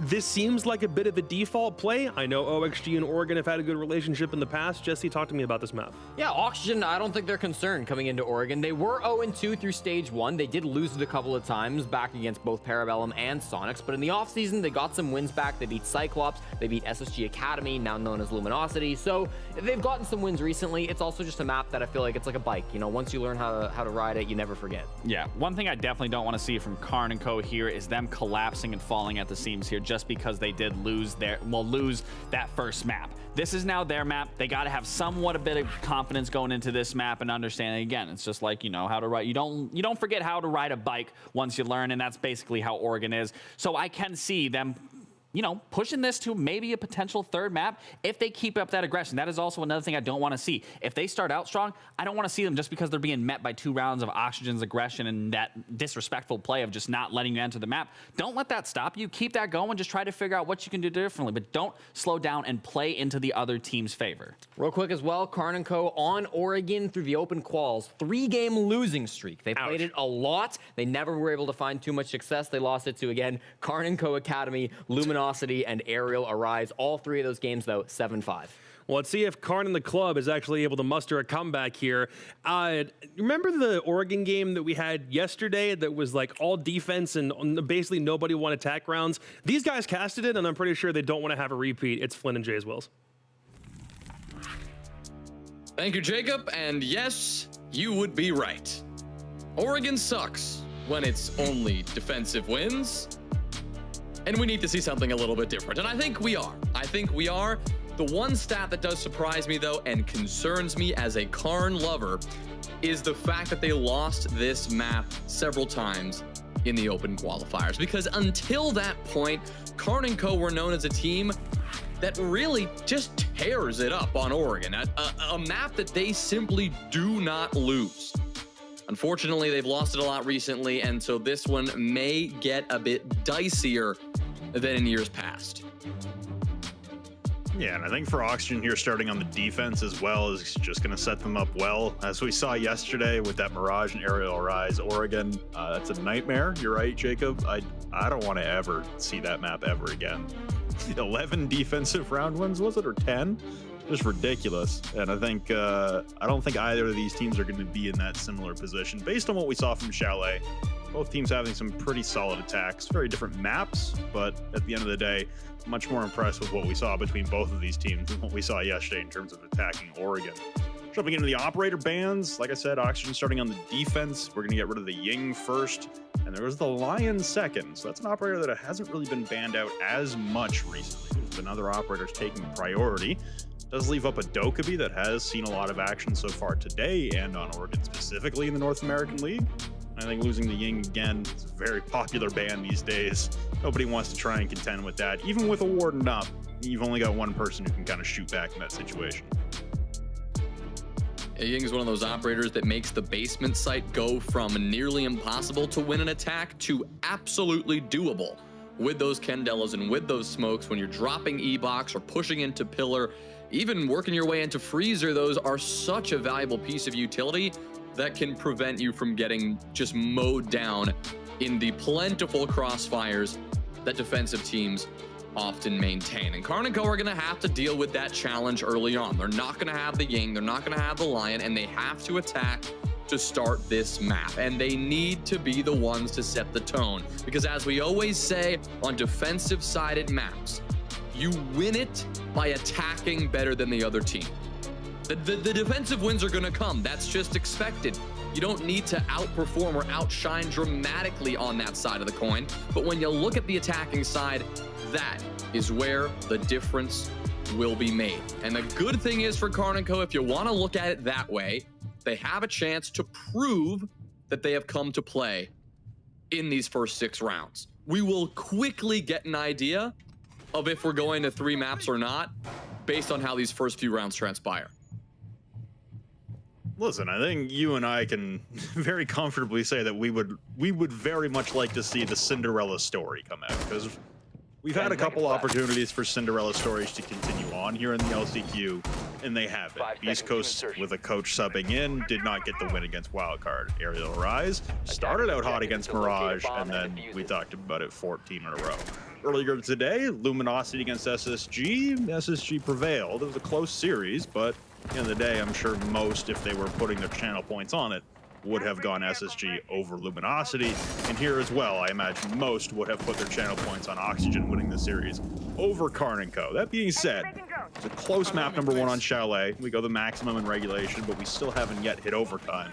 I would love to at least hit overtime in the quarterfinals this LCQ, if not actually head to that 3rd map for the first time.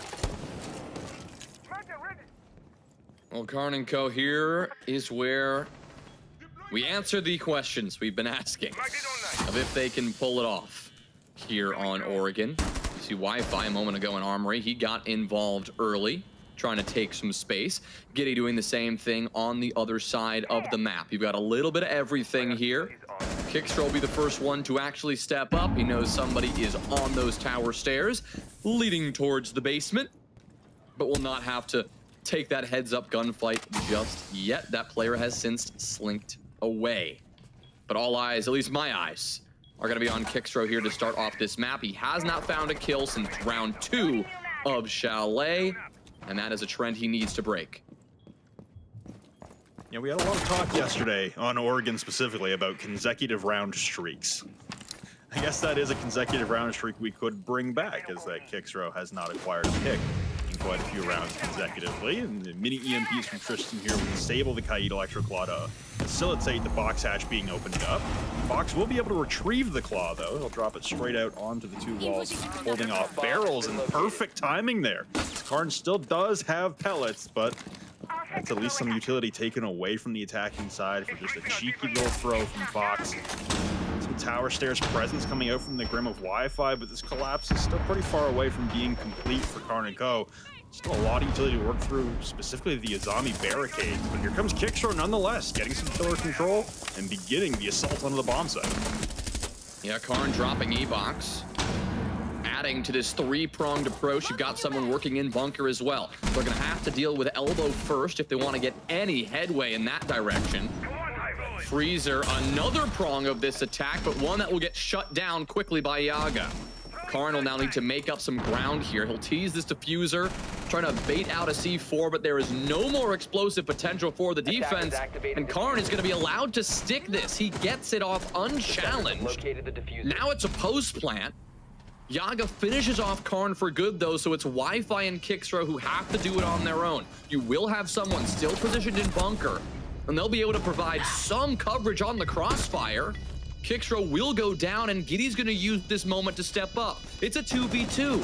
This favors Karnico, there's no doubt about it. But Yaga on the flank, his timing was near perfect, but not quite. It's Giddy instead who gets the timing to go for him, and it's Karnico with a very exciting first round win. You see Wi-Fi there, rightfully pumped up after winning that opener. Rightfully and then some, yeah.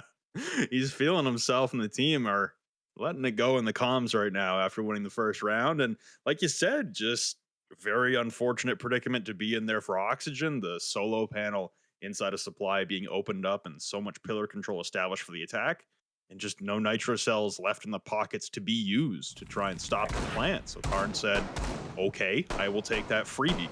And they get the first round off of it. Very chaotic post plant with people playing Ring Around the Rosie, and it seemed like OXG was putting up quite the fight back in that round to be able to retake onto the diffuser after it was planted. But unfortunately, it falls just a tad short as the attempted revive in the hallway onto Fish.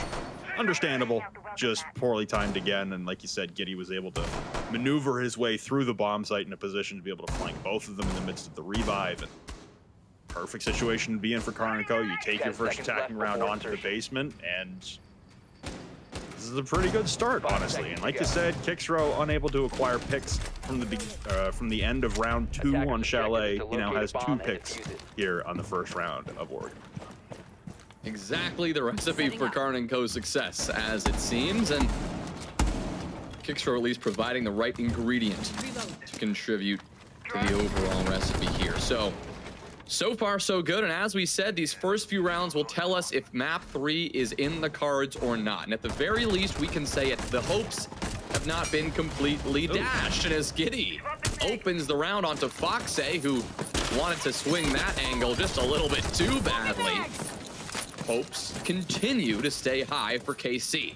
You've got Foxe now gone, and it'll have to come down to the rest of Oxygen to see if they can pick up the slack. Yaga is the only one of the remaining 4 defenders who actually has a kill up to this point. Bish looking for one early and trying to get on the board. He's playing very active over on this dining side. An unfortunate position there for Kixrow. The upside down rappel outside of small tower is very committed in terms of holding the flank.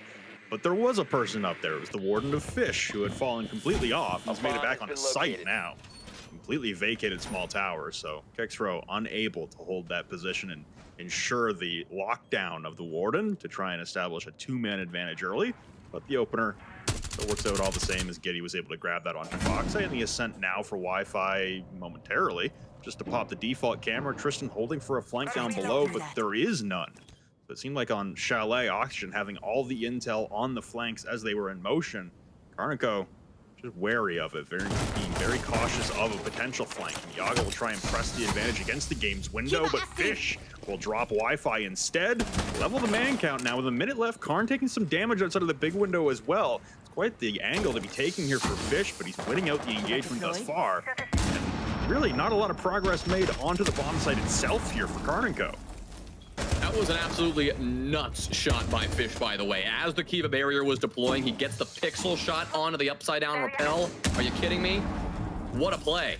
And it will set up Oxygen well here. Yes, they lost Foxay first, but they've got 2 kills back their way. Giddy will equalize with a nice nade. But this one's a 3v3, and Karnico, here's where they try to work their way in. Top of white stairs. Kickshow does not find any success there. Kitty trying to maintain the exact same position. Top white gets dealt with easily. Karn on the jump in through the big window gets shut down too. Oxygen bounced back very fast. Yeah, it seemed off the opening pick there for Karnico. The focus was solely to make sure that flanks could not be facilitated by Oxygen using those gridlock track stingers across the map. You can see them outside a lobby door at the bottom of white stairs. Just trying to limit any rotation for those defenders, and yet it was a free rotation back to the objective from Fish on the Warden. Had to go the long way through Attic, but did get there eventually. And as well, OXG not really needing a flank, as the focus for the attack was just big window and white stairs. And I think it was 3 members of Karnico who all took a parade to the top of white stairs and all met their demise without ever setting foot into the bomb site. So for Karnico there, the focal point of the attack, not getting the job done, unfortunately. And Oxygen will level the scoreline now, and they'll look to rectify their mistake downstairs as well. Get some momentum going, possibly get a run going to get a clean sweep of defensive objectives. 10 seconds left before insertion. 5 seconds left before insertion. No success in round 2, but now that they go back to basement attack, they have a chance to replicate that round 1 success. Already, though, we're seeing a pretty substantial shift from Oxygen. You can see how much map control they are hoping to maintain. You got Foxay putting those EDDs just about everywhere on this map. And at this point, I think we have 3 defenders down below. Fish playing up top and Foxay playing up top for now. Like last time, I'm sure they'll rotate back in a somewhat timely manner. Actually, maybe not. Foxay will take a more aggressive position in T3. Cracking the window should telegraph this to the attack. But I'm not seeing eyes up. I'm not seeing them turn their attention towards Big Tower just yet. They're working their way in on the first floor, but do they know what lies in wait up top? They didn't know that Yaga was ready for a fight. He took out Kicksrow, no problem. And Foxay, he's gonna work this flank, and it's gonna be perfectly timed. They nearly got them both. Instead, he just has to settle for 1. But early damage done. Karnico 3v4. Yeah, Karnico just not aware of the positioning there of Fox. He had free mobility up in T3, drops down to T2, and still no one has any idea of what's going to happen. Like you said, Fox timed that pretty well. He was almost able to grab them both. A good reaction there from Tristan. But he had the opportunity to disengage from the flank entirely. He had to rotate into Attic with these reinforcements on the opposite side of the trophy wall as well. So he had a free escape. Instead, he opted to go for the flank, and it was the right decision as you take out both the Grim and the Yana. So Kicksrow, again, having early impact in the first round, and yet hasn't had much of an impact in the last couple, unfortunately, for Karnico. The entry not going great for them, and they're trying to regroup here with the utility they have remaining. But again, there's just so much to be picked apart here from Oxygen. They're very comfortable being able to sit onto the bomb site. Down a man on the attacking side. It can be a very difficult proposition for Karnico. To be able to execute onto the bomb site without feeling like they're just walking into a meat mincer of crossfires. And that's always the danger. Especially when you're trying to approach from so many different angles. You're just so exposed at any given time. Karn made this drop confidently through E-Box last time, and he'll probably do it again now that Tristan's doing some damage. Well timed. He takes Yaga's head, but Fish and Dream, they each get 1, and that leaves the Hibana all alone. You've got Dream with a shotgun. Fish close around the other side of the wall. Oh no. Fish, a little miscommunication there, and he accidentally takes out his own teammate. No. Karn, he now has an opportunity to win it, and he does. Disaster strikes for OSG. What just happened? I think Fish needs to pay Blast for me to not cast any of his games, because I think this is the third time where he's committed some kind of error that just seems unfathomable. I don't know how in the world he was able to kill his teammate in the midst of that. I'm pretty sure it was Dream holding inside of Elbow. But yeah, I think Fish needs to take like half his salary and just call up Blast and be like, hey, keep Flynn off my games. Because first it was the it was the Cafe root play from Fish. I think the second one was also on Cafe, and there you go again. Just, I don't understand how that occurs. And then he also just loses the fight to Karn, who is about like 40 HP on a 1 armor. You can see the shock on Wi-Fi's face. It's just one of those rounds that never should have gone the way of Karnico. And just a disaster class from Fish at the end of the round. I hate to harp on the guy because every time I cast him, I feel like I'm picking on him, but man, now he's gonna start spawn peeking the front of lobby. And I mean, if this doesn't go well, yeah, it's a double-edged sword though. You die off rip as the Warden to start the round as well. It's not a good few minutes for Fish, but he will back off. He'll play it safe. And Oxygen will try and bounce back. They aren't gonna go downstairs for a third time as of yet. They are gonna head upstairs now to meeting in kitchen, trying to level up the score. It's brutal because they should have won that round. It was pretty much over. Karn was in an unwinnable 1v2, and then it became a very winnable 1v1. That's the round that we're going to have to go back in the replay to look at Fish's POV to see what he saw or thought he saw that resulted in a single bullet ending his teammate's life. But a question that will remain unanswered for now. And Oxygen, they'll just have to fight more of an uphill battle than maybe they were hoping to fight in round number 4. Basement hasn't worked out for them, so it's to meeting in kitchen they go. Clearing the top floor is, of course, going to be the priority for Karnico, and Giddy will make good progress in that endeavor, dealing with Fish and his deployable shield. But the Warden still remains, as does Yaga, supporting him from Attic. 90 seconds is not a ton of time if they haven't gotten these kills just yet. And right on cue, Karnico will deliver the first of 2 necessary kills if they want to take this top floor control. Yaga's been dealt with, Fish still remains. We just got a glimpse at Kixra over inside of dining. He's been slowly losing health like 10 at a time. Here he goes again. He's down to about 20 HP. Now Fish is going to hear this, but he's reloading as he walks down the stairs, and Kixra almost collects a freebie onto Fish. They keep it barriers from Newers to reinforce the position topside. Now he's got a partner in crime with Foxe as well, with the reinforcements to support his position inside of Attic. There goes Fish getting onto the board onto Giddy. Now Karn has made his way into games, taking aim towards Attic, but he's got a teammate directly in front of him, climbing on top of the foosball table directly beside him. Now Fish evading the ash charges. He'll try and work a perseverance over towards the big window. He finds another one onto Kixra. This could be the redemption arc here for Fish, as he's looking for the third, but he runs out of ammo. Just an unfortunate series of events, and it leads to Foxe's death, as Karn is able to push into Attic and claim his teammate. And then there goes Fish. Karn up above. At least Newers has the support. So there goes the diffuser with 20 seconds left on the clock. The remaining attackers for Karnico trying to collapse onto Newers, require the diffuser, but Newers refuses to lose. Now it's Wi-Fi alone downstairs inside the bomb site, but without diffuser control. Attempting to bait out a drop here from Newers, but he's not going to have the time to go find Dream either.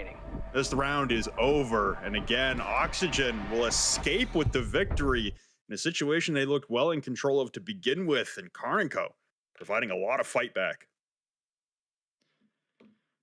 God, that was a mess. Top floor really is where the round started and the round ended. And I think we saw a fantastic adjustment from OXG, but a poor decision from Karnico. First, the OXG adjustment. Once they realized that Karnico were heavily committing to that clear up top, and once Yaga lost his life, for about 5 seconds, Fish was the only threat they had up top. they decided to throw 2 more defenders to that position. They brought Foxay and Newers up to support it, bolstering that position, allowing them to get kills and delay more time. Here's the problem. Why didn't Karnico just stop? Why didn't they make the decision to just back off? Once they saw how much defensive utility was up there, once they saw 3 defenders up there after they had taken 1 life, they should have known that the site was so vulnerable. And maybe Kitchen would have been a problem because of the vertical play, but you could have absolutely gone for a split plant. You could have absolutely adjusted and tried to take meeting, but instead they put all their eggs in one basket, just bashing their heads against the wall that was the top floor clear, and it got them into far more trouble than it was worth. Well, for Oxygen, blessed by Karnico's stubbornness there and willingness to run headlong into a brick wall, like you said, of just trying to get that top floor control at all costs. But Oxygen also will be heading downstairs to try and win this bomb site for the first time this game. And again, they had a 5v3 advantage in the post plant in round number 1, and a planting situation where if they just had a nitro cell remaining, that round falls apart for Karnico. And then again, the most recent attempt, Fish's absolute best efforts to chuck it off the face of the earth. And he was successful in doing so. So Oxygen, for the 3rd time, try and come away with a victory downstairs in the defense. No matter what, at the end of this round, they will be able to go back upstairs as well. Yaga taking aim, but it's Kickstro to start things off. Yog trying to retreat back down the tower stairs, but he gets caught out of position, attacking a drone, and here we go again. It's an opener for Karnico on the attack towards the basement, and Oxygen just having a nightmare of a time defending this bomb site. Yeah, another good start. It is basement though, so if all 4 defenders play down there, I mean, it's going to feel like a 5v5 for Karnico at the end of the day. So they're going to need to play this perfect. So far, every time we've seen Karnico do pretty much the same thing. A lot of pillars pressure, a little bit of freezer presence, but that's going to be a problem. Foxay with 1 and a missed opportunity on the 2nd. Thank God for Wi-Fi. Karnico managed to hang on to the advantage just barely after Foxay missed the shots on that 2nd player through the wall. Still a lot of work left to do. We've seen a lot of E-box focus for Karnico. Karn himself has dropped down E-box both rounds and attempted to defuse in that position both rounds. Feels like we're seeing that again. The bunker pressure is there. The pillar stairs pressure is there. And I suspect we're going to see Tristan rotating around towards the freezer side in just a sec. You see Oxygen with the adaptation of reinforcing the single panel in supply this time, and that really was the Achilles heels. They didn't have any nitros to contend with, and Newers is just going to point blank face beat in towards the blue double door, and he's going to survive the onslaught from above as well. Karn, I imagine, was flashing, try and drop in. Tristan, though, has made his way into the freezer hallway, and there goes Karn for the drop in. The flashbangs come out, but Karn unable to seal the deal with the bearing. Bonnet pellets necessary in the final seconds of the clock ticking away as Dream is going to have his position exposed. With a push down the hallway, it's a team kill, and now Newers is leveling it to the 1v1. Another team kill on this godforsaken bomb site, but this time it goes the way of Oxygen, and Newers able to clutch up on the round and secure it and give OXG the lead. Another dicey one and far too close for comfort for anyone, but especially for OXG, who is expected to come out way hotter in this series than they are right now. They take the lead 3-2. They can feel pretty good about this. But man, basement truly has been a sight to behold. This play from Foxay was critical. Missing all those bullets onto the 2nd player, less ideal, but was part of the several things that OXG did well to end up winning this round. But this time, instead of Karnico pulling off a near 1v2 comeback or a successful 1v2 comeback, it was Newers who had to do it. He got the final 2 kills and gave OXG the round. I think the most terrifying thing for me right now is that Oxygen, should they prevail in this series against Karnico, they're playing Space Station in the semifinals of the LCQ in less than 24 hours.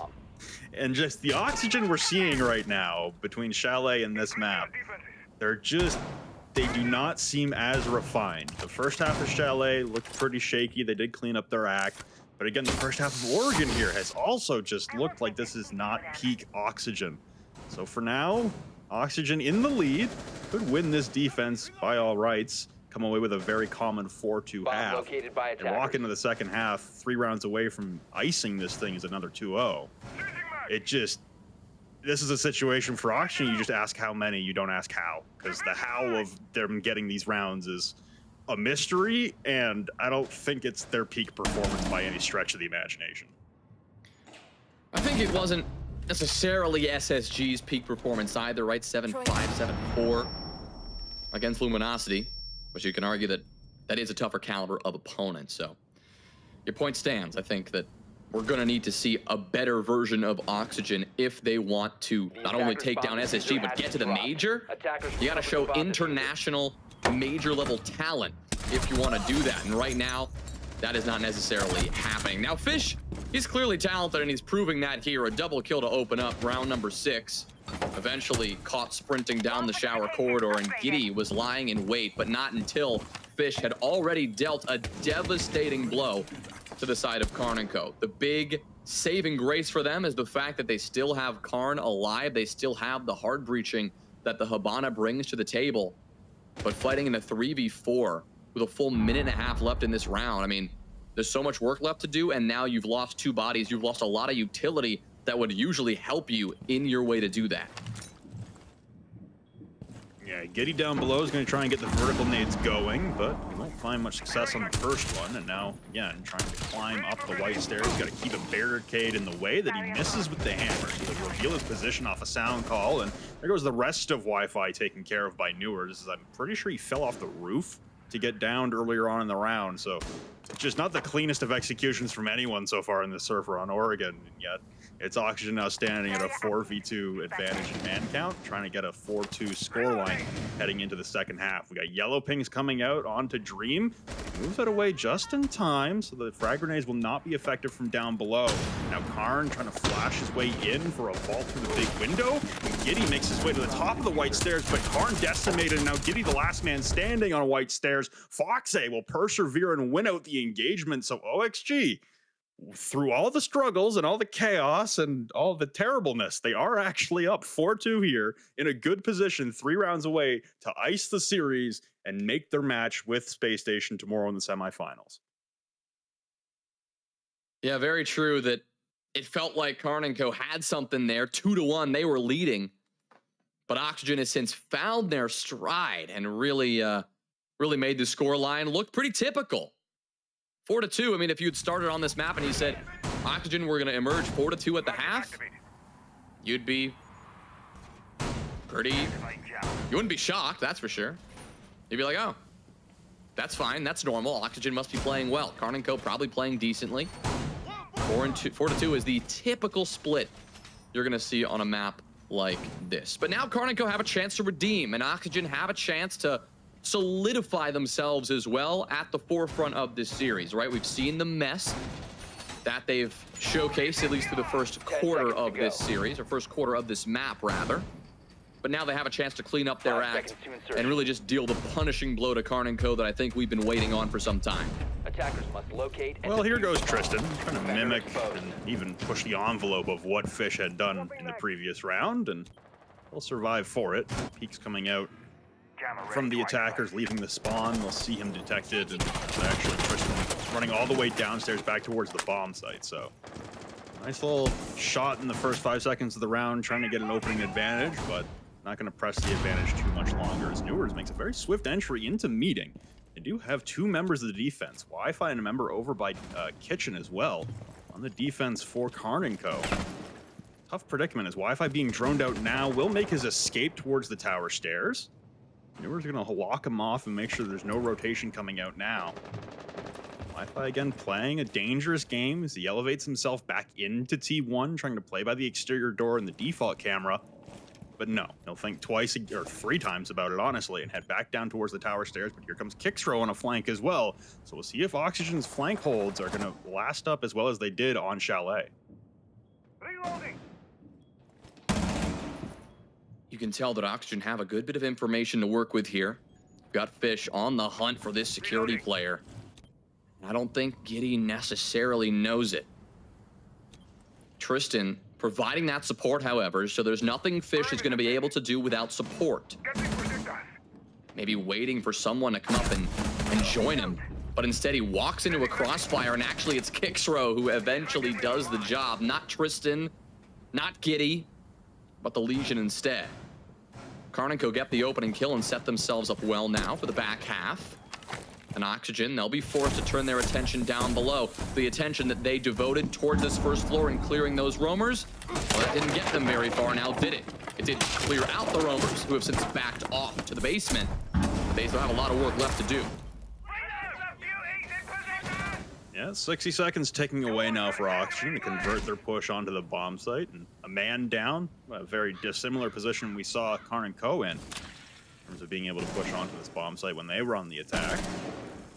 They come down to the wire here, but again, Oxygen trying to utilize as much of their utility as possible to displace some of these anchors from their power positions. Wi-Fi seems very comfortable, though, over by the barrel's doorway.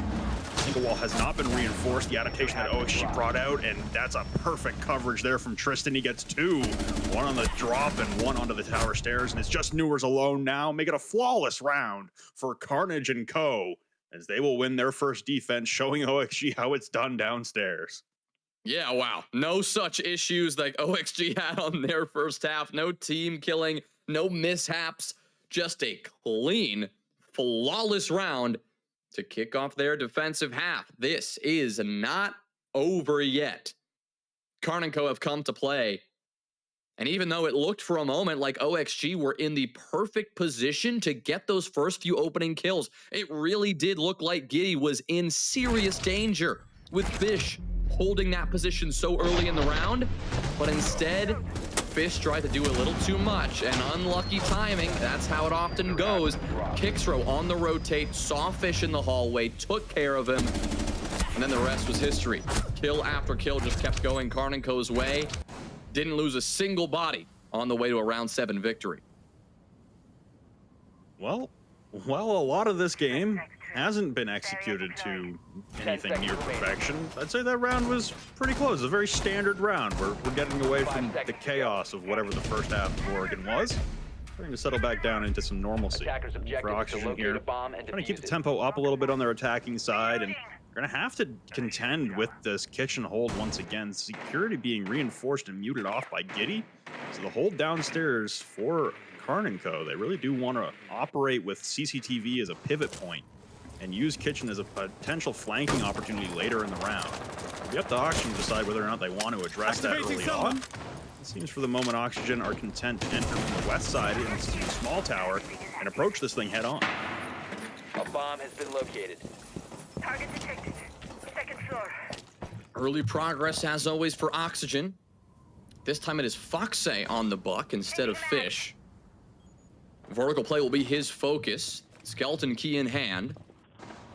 And he'll be looking to see what he can get done. Again, Giddy is the player potentially under siege early. He's got reinforcements, though, to protect him from the back. So he is going to maintain this position for as long as he can, it seems like. No way to rotate out. That is where he's going to live and where he might end up dying. But OXG, they're going to come in quick. They're going to make an early push, but Diffuser has already been dropped as a result. A quick trade, but this is certainly going to favor the defense because now OXG have to recover that Diffuser and find a way to get that plant down. A full 90 seconds to work with, sure. But Newers, Fish grouping up down below. They're going to have to worry about what lies up top as well. 2 good kills, though, and right on cue for Foxe and Newers, leaving Karn and Tristan will now just Karn to fight for themselves. Who needs Case when you can just find kill after kill? Karn will go for the res. Oh, but he will just walk into the skeleton key from Foxe downstairs. OXG. They don't let the last round get the better of them. It's 5-3. Well, it just seems like the second half of maps are where Oxygen come alive in terms of their execution on these rounds, and that was a beautifully executed round across the board. You can see initially the entry in through the west side from small tower from Oxygen, just giving them their base of operations, but then noticing okay, if we can avoid or at least provide a distraction upstairs, we might be able to maneuver downstairs and get a plant going at the same time we push Giddy out of his CCTV hold. Very unfortunate as Fox was just milliseconds away from catching Kixro swinging at a kid's door. So if Fox had just been a little further over underneath the holes that he had made with the skeleton key, then he might have caught Kixro before Dream was even killed, and that Amaro into the big window could have facilitated a plant opportunity very early on for Oxygen.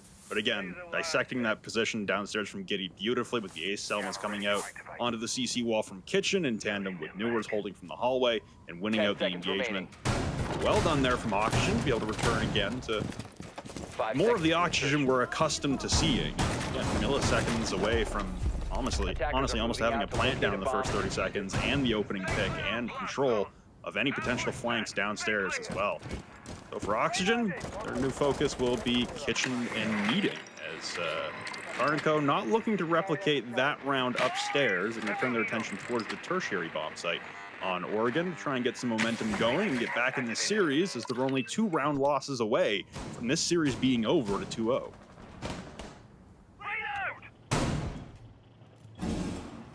This would be a good bounce back for OXG. Taking this win here against Karnico would be the start of what they need to get going if they want to end up having a chance to fight for the major. A 4v4 here in round number 9 is a quick early scuffle, resulted in the deaths of both Carnage B and Yaga. But Oxygen, they came out in the closed league portion of the NA League, and they emerged top 3 from groups, only to lose to Sonics in the opening round of the playoffs. This bracket is going to have to go better for them if they want to make the major. They do not have any second chances, and it's very clear that they have realized that. You see that pep, it's starting to get back in their step here. By attackers. You see their focus starting to ramp up as they work their way through this series. The same focus which they will have to take into tomorrow if they are able to push past Karnico here on Oregon. So far, this Kitchen Meeting attack is going well. They've got this site opened up. It's just about finding these opportunities for kills. A lot of damage here onto Wi-Fi, who is in the thick of it right now. Yeah, Wi-Fi in a little bit of trouble, but they do have Tristan playing on the tower stairs, and unfortunately there for Kixro, he's not going to spot Newers, but Tristan will claim the life of Foxe.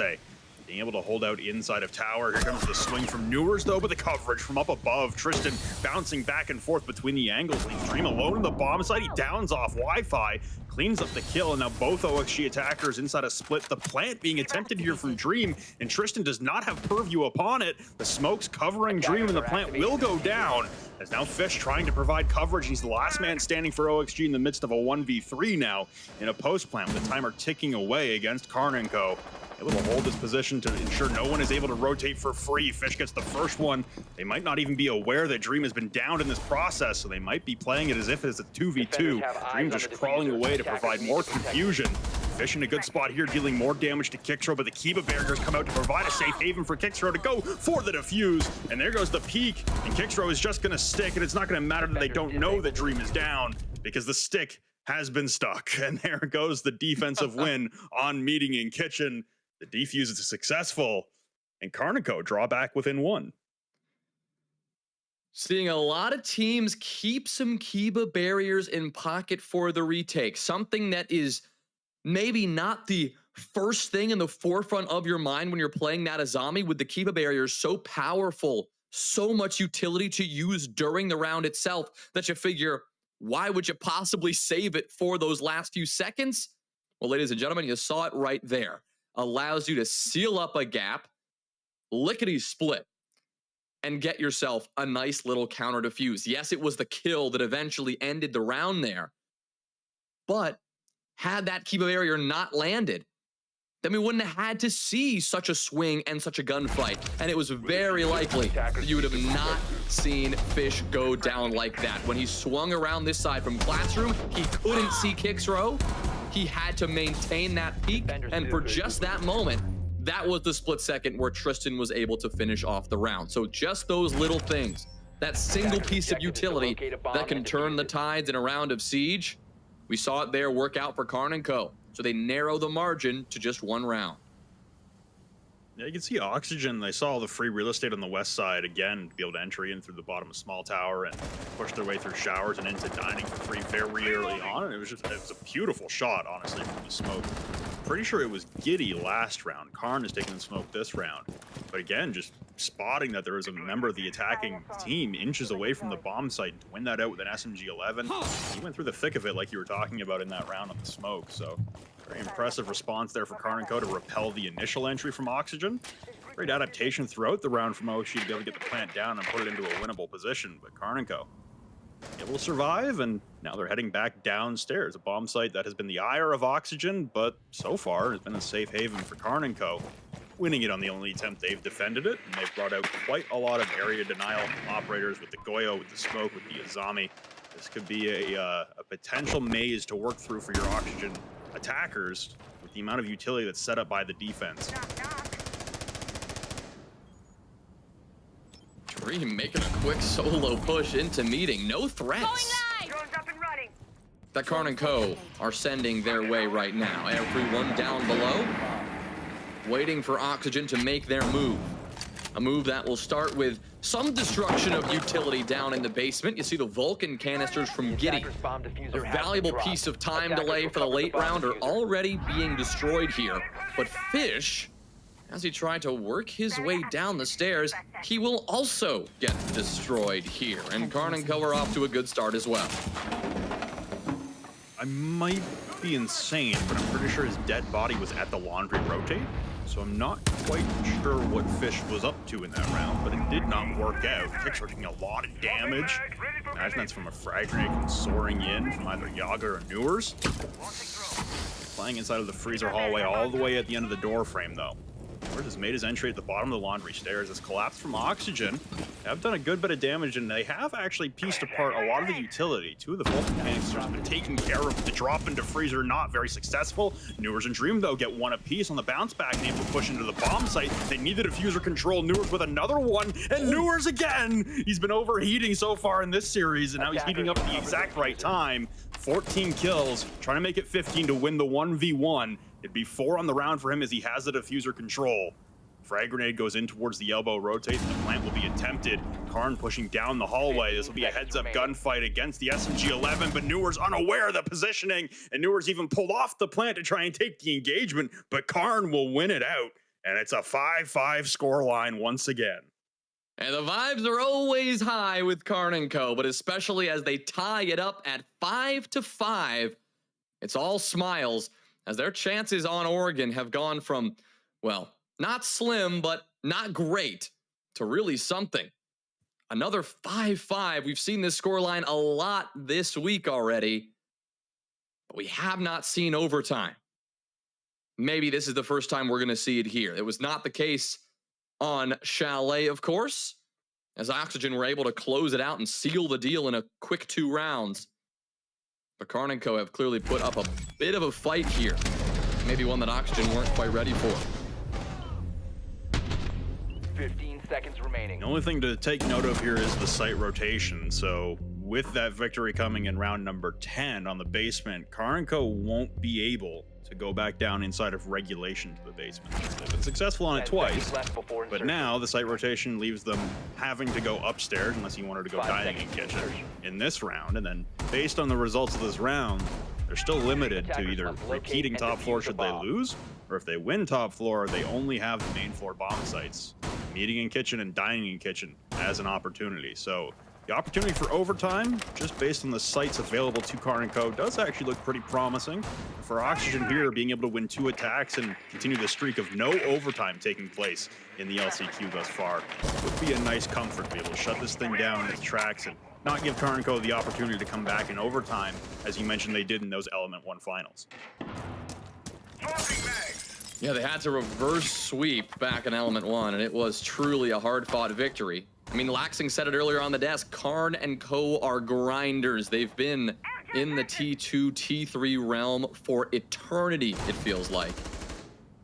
And, you know, this is one path out of it. I mean, they've already had players taken to Pro League. Packer, who was on this team just a few months ago, is now playing for Wildcard and fighting for a chance at the Major. So all of those little things add up. And Karnico are a team that not only have a ton of talent, but have bred a ton of good talent. But this is one of those moments where they would really like to win it themselves. This is one of those moments where they would love to just play as a team and see how far they can go. OXG are not going to make it easy, that's for sure. I mean, they are not giving up this map just yet. 5-5. Karnico are on the advantageous side, and they've proven that by winning 3 of the last 4. But this one is going to come down to the wire. See the entry for the Amaro for Dream into tower as well. It's a very different approach here from Oxygen.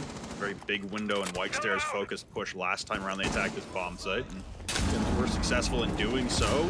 There's a Nitrocell soaring over, but the frag grenade in response. There goes Kicksrow. There goes Karn. The response from Tristan at the base of Attic. Playing inside of Pit, but again, the push, the follow-up from Oxygen, it's flawless, and now it's just Wi-Fi standing alone against the world in a 1v4, takes aim and a beautiful shot onto Dream. Diffuser in control of Fish, though, and just using what is available to him on the deployable shield. The push from Dream surrenders the Diffuser, the shotgun comes out and downs Foxay, but Newers will once again be the saving grace for Oxygen. Wow, that came close. Wow, that came close. Karnico just moments away from potentially sneaking away with that round, but Oxygen take an early advantage, and they do not let it slip away. A tactical timeout for Karnico to figure out what exactly they can do to send this one to overtime, because now they face a map point and a series point that will send them home for good.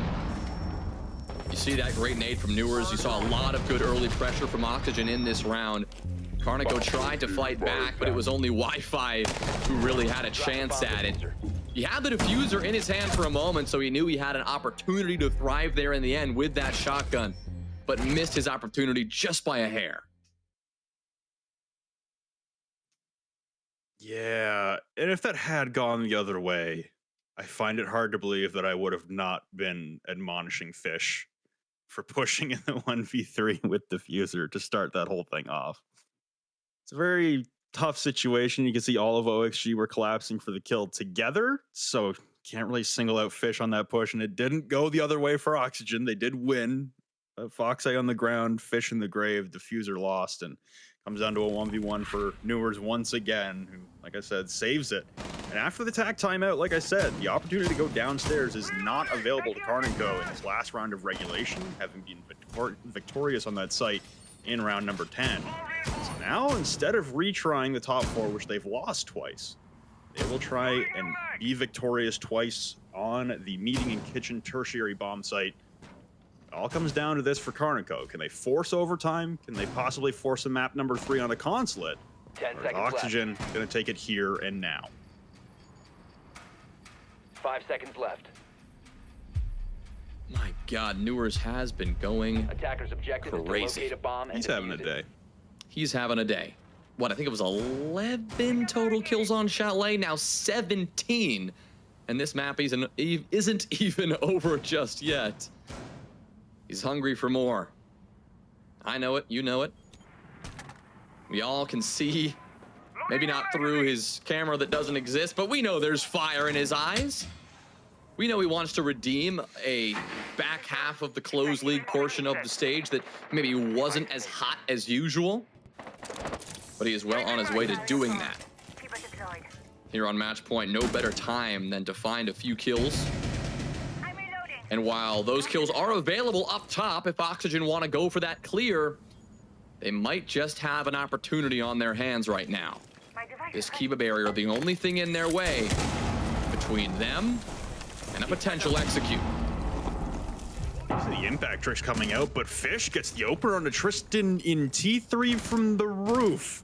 So as much as I've been bagging on Fish, an excellent position to win that engagement, gets the opener onto the Warden. That's the top frag for Karnico, taken off the board.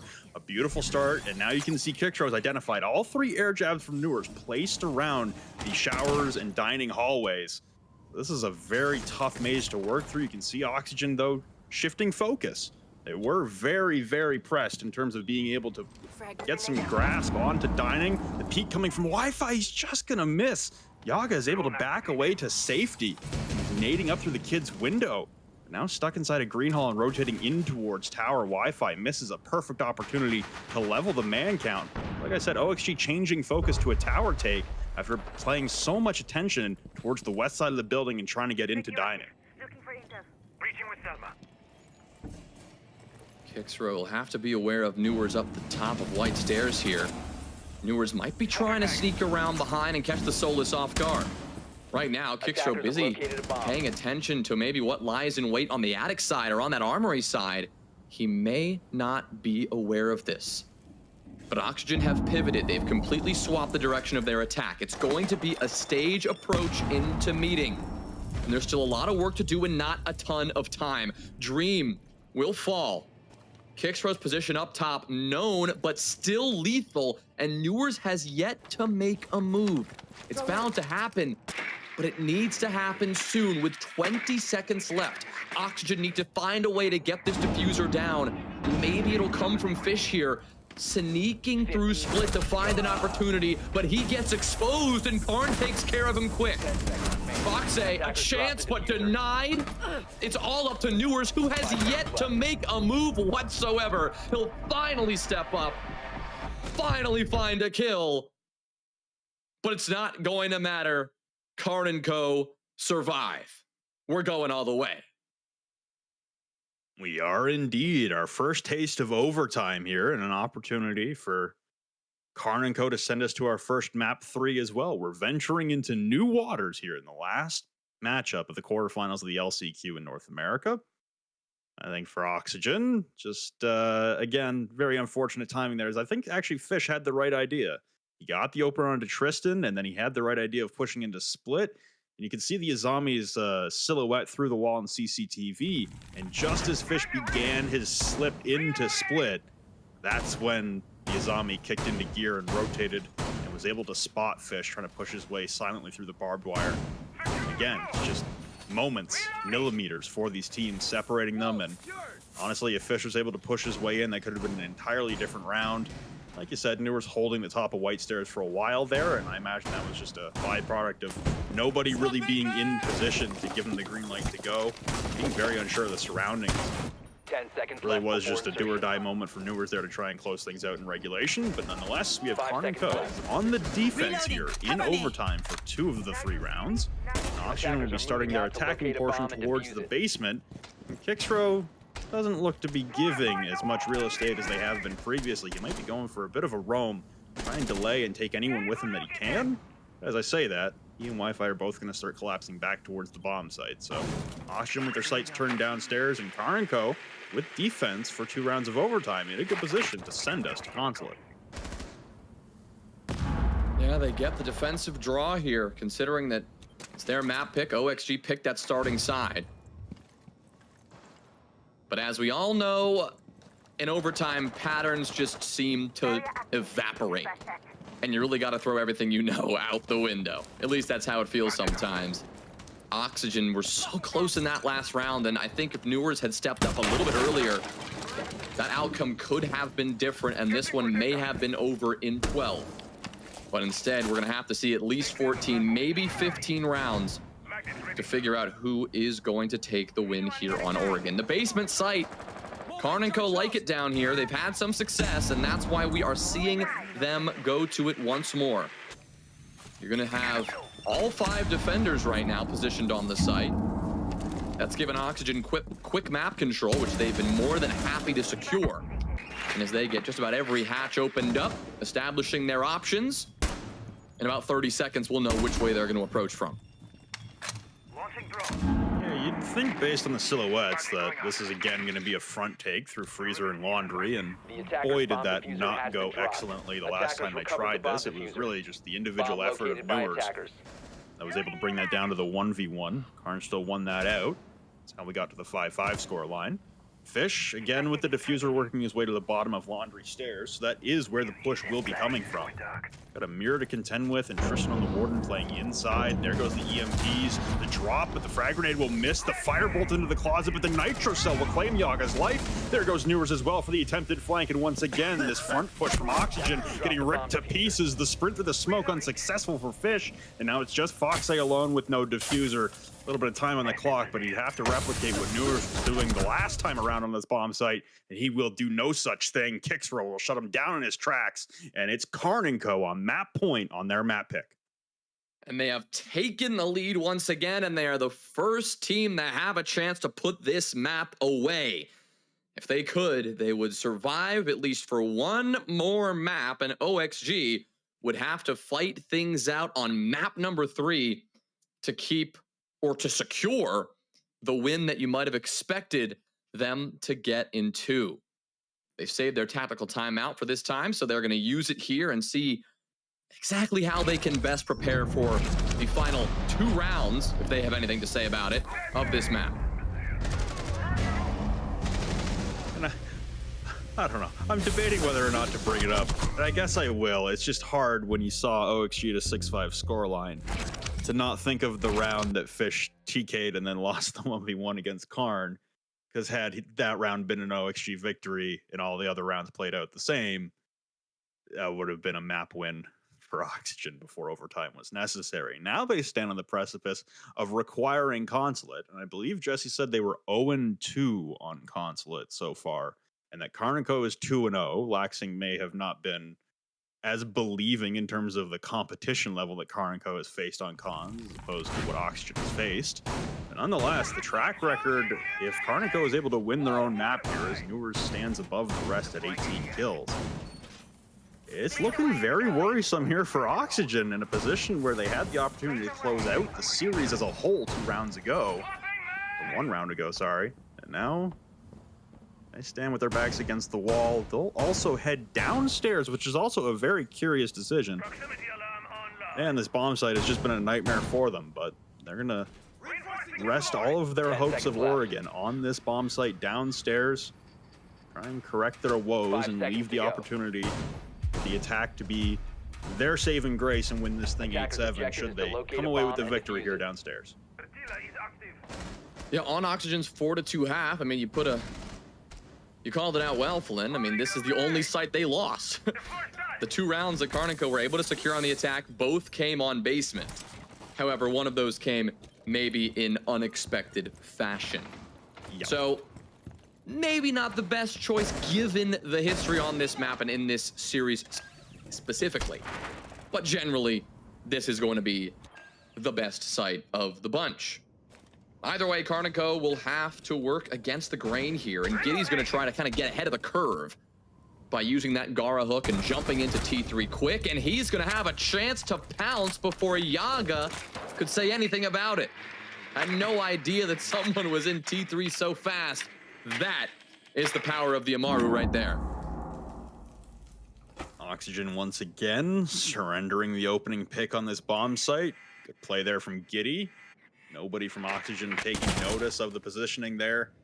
It's really hard too, as you'd have to be sitting on the T1 default and really be listening for that. Now, we'll see Fox try and Kaid trick here. We're waiting for the mini EMPs to come out from the back pocket of Tristan onto that hatch. Karn will instead turn his focus towards the freezer hatch here. Dream holding the base of the freezer stairs, shoddy out, waiting for the approach from anyone, and this really is going to come down to the trick here for Fox. If he's able to keep the Electro Claw up and make sure that they're able to burn both the mini EMPs, located a bomb. Could be a good position to be in, having the box hatch closed for the entirety of the round. There goes the first mini EMP, and it looks to have missed. There goes the second mini EMP, and it missed anyway. So Fox not even required to trick, just a botching from Tristan on the mini EMPs, and now this box hatch will remain closed. It's breathing new life here for Oxygen in the round. Yeah, needed to throw it a little closer to the stage, in the corner between the hatch and that stage table. That's where the Electro Claw was on the other side. And now, from setting up a pretty decent looking attack, Karnico have to completely pivot and go from the other side. Now, this is the benefit from opening those hatches early. That option is open to them. They're up 1 body here, but it is still going to be a daunting task. The last second rotate allows them to get a kill here, at least 1. Newers is getting lit up here, and through the smoke, Wi-Fi is really trying to make something work. Newers, though, will use the glasses to step up and get a big kill. Dream the same. Newers another. Wi-Fi is able to bounce back with one, and it is just Dream alone 10 seconds to deny map 3. He'll go for the rotation, try to find the shots, but he can't do it, and Karnico survive.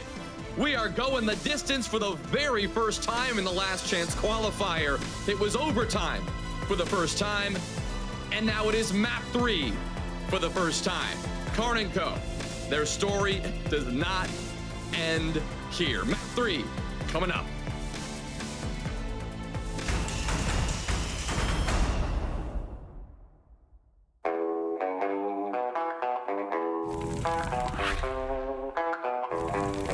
안 돼요, 여기서. 그 창문 쪽에 있던 인원이 잡혔다 보니까 왜 방패 안 풀지? 이거 궁지에 몰릴 수 있겠는데요. 와, 그래서 쭉쭉. 다리 안 맞았어요? 권총도 장전 중입니다. 여기서 총알 없지 하고 미더 선수도 방패 풀었는데 총은 없지만 칼은 있어요.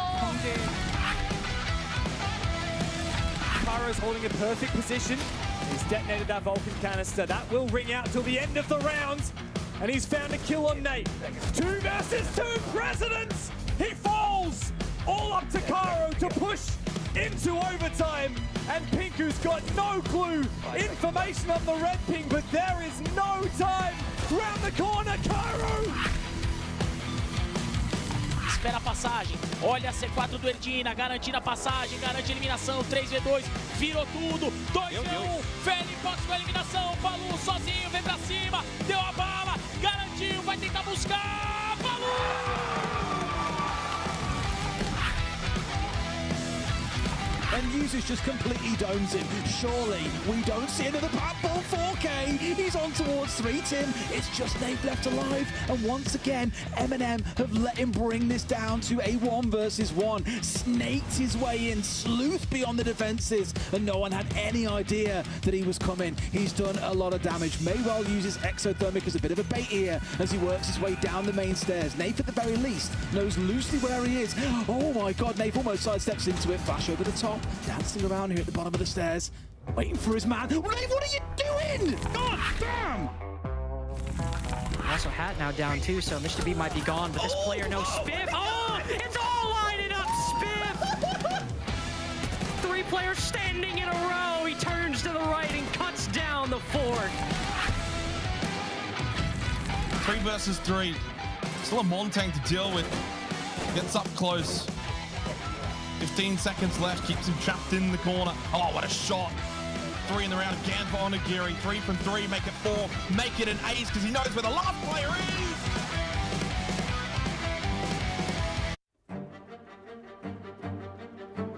Winning money is not a big thing at all. I'm just here to play, win trophies. That's what I care about. I was like playing to not lose and playing to not make mistakes. And now I play to play. I play to win. I would say I'm living the dream in my current role. I would say I'm one of the best in the world. Just being in that flow state of like, I'm playing in front of this crowd, but it doesn't feel like there's anyone else in this room but me and my teammates and the people I'm playing against. There are a lot of pros with egos out there. I don't really care about them. I'm just focusing on myself, focusing on my team.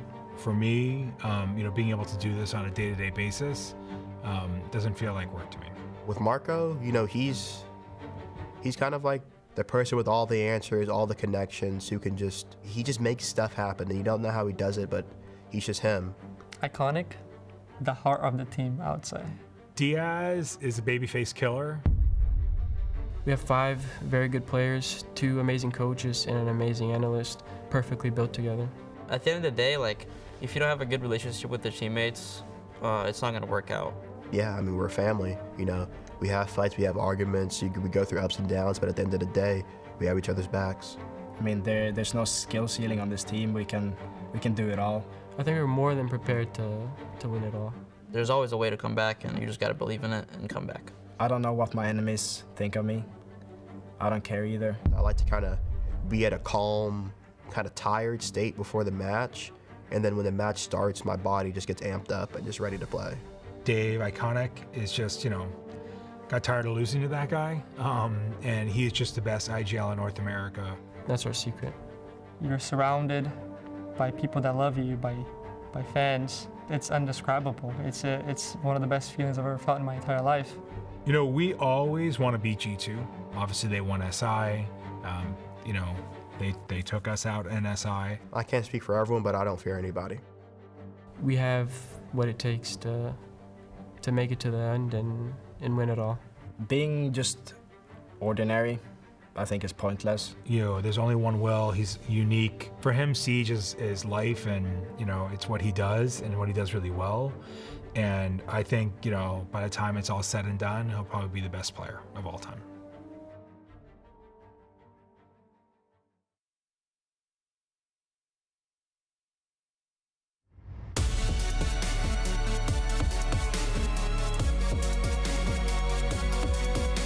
Ram's got one of the sickest loadouts an attacker can have. It's the R4C with the 1.5 scope, probably one of the best guns in the game. You got a secondary shotgun, which is always useful. With like so little time to play with her, I think there's going to be a lot of new ways that people are going to utilize Ram. That gadget of hers is absolutely insane and really fun. Her Ram drones, which nothing really is stopping those things other than a reinforced walls. It is ridiculously loud. You can just walk in somewhere and it will completely cover the noise. It like covers the Amaro repellent. You wouldn't even notice like some person behind you. Because of how heavily players rely on the sound. You can definitely walk through a barbed wire with a Ram drone going near you and they would have no idea you're even there. If you panic when there's a Ram near you or above you, I tend to feel like that gets you killed more than the Ram itself. That's especially on the new mass console and Nightheaven coming in to the map pool. I feel like she would be really, really strong on those.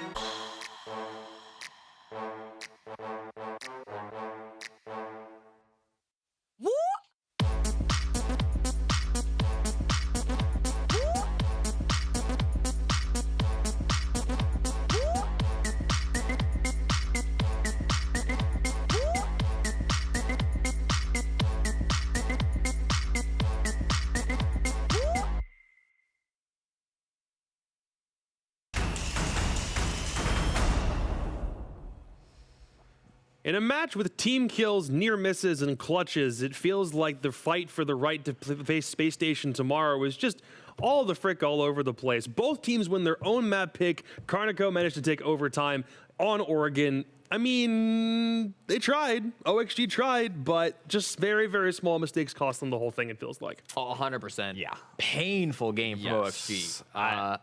I was just going to say, I think one of the bigger mistakes really was coming on Oxygen's end more than it was coming on Karnico's end. And my personal viewpoint of watching this game back, like this round specifically, that easily could have been a round closer. That could have been a 7-5. There was multiple rounds that were questionable. Yeah, I mean, even this play, right? Like, it's such a freebie. You set everything up so perfectly, and then it just falls apart at the last moment. You don't get one pick, you get traded back. Felt like there were a lot of, like, bomb sites here that OXG just couldn't lock down, even when they were the favorable side. Yeah. You know, losing their basement defense twice in the first 3 rounds. The second time was the catastrophic TK. It is what it is. It's going to happen. But even the first time, you know, they've got 3 C4s on the board, all of them premature. They don't get anything for the value that you have for them. They have no ability to deny plants. Really questionable their inability to defend on that bomb site, even in overtime too. Yeah. Not able to defend on Laundry. That's a bomb site which this round should be so easy. This one almost turns into a disaster. 1v4 potential from Wi-Fi. No, that was a huge round from Wi-Fi. I mean, if you're gonna display yourself, this is how to do it, and the way he did it was beautiful. But again, Newers, we were talking about Newers. Again, Karnico did come away with the win, but we were curious from the get-go, is this going to be the Newers from the first stage? And I think he's performing even better than what he was doing in the first stage, given this performance. The questionable one here is Yaga to me. Yeah. We aren't used to seeing him down there, and I think that's where Oxygen really struggled heavily, is not having Yaga's presence on the board. Yaga throughout the stage has been so good. He was for a very long time the kill leader in the NAL.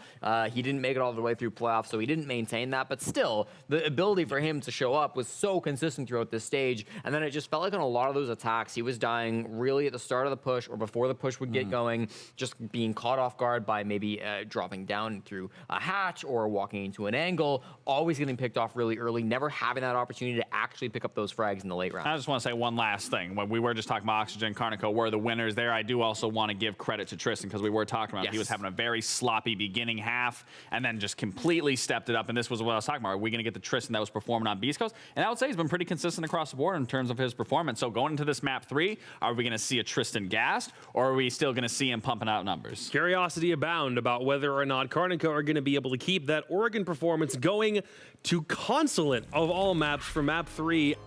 Just from a previous play history standpoint, Jesse, where are we at with these two teams? Well, Flynn said it on the cast. It's been rough from Oxygen. Through 2 plays, they've yet to find a win. They lost to Sonics in overtime, then lost to SSG in 10 rounds that last game. Just a seeding match, but still perhaps a worrying sign for Oxygen. Karnico, they've played the new Consulate twice. Both were wins. The first was over the offseason in the Game Rogue playoffs, and then the second one was in the Open Quals against the E1 All-Stars. I'm going to be completely honest. Again, like, it's fine. Karnico is shutting me up. They're stopping me in my tracks here. This is the performance that I really wanted from Aerial Arise as well. Like, these guys are truly performing and showing up to each and every single one of these maps. And I mean, it coming to a map 3, I did write them off saying those last 2, wins, was it? Yeah. On console? Yeah, I did write those off. But I mean, given the performance that they're showing and bringing Oxygen to these dire rounds, I mean, I think this might be another slugfest. I feel like it is, yeah.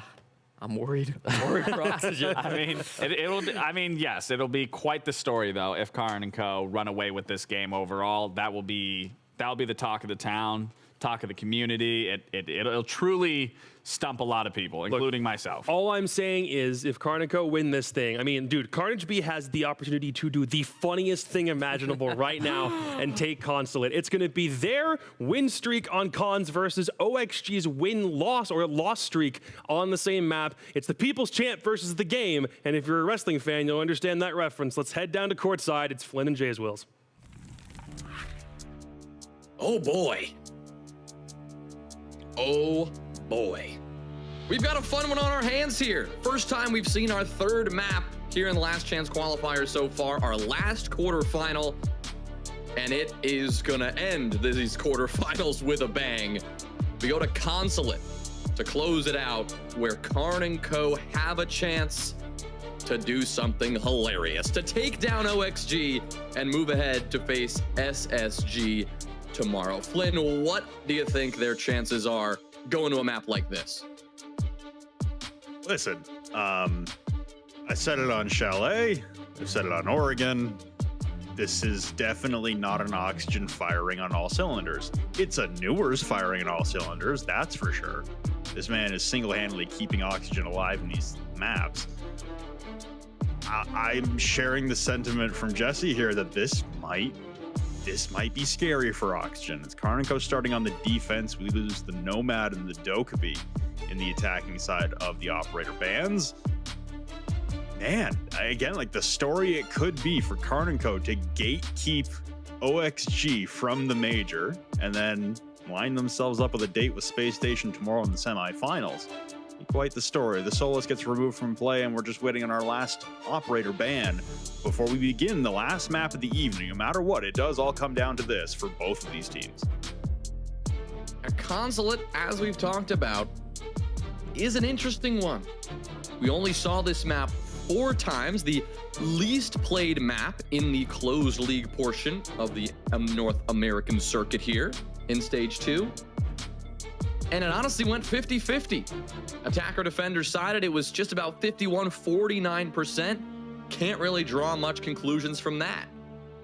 So with those expectations out the window, and with a big question mark about this map that we're headed to now, I feel like there are so many unanswered questions about what these two teams are going to bring to the table. Because yes, we knew that Karnico was strong on a map like Oregon, but we did not know that OXG would have so much trouble getting through them. So it could be the story of Oxygen running away with this, but it also could be the story of OXG troubles just doing a little too much damage and Karnico seizing the moment. We'll see. It's round number 1, and we're going to start up top. It's console and meeting where things will begin. I think I should also mention, I think we touched on this on the desk as well. Should Karnico win this, it would actually be the funniest thing ever, because not only would it gatekeep Oxygen from Atlanta, it would gatekeep them from SI. First time in like tied 4 years. 50, yeah, for Fox especially, as a member of this roster, it would be the first SI he's missed. And OXG currently sit tied for 54th right now in SI points. So if they don't pick up any more, they're very, very definitely not going to SI. So it all comes down to this for honestly how the next 6 months play out for Oxygen. Pixro taking some damage, the Nitro, someone flying up the yellow skylight, connect on anyone for Oxygen, but starting things off, it seems like maybe Karnico want to get a little active on the defense, really try and get inside the heads of Oxygen, because for Karnico, there is, I would say, much less on the line here than for Oxygen. I think we've been able to tell in the vibes a little bit as well, in the small glimpses we get into the vibes by seeing Wi-Fi's smiles and what's going on over there. I feel like they're playing for fun and they're playing loose. Of course, there's a lot on the line here, but they know it's not their backs that are against the wall. It's not them that have the high expectations of going to the major and of taking down their opponents they've got in front of them right now. They are the underdogs, as they have been for, it feels like, the majority of their T2 lives. It's a position they're comfortable in, and it's a position they've thrived in before. In this first round, Karnico may be getting a bit active, as you said, Flynn, but for now, that action will come to a bit of a lull. Just reaching that 90-second mark where Oxygen have now worked their way in and finally worked their way into the crosshairs of Karnico. I mean, if you're going to find an opening pick here against Oxygen, Newers is the one you want to take out of play. Good job there from Tristan at the base of the yellow stairs. Newers just unaware of the positioning of the Valkyrie, and Tristan again going for a flank towards the server stairs, I guess they're called now, as the server and Visa stairs have been separated, and it seems like everyone's on fire here as Tristan will find another one on the Fish. Kixro dropping Foxe. The rappel into the bomb site here for Dream. He's holding a member behind the CEO desk. But unfortunately here, he's alone. Yaga will try and jump into the base of yellow stairs and come join him. But in a 2v5 to work out of here, Dream on about 50 HP, having traversed the fire and the flames of the Goyo canister that had been detonated. This is a tough position to be in. He'll wander his way into the bomb site. The pre-fire, my God, the man was on a drone and appearing as a statue. But there goes Karn.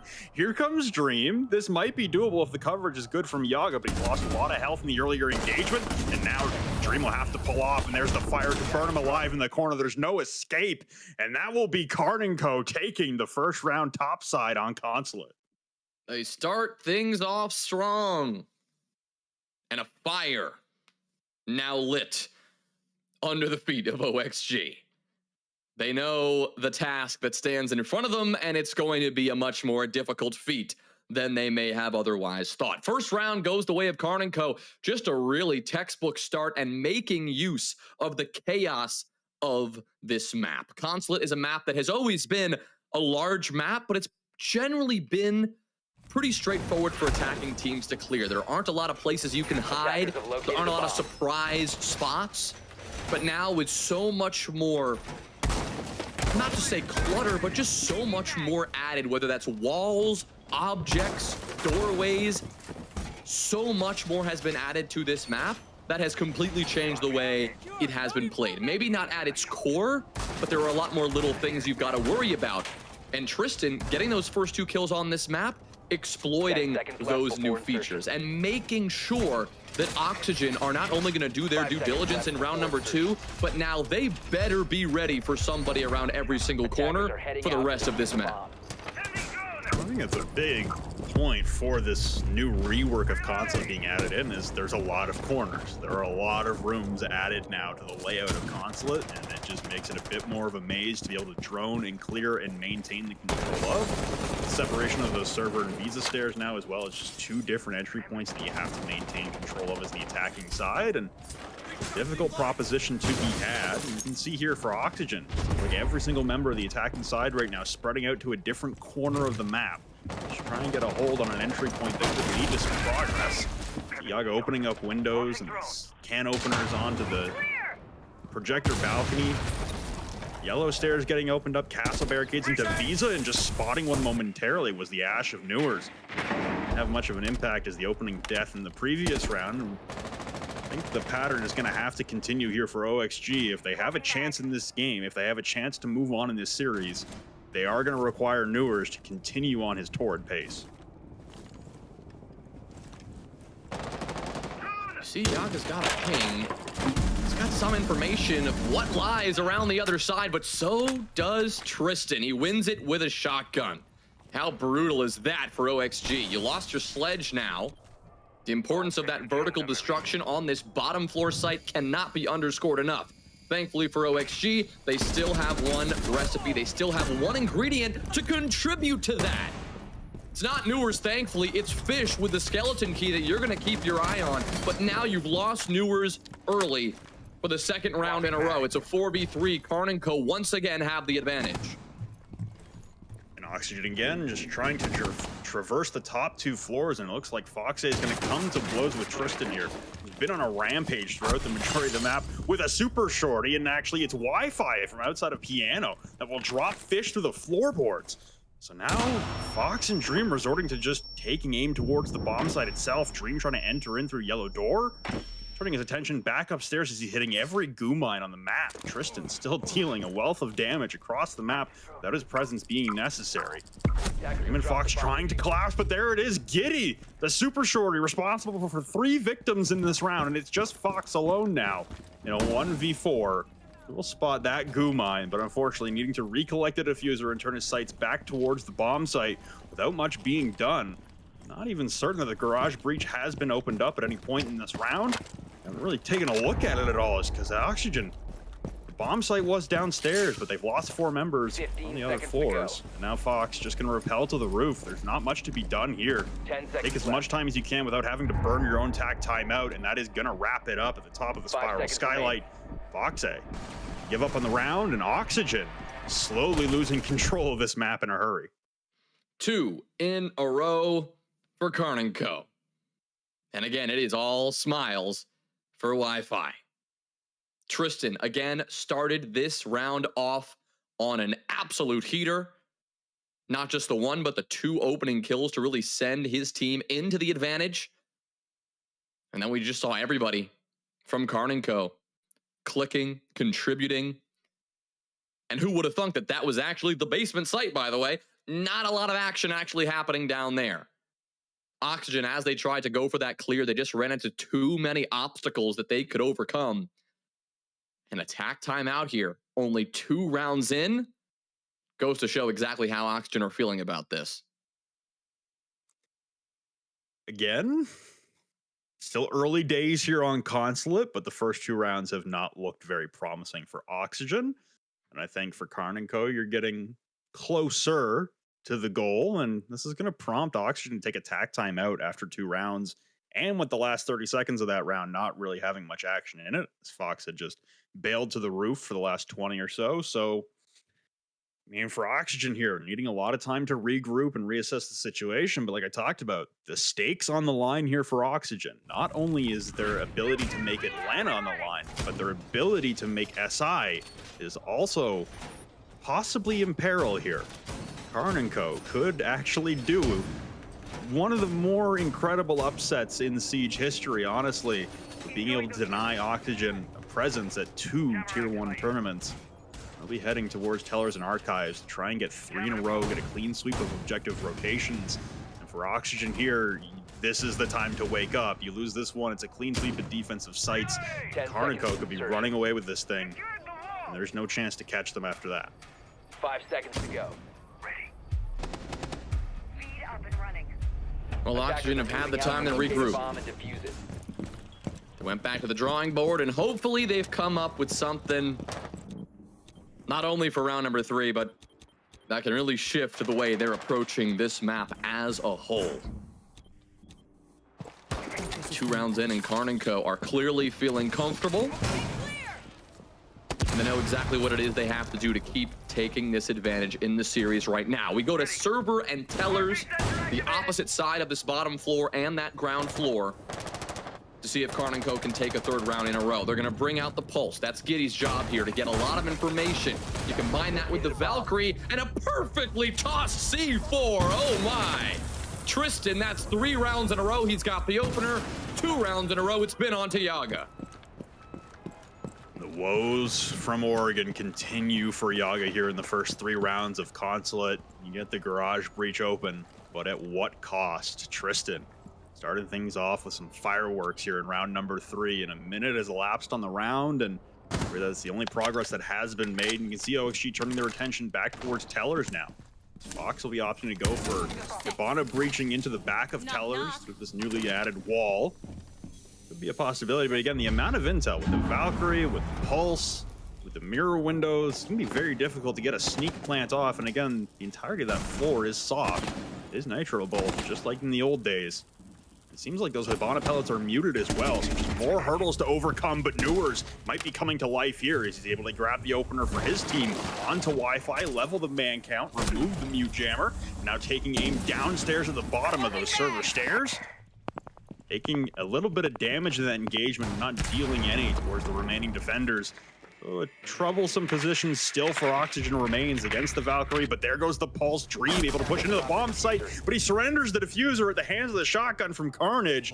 Very trying position now for Oxygen to work their way out of. Newers will at least get one. The flashbang comes in and it will blind Karn. He's got the shotgun out. Tristan drops Fox. The shotgun reigns supreme on the stairs, and now it's just Fish alone with the diffuser surrendered downstairs. A 1v2 for Fish, and Tristan will peek up the Teller's hallway hatch. It's a 3-0 lead for Karnico.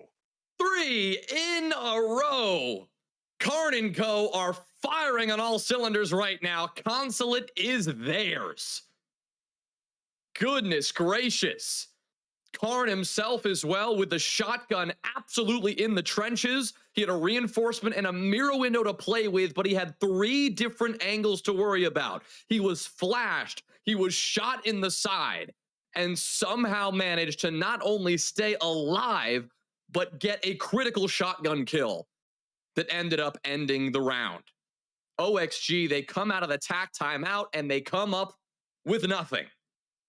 And Karnico keep on rolling. My goodness.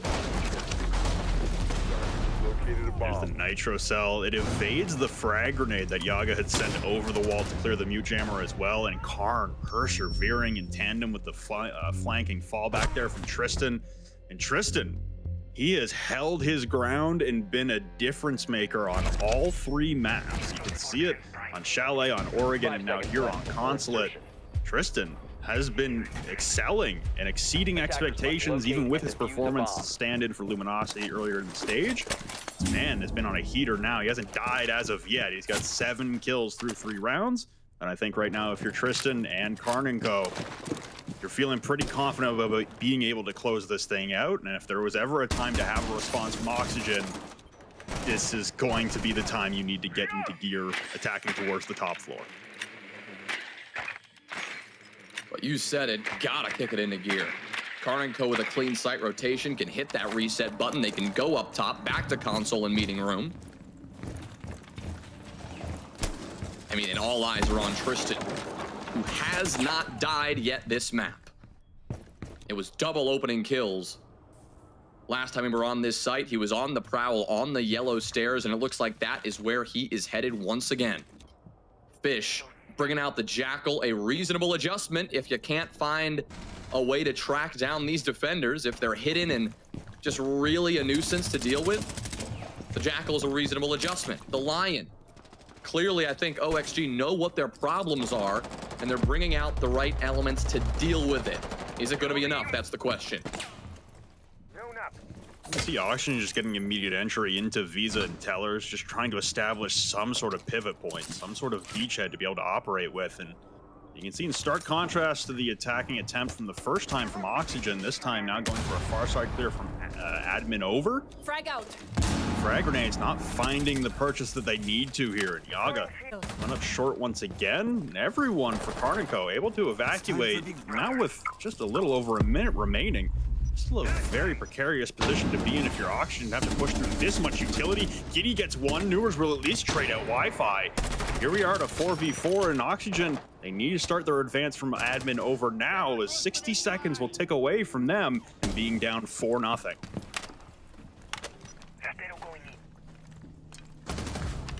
Drone's ready. Yaga, that's a good one. Newers moments away from probably finding another. This is where the tide could turn. Carnage B is still alive. You still got those Vulcan canisters to delay a good bit of time off the clock here. You see the fire long range there. Karn knows what he has to be careful of. Dream's drone will come in. Kixro will deal with it. So Newers will try to work up and get something done, but the information is limited. The time is limited, and they're going to have to get going. Newers will spot Karn's head for a moment, but won't be able to take advantage just yet. He'll work his way up, but not before Kixro can do a little more damage. Little more damage from Carnage B himself. Newers manages to trade it out, but misses the head. Impact from Karn to close the round. That's 4 in a row. A lot of time taken there just to establish the admin in position. And again, the amount of utility that was at the disposal. You can see all the goo mines that were being hit as the advance from OXG tries to cross the threshold of the bomb site. Just so much utility left on the side of Karnico.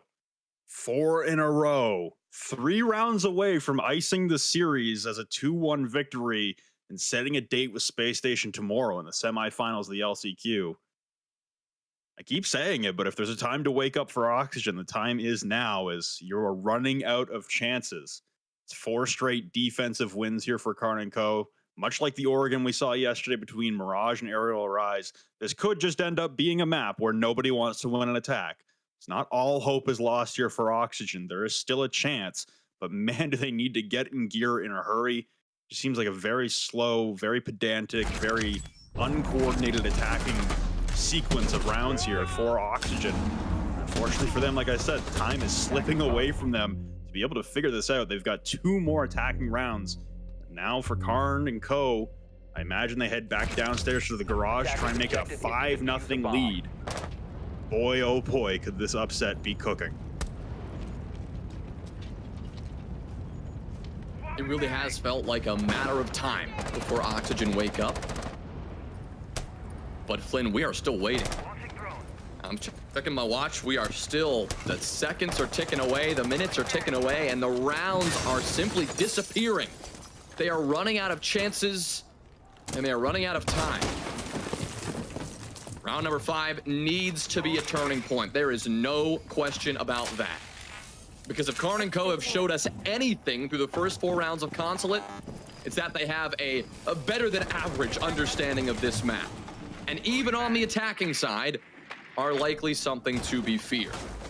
If OXG want to move into the next half, the final potentially 6 rounds of regulation with any confidence whatsoever, it's got to start here on the attacking side. It's a basement attack. They've got a lot of square footage to cover. And if they do want to approach that east side, they're going to have to worry about, I think that's Wi-Fi hidden up above. Yeah, it is Wi-Fi on the mute. He's slowly making his way over from admin. He's gonna have a friend join him here as well. I think that was Kixro on the Mozzie coming up the stairs. It was indeed. You got a Mozzie and a mute on the roam, trying to come in for this flank. It's a very CEO heavy focus here for the beginning of the attack for Oxygen. So again, we cross the midway point in the round. Wi-Fi holding for the Gemini, and now the peak coming. The Nitro Cell will land at the door frame, but it will not find anyone. Yogg will drop Kixro as well, so it's just Wi-Fi left alone now at the Spiral lobby, trying to hold off against the attack, and Wi-Fi instead is going to bail out towards the top of Spiral. He'll be droned to confirm, as I believe Newers just hit a cap can trap entering in towards Piano. Next position downstairs. So Wi-Fi has the opportunity to go take aim towards Newers instead, and he's still occupying the time of these attackers. Giddy has made it upstairs towards the front lobby as well, as the sledge will start smacking the floorboards. This is a tough spot. Again, Oxygen running out of time and they're unaware of Giddy's position. Yeah, they're choosing to re-aggress here, Karn and Co, and it might just pay off. Giddy's just got to find the angle. It looks like he might have just been spotted there. Now he's cutting a corner and in a very awkward spot, gets out alive. Carnage B will get one, but Yaga quickly matches that. Now Giddy's in a very tough spot and he needs to try to find safety, but that is simply not gonna be allowed to happen. Finally, OXG, they're looking good. They just have to close it out. Wi-Fi, not eager to let that happen. He finds one on the stairs, nearly one up top, but finally shut down. It's Carnage B out in the open, exposed and eliminated. OXG finally gets something going. It's 1-4, potentially. A comeback begins. Yeah, that was still a very close round. Giddy hadn't been spotted. I think the only reason he got pre-fired there on that prone angle is because he started shuffling on the ground and made some noise that drew Newer's attention. So very close there to being a very disastrous round. And Wi-Fi as well, a beautiful shot towards the yellow stairs door and dropping Fox repeatedly with the SMG-11 down to 50 and then down to about 5 HP through those kill holes. He was able to grab that kill. He might have been able to rush the planter as the coverage for Dream getting the plant down was still behind the impervious wall of the yellow hallway. Located by attackers. Millimeters once again, but Oxygen able to prevail, able to win, and now we're going to see the 4th bomb site come out for Piano. Karnico trying to make a statement on their last round of the first half. Even at a 4-2 lead, still looks promising, but a 5-1 again could be very devastating for the chances of Oxygen to be able to pull this one back. 5 seconds remaining. Now, one round of many that Oxygen need to bridge this gap that has been now reduced to 3. The second one could very well be moments away here if things go according to plan. We saw Karnico are clearly feeling comfortable. We saw that over the course of these last few rounds, them building that comfortability and that confidence.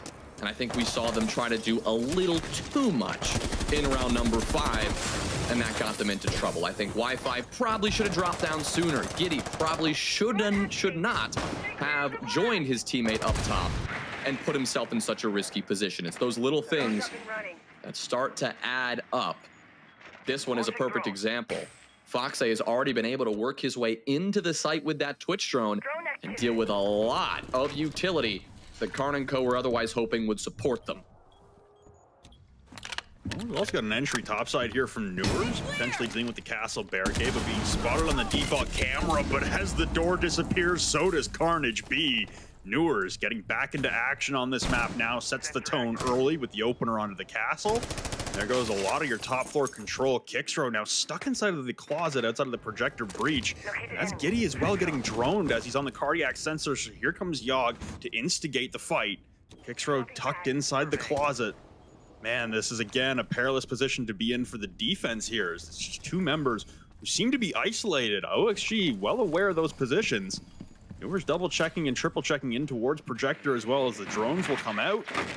White has assessed the positioning there of Kixro tucked in the corner, but now as he shoots away, he will give away his location, and now it's just about playing his life. The frag grenade comes soaring in, it will miss wide right. Still with a vector in hand, can do some damage, drops Fish down to about 50 HP. The Nitro does not collect either. The Nitro cell will not get him, and now turning the corner for looking for even more. Kixro on 5 HP, could potentially be down and finished off by this Twitch drone. That's how low he is.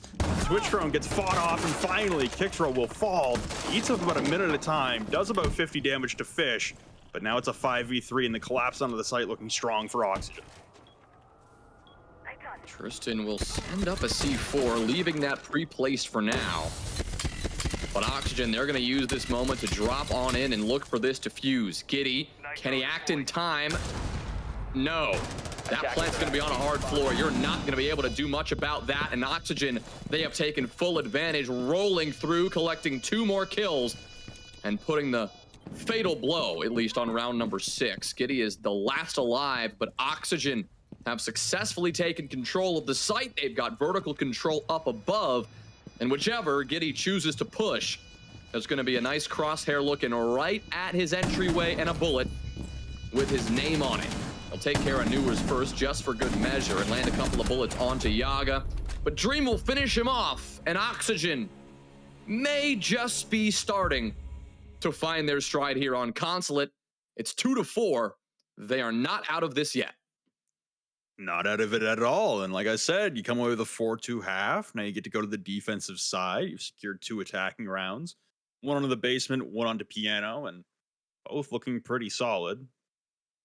I think now for Oxygen, swapping onto the defense here, you can level this thing up. We saw it yesterday on Oregon with a strong run from Aerial Rise, winning 5 defensive rounds in a row and then surrendering 7 rounds consecutively to Mirage.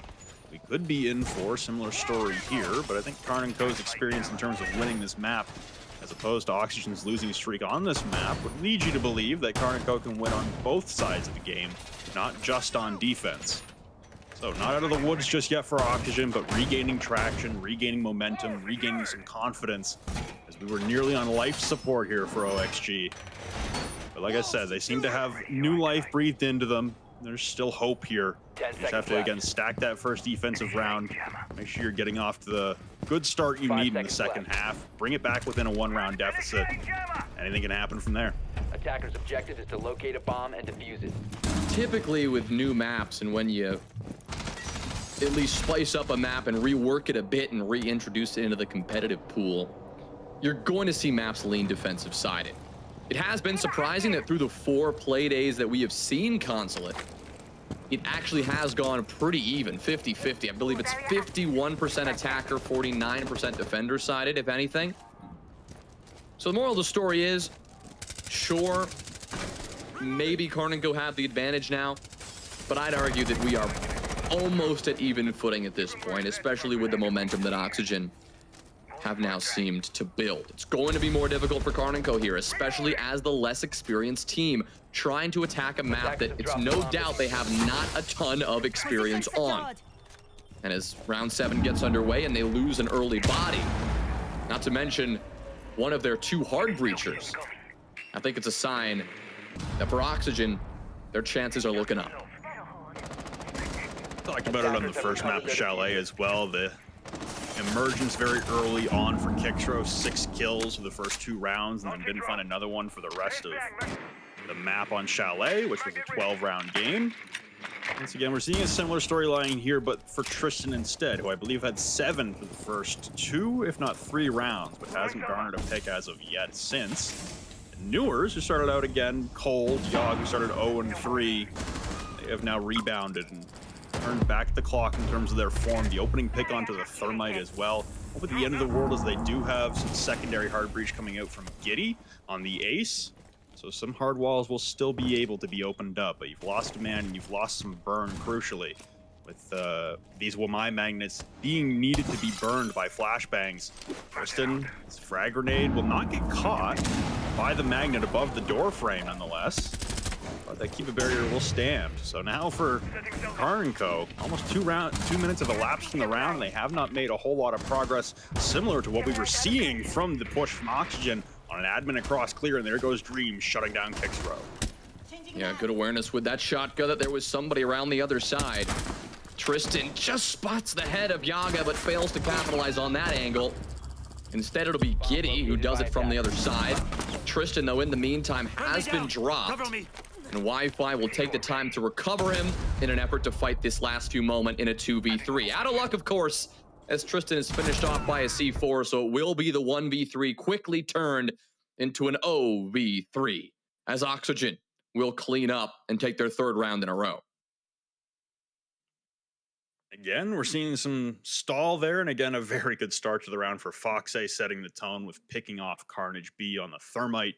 So losing that burn, losing a man, losing your IGL as well, very tough position to be in. See Fox starting to warm up a little bit. You can see the faces at the 4-0 deficit for Oxygen. Very stoic, not a whole lot of emotion. Now with 3 rounds in the bounce, you can see OXG kind of coming back to life in this matchup. Instead of heading downstairs like we saw as the secondary bomb site for Karnico, we're going to be heading to Piano, which ended up being the 4th site that Karnico brought out. So for Oxygen, they've leveled things up near about 1 round away from tying the score to 4-4. When they were down 4-0. It's an impressive run back of rounds here. Now for Oxygen, like we said, backs against the wall when it comes to the major, backs against the wall when it comes to the 6 Invitational. Seems like they're heating up at just the right time, and unfortunately for Karnico, the quieting of both Tristan and Kixro really is leading to some early momentum in rounds for Oxygen. Attackers are moving to defuse a bomb. One of the most surprising elements, but most powerful elements that Karnico had going for them in, I suppose, Element 1 a few months back was Carnage B himself and his kind of out of nowhere ability to pick up the kills where his team wasn't getting them. I mean, we saw him on the Ace, on the Thermite, playing so well that they transitioned him over to a fragging role in some of those series. Obviously, that is a situation that we don't often see. He's usually playing that hard support role and doing it extremely well. But if Karnico need him, he's been able to step up in the past, and I think this is one of those days where we're going to also have to see the man of the hour, Karn himself, step up and kind of go nuclear here. It feels necessary if Tristan and Kickstro are going to stay quiet, and if, you know, someone like Newer starts to heat up on this second half, which he is now with 10 kills after a rough start on this map, it really is going to have to be an all hands on deck effort for Karnico if they want to win it. The opener once again established. Last round it was Fox. Like you said, this time now it's Newers, and Tristan the first to fall this time around for Karnico. Again, he will continue his run of having those 7 picks early on, but has been killless for the last handful of rounds at minimum. Karn just missing the rotation here of Yaga as well, and there goes Newers again. So I talked about silencing Tristan and Kickstro. Newers will do exactly that. Wi-Fi will at least trade out Newers on his rotation with Tellers. Now with a punch hole in towards the bomb site itself of Piano from the back of the Teller's wall. Wi-Fi will try and drone and reassess the situation as his teammates need to get a move on. Karn's on the roof. Wi-Fi's outside the front door. Giddy's outside the front door. So everyone for Karnico separated, now rejoining at the top of the spiral stairs. The first one to meet them will be Yaga. Nice shot there from both of them. Wi-Fi and Yaga will trade. Now it's Karn and Giddy to work out of a 2v3 to stop Oxygen from getting 4 in a row and tying things up. And as I say that, Dream will pop up from the bottom of spiral stairs, leaving Giddy alone, trying to aggress onto the top floor. And there goes the peek from Fox, shut down by Giddy. So now a 1v2, no diffuser control and 50 HP. Not impossible, but still a very tough task. He's wildly pre-firing, and he'll bring it down to the 1v1. Now it's just Dream, who was last called out at the bottom of the spiral stairs, but needing to recover the diffuser. Still a very perilous situation for Giddy to try and work his way out of. Just trying to open up to the floor, but Dream in a safe position in the midst of yellow stairs. No diffuser control here for Giddy. It's going to require one hell of a shot and one hell of a mistake from Dream to expose himself in this position. Rushing into the bomb site is Giddy. Might be able to get the plant down in this hard corner, but with the Valkyrie cameras, I imagine not being taken care of, and they have not. Plant going down into the overtime. The vault from Dream will secure it. A valiant attempt from Giddy, but Karnico surrender 4 in a row to Oxygen. And now on the defensive side, it seems like OXG trying to put themselves back on course to meet with Space Station tomorrow. Well, at least they've tied us up. They've taken 4 in a row and neutralized the advantage that Karnico had been able to secure up to that side switch. But now it is certainly a very different story. All the momentum, all the hype surrounding this team, all the smiles on someone like Wi-Fi's face, well, they have seemed to disappear from the lobby, albeit temporarily. They're going to take this tack timeout, and both teams will get a chance to talk things over and figure out exactly what it is they want to do to correct those mistakes. In Oxygen's case, it's a matter of just keep on keeping on. Whatever you did after that tack timeout, maybe it took you a round or 2, but it is clearly working. You have found your stride. And for Karnico, somehow they have to harness those first 4 rounds energy again and see if they can make something happen on the attacking side. I guess when you gotta go, you gotta go. As soon as he knew the tag timeout was coming, Fish got up out of his chair, ripped out his headphones, and went sprinting out of frame on the webcam. And it looks like he has just returned as we jump in. The harder part for Fish there in terms of being able to leave his PC and jump in is that on the attack, you could probably do that and take a little bit more time because you could re-pick out of the auto-picked operator. On the defense, that's not the case. So he has the Azami. I imagine that is the intended operators. We have seen him on that quite a bit throughout this series, but playing with fire a little bit as Fish as well, needing a bio break of some kind. And we head downstairs now for Oxygen at a 4-4 scoreline, trying to continue the run. We saw it yesterday between Mirage and Aerial Arise on Oregon. Could we see a similar fate of Oxygen stringing 7 in a row to end the map, end the series, and send themselves to the semifinals? This would really be a punishing blow if Newers can get something done here on the Vigil. It's a brutal way to kill any momentum that Karnico might be feeling coming out of the tack timeout. Newers will not find anything just yet, and he'll have to be wary of some pressure coming from down below. Tristan has opened up an angle into the garage. He will accidentally expose himself to that window while holding a drone in his hand, though. So he has got to be very careful about what lies around the other side. That little indication on his drone will tell him that there is a visual near. Wi-Fi will spot him, lose his drone in the process, but at least they know one of the threats they're going to have to deal with. Newers will back off for the time being, reinforcing himself in. And I think Oxygen, they feel the pressure coming, and at this 60-second mark, you're largely seeing a bit of a retreat from them. Starting to back off and play a little bit safer. You can see the roam coming up from Oxygen, mirroring a little bit from what we saw in Karnico on their defensive stand on this bomb site. Newer's still going to persevere inside of Tellers here, inside of the bomb site, to reject any potential entry through the Visa double door, but instead it'll be the lobby entry. The Ace Selm is going off, and frag grenades go soaring into the Tellers hallway. So Newer's under siege slightly, but the same problem arises for Karnico as did for Oxygen when attacking this bomb site. The amount of intelligence being gained from down below. Got a pulse underneath. Karn will get the first one onto Newers, though, so at least that's the immediate hurdle taken care of. But with Yaga rotating topside now with Fish, they're going for the flank.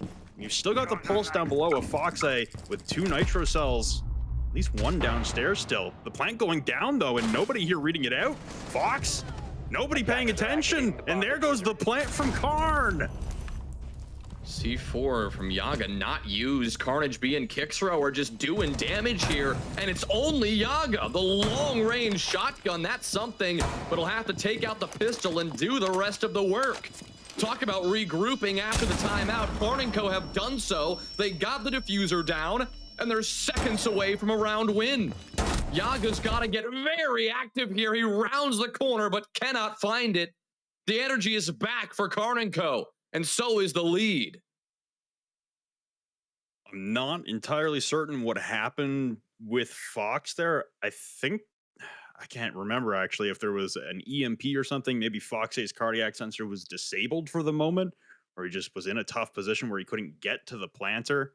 Maybe didn't even believe that heartbeat sensor was the one planting, but whatever the error was downstairs, it was a misstep for Oxygen, unable to stop the plant from coming down. And again, playing in that post-plant situation, it's a very easy post-plant to win, especially when you have that top control. The attempted flank doesn't really go anywhere either, as Yaga was the last man standing. The flank comes out just a little bit too late, as everyone else in the objective had perished.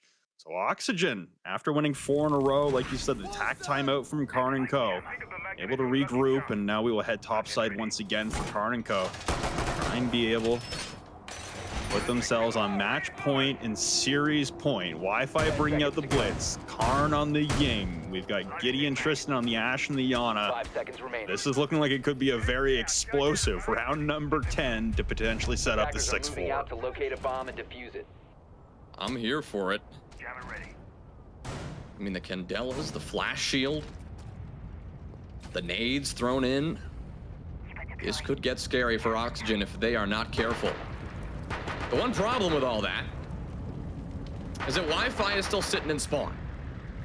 So if they want to get something done, it may happen explosively, but it will not happen instantly. You see Wi-Fi there sending his drone out and getting a bit of information before eventually making that move. Now, the big challenge for Karnico will be keeping the blitz concealed. Once Oxygen know about that, it's probably not going to be a problem for them to deal with, considering the 3 C4s and the 2 impacts they have in pocket. But if Karnico can keep this plan under wraps for a bit longer, this could certainly work out well. Oh, the frag grenade from Tristan. I think he just detonated a hair too early. Dream will persevere, now be the thorn in the side as Newers will get 1. The knife down with the shield though from Wi-Fi. He starts descending onto the bomb site, but cut down. 2 swift kills from OXG. The diffuser surrendered control as well. There goes the T95 ringing out from Carnage B though. Taking care of Yaga, Tristan flanking for the diffuser control. Nothing to worry about the connector though, as Newers has 3 on the round, looking for even more with the SMG-12 in hand. Throws on the smart glasses, and it is Newers for 4 on the round to continue being the life source of OXG. And it's now a 5-5 scoreline we are once again going to need every round of regulation. Crazy the work that Newers is doing right now for Oxygen. It's absolutely crazy. Where would they be without him? I really don't know. He had 11 or 12 kills in map 1. He reached 18 kills in map 2, and he is already at 15, if not 16 kills, and we'll see it on the scoreboard in a second, but at least 15 kills so far on this map as well. Those are insane numbers. Insane numbers.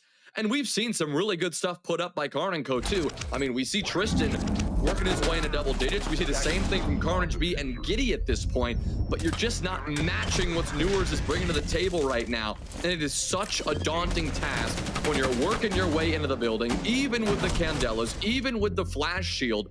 If there's a warden staring at you, and a warden who is this capable at gunning you down, what are you supposed to do? There it is, 15 kills for Newers.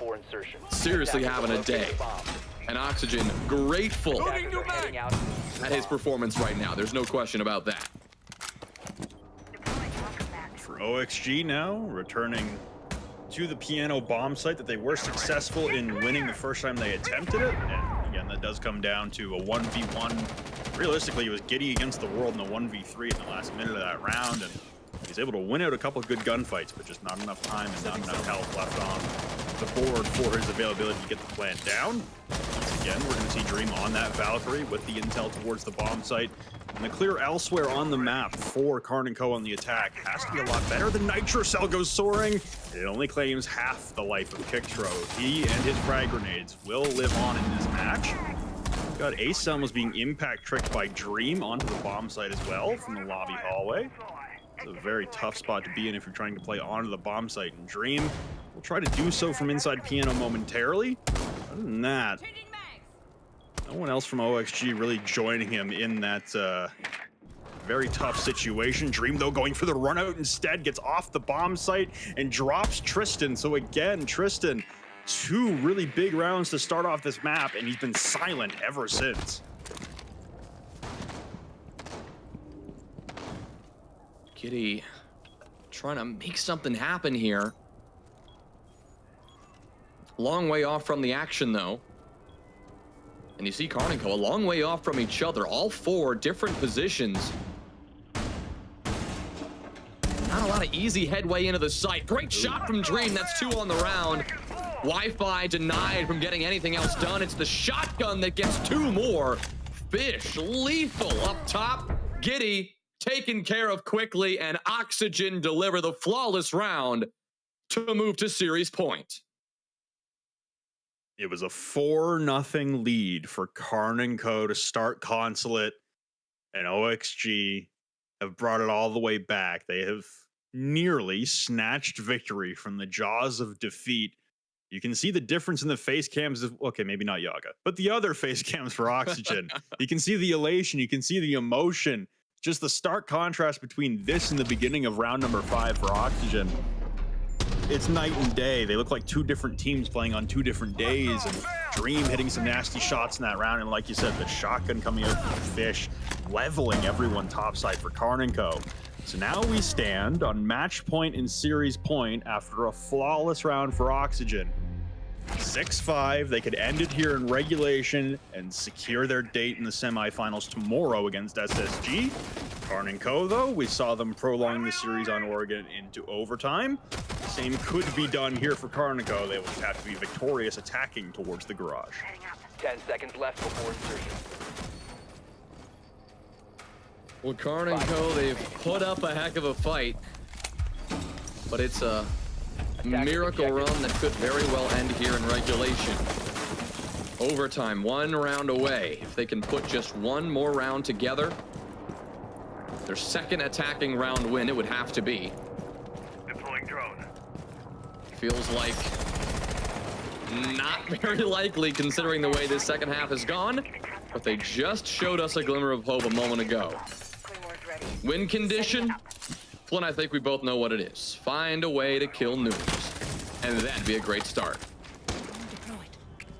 That would be a great start, and also having Tristan involved in the round in some fashion would also be good. Him and Kixro, He's still at 7, I just noticed. Yeah, still at 7, and like you said, win condition, find Newers, remove him from play.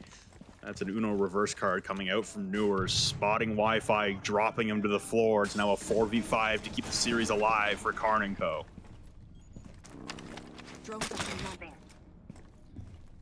Kixro will sneak his way on through. He knows there's someone around. There's some information to work with. A drone at his feet. Eventually gets the shot, but Fish also able to deal the lethal blow onto Tristan. Yaga, around the other side, he gets another, and it's a 2v4 just to stay alive for Karnico. Giddy, there's one right around the other side. Talk about aggression. Fish is going off. That's his 8th kill, and Carnage B is now the last man standing. Couldn't have it any other way. Storybook ending for a storybook run here in their series against Oxygen, but it very well could come to an end here in just a moment. He is all alone against 4. And that aggression, that active play we saw from Oxygen, seems like they're gonna back off, hit the brakes, and force Karnico to walk into a death trap. Sure looks like it, and I think for Carnage right here, just trying to find anything. He's not going to give up on the round like we've seen before. This is do or die, but he's trying to piece it apart into 1v1s. The impact come up to the floorboards, and he'll spot one to drop Fish up against the garage reinforcement, but now down to about 5 HP. It's looking bleaker and bleaker for Carnage, unfortunately. Still staring down to the floorboards, trying to find another member of Oxygen to overstay their welcome in a power position that has been revealed from above. But here comes Karn with the diffuser, the last stand for Karnico, the namesake of the team. Having to punch through a Kiba barrier will reveal his position to the OXG defenders, and as he turns the corner, he's going to have 2 people staring straight at him. Good perseverance here and good patience from Oxygen. Dream will be the one to cut him down, and it's Oxygen being pushed to the absolute brink in their quarterfinal matchup against Karnico in the LCQ, but they do prevail. They come away victorious in a 2-1 scoreline against Karnico, and they will meet with Space Station tomorrow. Looks like that'll be it for the Cinderella story. Glenn, you and I will be back tomorrow to close out this last chance qualifier. But for now, it's back to Jacob, Jesse, and Laxing in the studio.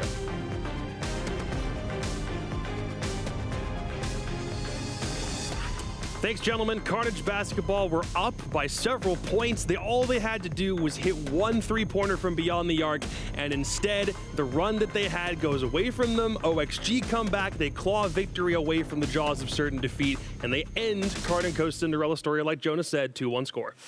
Every single map, it makes you sit on the edge of your seat. You gotta be so nervous. Oxygen, in the end, though, they avoid disaster, being knocked out of the LCQ first round by Carnage Co. They survive this.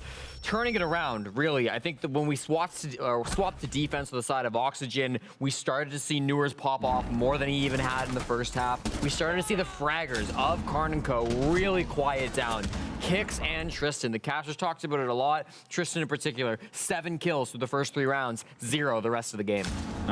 Newers going into that second half, I mean, he was the clear MVP throughout, I think, all the games, in my personal opinion. He really put Oxygen on the map, and especially into this last map here, where he didn't gas out, he kept going on, and he put up really big numbers to have OSG's success rate in closing out this map, because you got to give it to Karnico. They put up such a significant fight against Oxygen, against a tier 1 team, and I mean, yeah, it sucks losing that. It's not great, but they got a lot to just be proud of and everything that they've achieved so far and have come together as a team and prove their worth. We were critical of Newers at the start of the day about how he hadn't been performing. The stat that I had was you look at his weeks 3 and 4 performances, and they were really, really rough. He was arguably the worst player in the league through weeks 3 and 4. What a bounce back, 17 and 8. I want to touch on Dream too. I thought towards the end of that defensive half, making moves, running out of the Valkyrie. Great play on the mute. Really solid sight play. I thought he was fantastic on the defense. defense for Oxygen, a big reason why OXG were able to win this game. Nah, they let Dream off the leash. When I saw him jump out that window, go for that spawn kill, I was like, all right,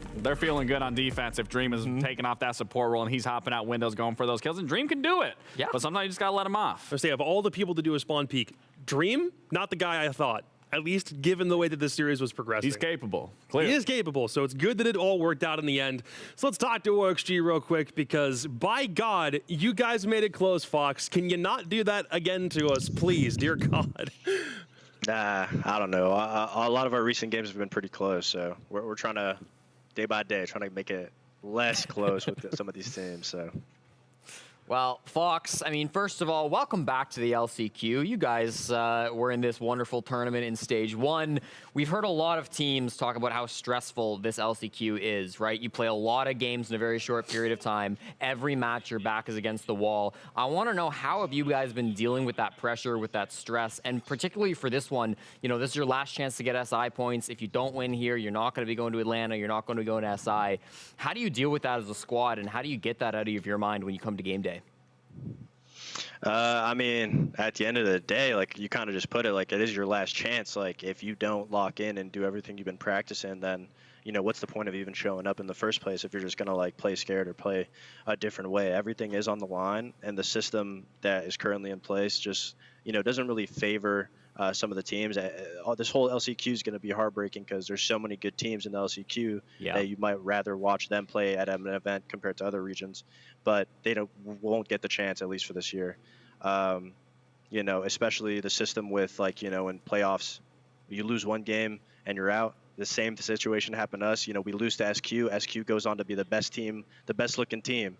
So last year we lost to them. They got 4th at the major. Now we lost to them and they got 1st in NA. You know, so it's kind of like, damn, like, maybe if we had a second chance, I'm not going to say like anything like that, but, you know, hopefully, you know, everything's on the line, and, you know, when your backs are against the wall, you really, like, have nothing to blame. You know, it's not like you have anybody else to blame if we lose. It's just on us individually. Yeah. 100%. My question to you is, were you surprised at how well Karnico played, or are you also taking into account you guys just aren't playing to your full potential? I mean, Karnico, like, those guys are a really good team. You know, they have a lot of great players. We saw Tristan play on Beast Coast as a stand-in, and he was like a standout performer, was the best player on the team, I think, in that match. So obviously they got good teammates. I think we went into it, I don't know, trying to play a different way, and you know, they kind of countered us really well, so it just took us some time. It always takes us a little bit of time to switch things, and you know, I was definitely impressed with some of the shots they were hitting, the confidence on those guys, so good shit to them. And yeah, I mean, hopefully there's a way that we'll see more of them next year or in the upcoming seasons or whatever is to come. So I just have one more question, only because you said it. What do you think your guys' biggest struggle is right now? Obviously, I talked to you after your last game, and you were taking a lot of the blame. I touched up on that on the desk if you rewatch it. But what do you think your guys' biggest struggle is right now that's holding you back from being the best OXG that we all know? Honestly, I just feel like the meta's definitely changed a lot, and I feel like we were probably like a little late to the party, thinking that we could kind of play the best of both worlds, like we always have. We've always been a very aggressive and a very passive team at the same time. And now, I mean, you know, the teams in Brazil are the best teams in the world right now. They're very aggressive, very strong. You make plays, and I think it's just, you know, obviously taking some time to adjust to that kind of a play style where everything's kind of, gung-ho in your face. Yeah, everything's going forward. Teammates are trading, and it's definitely a change. But I think we're on the right track, and all the practice we've put in the past like month, 2 months, you know, it's all going to come down to tomorrow. Well, hopefully you can take everything that you've done over today and the past couple of weeks into the game against Space Station tomorrow. You at least know who your opponent is, so you're not waiting in the wings, hoping that you get the opponent that you were looking for. Talk to us a little bit about what you're expecting coming from that game tomorrow. Oh, yeah. I mean, we've played SSG, I think, twice this season. You know, they're a very aggressive team. You know, I mean, obviously they're one of the teams that was first to this kind of like, you know, balls to the wall like meta. I feel like we always have a really close game against those guys. At least, you know, that's what I think. And so, you know, we just got to make sure that we are kind of ready on all our bases and we don't get, I guess, you know, caught off guard by their unpredictability. Yeah, makes total sense. It's good to get a matchup preview for tomorrow. We'll obviously see you then, but before you go, anything else you want to say? Twitter you want to plug? Skin you want to shill?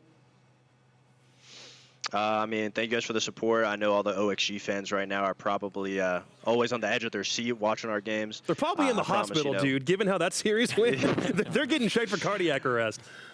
Yeah, I mean, there's nobody that takes this stuff like more seriously than our team. I feel like we really put a lot of effort into this past couple of weeks, and I hope we get to show it to everyone. I hope we make everyone proud and get to go to the major, and hopefully through that qualify for invite as well. So, you know, we're trying, you know.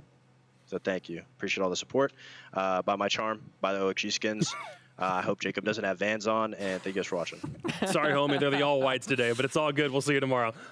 You can't go one day without dissing him, man. You can't go one interview without saying something about my shoes. I don't get it.